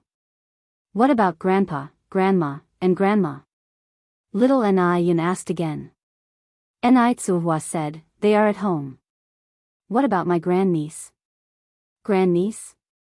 Ni Tsuehua was momentarily startled, then said, Duo is also at home. Oh. Little Ni sighed with relief. As long as they weren't taken away by the bad people, that's good. Hearing this, Ni Quihua's eyes reddened once more. Just then, the door of the ward was pushed open from outside. Ni Yang and Mo Chishan walked in holding fresh flowers. Seeing Ni Yang, little Ni Yun happily said, "Sister. Brother-in-law. Yun Yun is awake." Ni Yang smiled as she walked over. "Does it still hurt? Do you feel uncomfortable anywhere?" Little Ni Yun shook his head. Ni Yang reached out and touched little Ni Yun's forehead. "If you feel uncomfortable anywhere, you must let Dad, Mom, and Sister know, okay?" Little Ni Yun obediently nodded his head. Mo Chishan placed the flowers at the bedside. "By the way, Uncle and Auntie, Zhuo Ling has already confessed the mastermind behind it all." "Who is it?" Ni Tsuhua asked. Mo Chishan said, "It's Wu Yenyun." Wu Yenyun? Upon hearing these 3 words, Ni Quihua's blood froze. She couldn't believe that Wu Yenyun would do such a thing. "Xiaoma, are you joking with me? Is it really Yenyun?" Shangguan Dehui also felt somewhat surprised. How could it be Wu Yenyun? After all, she and little Ni Yun were real sisters. Ni Yang looked at Ni Tsuhua. "Mom, Brother Mo isn't joking. The person behind Zhuo Ling is indeed Wu Yenyun. It was Wu Yenyun who caused Yunyun to end up like this." Ni Tsuhua was stunned. Ni Yang turned her head to little Ni Yun. "Yunyun, tell sister, did Wu Yenyun come to find you yesterday morning?" Little Ni Yun nodded. "Sister Yenyun came to find me. She even gave me a strawberry-flavored candy. After I ate that candy, I felt very sleepy, wanted to sleep, and when I woke up, I was next to that bad uncle. The bad uncle hit me and said he was going to kill me." Although little Ni Yun was young, her thoughts were clear. Hearing this, Ni Tsuhua said with reddened eyes, "Oh my God. How could this happen? Yun Yun is her little sister. How could she do this to Yun Yun? Little Ni Yun is her daughter. Wu Yenyun is also her daughter. They are real sisters. As the older sister, how could Wu Yenyun bear to harm little Ni Yun? She can hate me and take it out on me. Yun Yun is innocent. Why would she do this?" Ni Yang continued, "Her mind has completely twisted now. We can't understand her actions using normal people's thinking." "Where is she now?" Ni Tsuhua asked. Ni Yang said, "Having made a mistake, of course, she's at the police station being educated. For such actions, the minimum is life imprisonment." "What?" Ni Tsuhua was stunned again. Minimum life imprisonment? If sentenced more seriously, could it not be the death penalty? Just then, Elder Zheng, Mrs. Zheng, and Zhao Yu walked in from outside carrying a thermos. Hearing about Wu Yenyun, both elders wore sorrowful expressions, never imagining Wu Yenyun could turn out like this. Zhao Yu said, "This Wu Yenyun truly deserves to die. When she caused Duoduo's death, she should have been sent to prison. Otherwise, little Yunyun wouldn't have suffered like this. Regrettably, killing a bird is simply not enough to land one in prison. I knew it. When I bumped into her on the street last time, I should have slapped her more. It really infuriates me. She's simply not human." Police station. Because the crime committed by Wu Yenyun was so severe, the lawyer was somewhat helpless. Under current circumstances, Wu Yenyun is facing the death penalty. Wu Yenyun tightly held the hands of Wu Jinshu and Yen Erju. "Dad, Mom, you must save me. I'm still so young, I don't want to be imprisoned, I don't want to die. Dad, Mom, please, you absolutely have to save me." She was only 18. Her life had just begun. How could she die? No. It cannot be. Yen Erju sobbed, "You child, really too foolish. How could you treat Yunyun like this? Now that it's come to this, what can we do? If you find any errors, ads pop up, ads redirect, broken links, non-standard content, etc., please let us know each report so we can fix it as soon as possible." Chapter 1153, Evil will be met with evil, you deserve it. You just deserve it. Wu Jinshu scolded Wu Yenyun, you had a good life, but you chose to court death. Are you satisfied now? If Wu Yenyun had gotten along with Ni Yang right from the start like Adele, without causing so much trouble, she would be even happier than Adele and little Ni Yun now. It was all her own doing. Dad, I was wrong. I shouldn't have done this, I deserve to die. Please, please save me. Wu Jinshu sighed, if we had a way, would we just leave you to fend for yourself? Human life is at stake. What Wu Yenyun did was no small matter. Hearing this, Wu Yenyun cried even harder. Suddenly, her eyes lit up, and she continued, go find Ni Yang. Ni Yang definitely has a way. I am her sister, Ni Yang can't ignore me. Ni Yang must save her. Just because she is Ni Yang's sister, Ni Yang has to save her. This is what Ni Yang and the Ni family owe her. If it weren't for Ni Yang, she wouldn't have ended up here today. It's all Ni Yang's fault. Ni Yang must atone. Ni Yang can find a way. Is she a god? Does she have 3 heads and 6 arms? Wu Jinshu wrinkled his brows tightly. The lawyer next said, if we can get forgiveness from the victim and their family, the court might give a lighter sentence based on the circumstances. Really? Asked Wu Jinshu. The lawyer nodded. Mom, Dad, did you hear that? Ni Yang can save me. She can save me. Hurry and find her. Wu Yenyun clung to this last straw like it was her lifeline. Yan Erju said, you almost killed Yunyun. Would Yang Yang still care about this matter? You also said it was just almost. She's not dead, is she? She's not dead, so why should my life be sacrificed? Wu Yenyun argued. Yan Erju sighed and remained silent. Leaving the police station, the faces of Wu Jinshu and Yan Erju were filled with a grim expression. After all, it was Wu Yenyun who had made the mistake. Would Ni Yang forgive Wu Yenyun? As parents, however, they couldn't just stand by and watch Wu Yenyun die. The couple decided to buy a bunch of nutritious gifts and went to the hospital to visit little Ni Yun, and while there, try to plead with Ni Yang. When they arrived at the hospital, Shengguan Shi and Ni Tsuehua were accompanying little Ni Yun in the ward. Shengguan Dehui had gone to buy little Ni Yun's favorite candy. Yang Yang's mom, Xiaoxi, Wu Jinshu and Yan Erju stood somewhat awkwardly in the ward. Sister Erju, brother Jinshu. Ni Tsuehua stood up from the sofa. Godfather, godmother, you've come. Shengguan Shi also followed Ni Yang calling Wu Jinshu and Yan Erju godparents. Yan Erju placed the nutritious gifts on the table and asked with concern, is Yunyun feeling any better?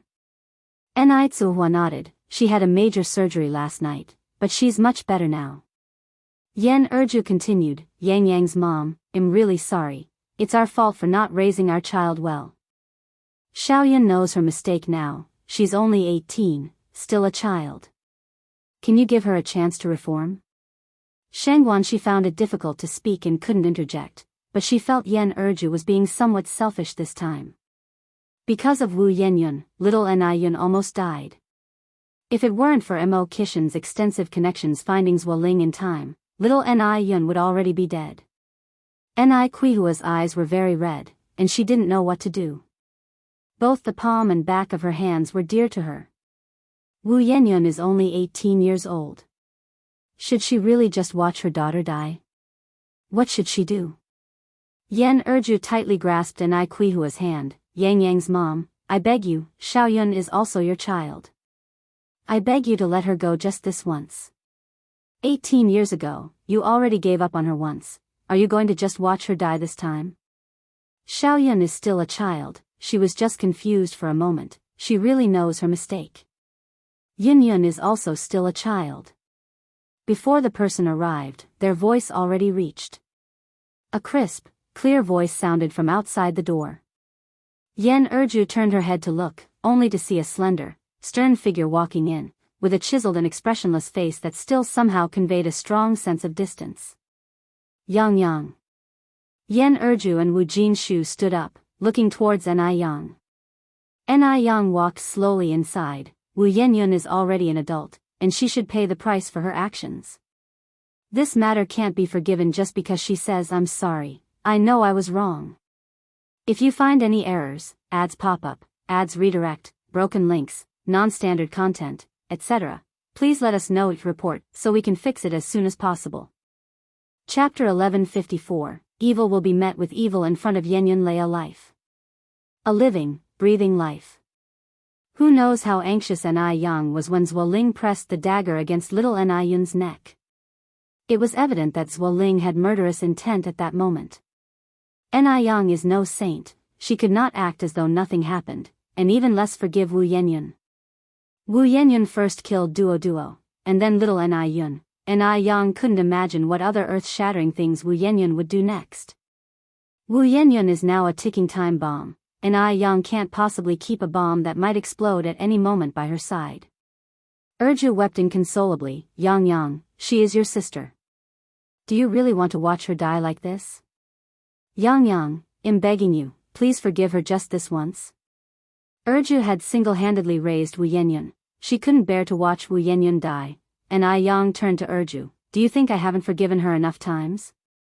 Ni Yang feels no remorse towards Wu Yenyun. Long ago, when she was saving Wu Yenyun, she already made it clear that their sisterly bond was severed, and Wu Yenyun's life and death no longer had anything to do with her.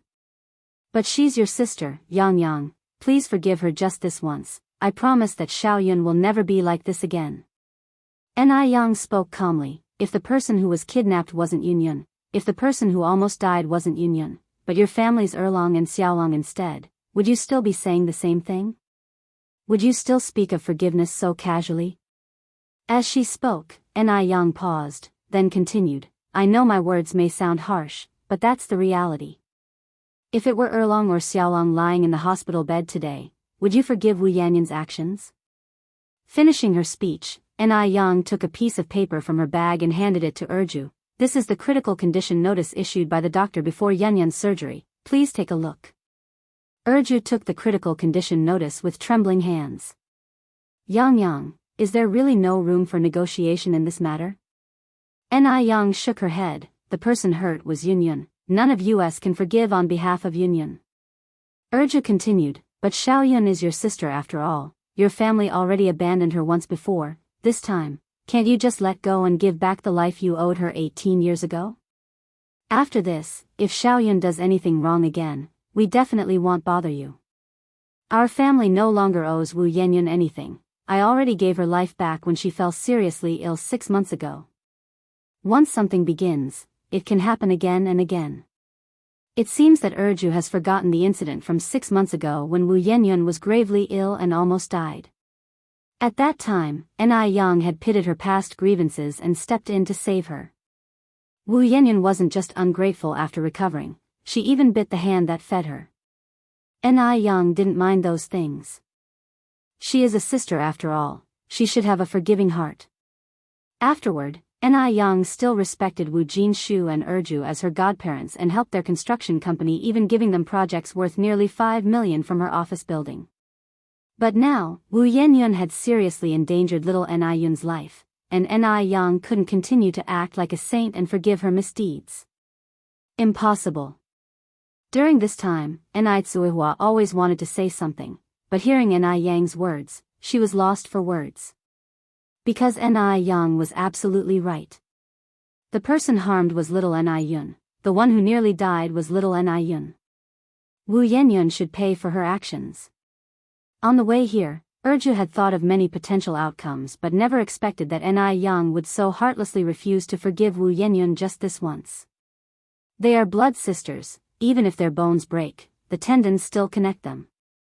Ni Yang's actions seemed somewhat too unkind.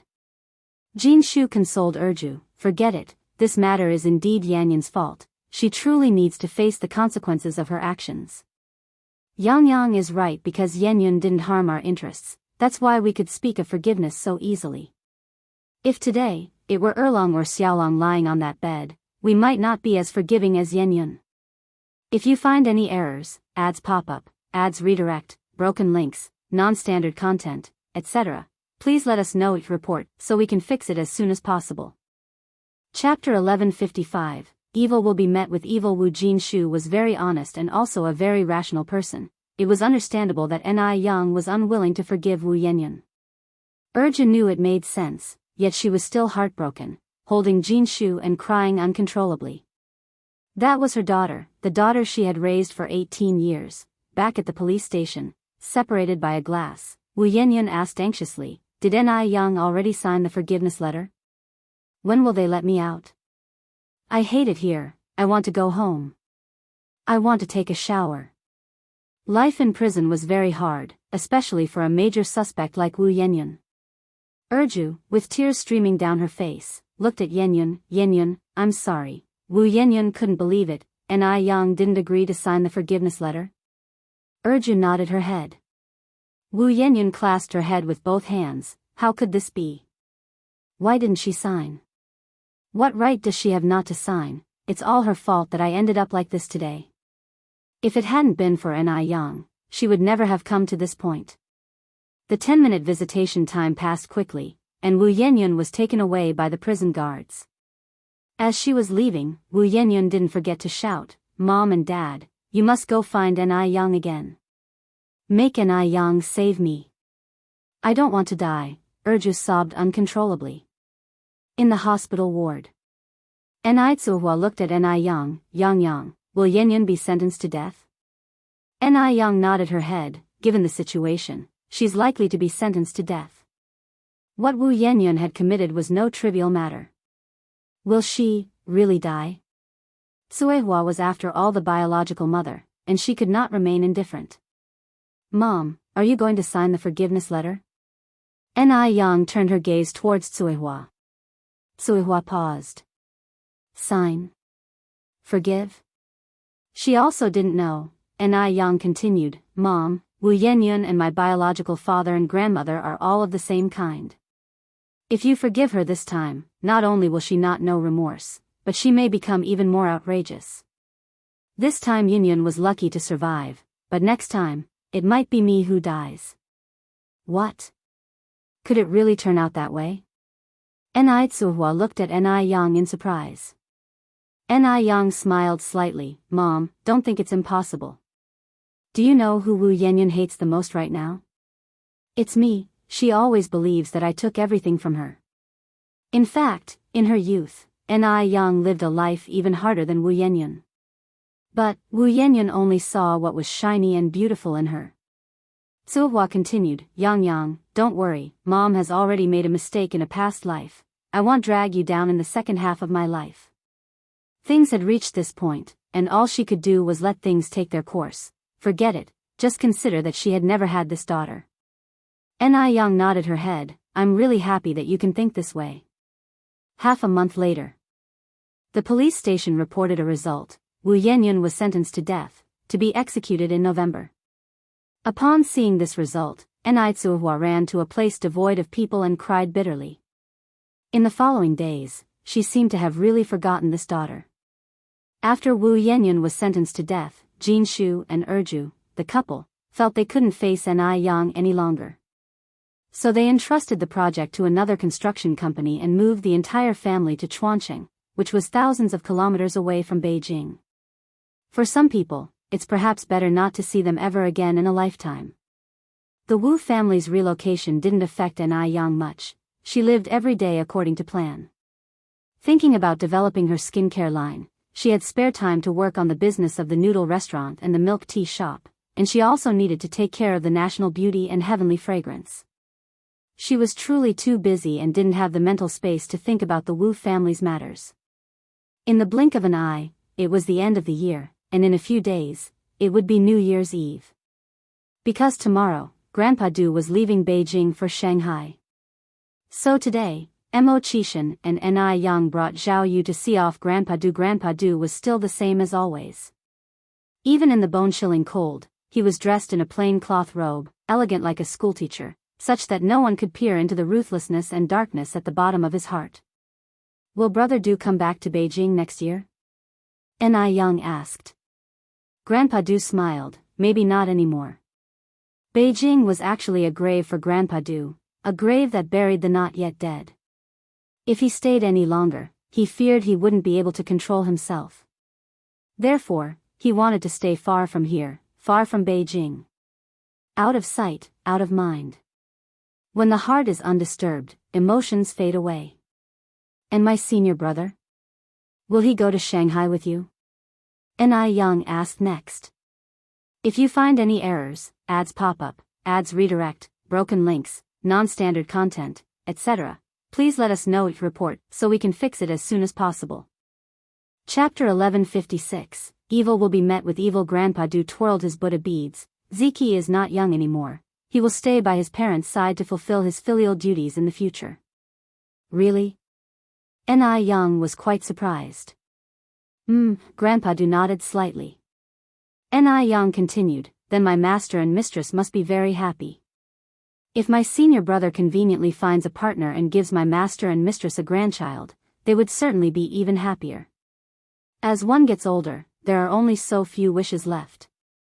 Zhao Yu was somewhat reluctant to let Grandpa Du leave. These days, she had grown accustomed to his presence. If Grandpa Du were to leave, who would she chat with when she got bored? If she craved sweets, who would give them to her unconditionally? Zhao Yu seemed to have envisioned her bleak future already. Are you really going to leave? Zhao Yu looked up at Grandpa Du. Grandpa Du nodded slightly. Beijing is just a place for me to avoid disaster. Shanghai is my home. Originally, he came to Beijing to escape calamity. Grandpa Du still remembered the highly accomplished monk who said he would avoid a disaster in Beijing and meet a benefactor of his lifetime. Now it seems, the monk's words were not false. He did indeed meet a benefactor of his lifetime in Beijing. It's just a pity that the timing was not right. Zhao Yu then said, then you can also settle down in Beijing for a long time. You've been living quite well in Beijing, haven't you? You're not suffering from any discomfort, and Beijing has your favorite national beauty flowers. Shanghai doesn't have national beauty. Still twirling his Buddha beads, Grandpa Du replied, it's just a craving of the tongue. He never coveted such cravings. He just couldn't forget that one night in the deep forest when he had his first bite of roasted chicken leg, the first grilled fish. People are bound to have their sentimental attachments, not related to the wind and the moon. Many years ago, when he read this poem, he just smiled and passed it by, even somewhat unable to understand what being sentimentally attached meant. Thinking about it now, the ridiculous one was him. Zhao Yu seemed to think of something, somewhat incredulous. You're not really going to become a monk, are you? Don't worry, not for the time being, Grandpa Du spoke with a light tone. Not for the time being? Zhao Yu frowned slightly. What does not for the time being mean? Does that mean you will in the future? Grandpa Du looked out the window. Under the sprawling snowflakes, a plum tree blossomed vigorously, red and white intermingling, exceptionally eye-catching, just like the startling first glance upon their first meeting. Maybe, he said slowly.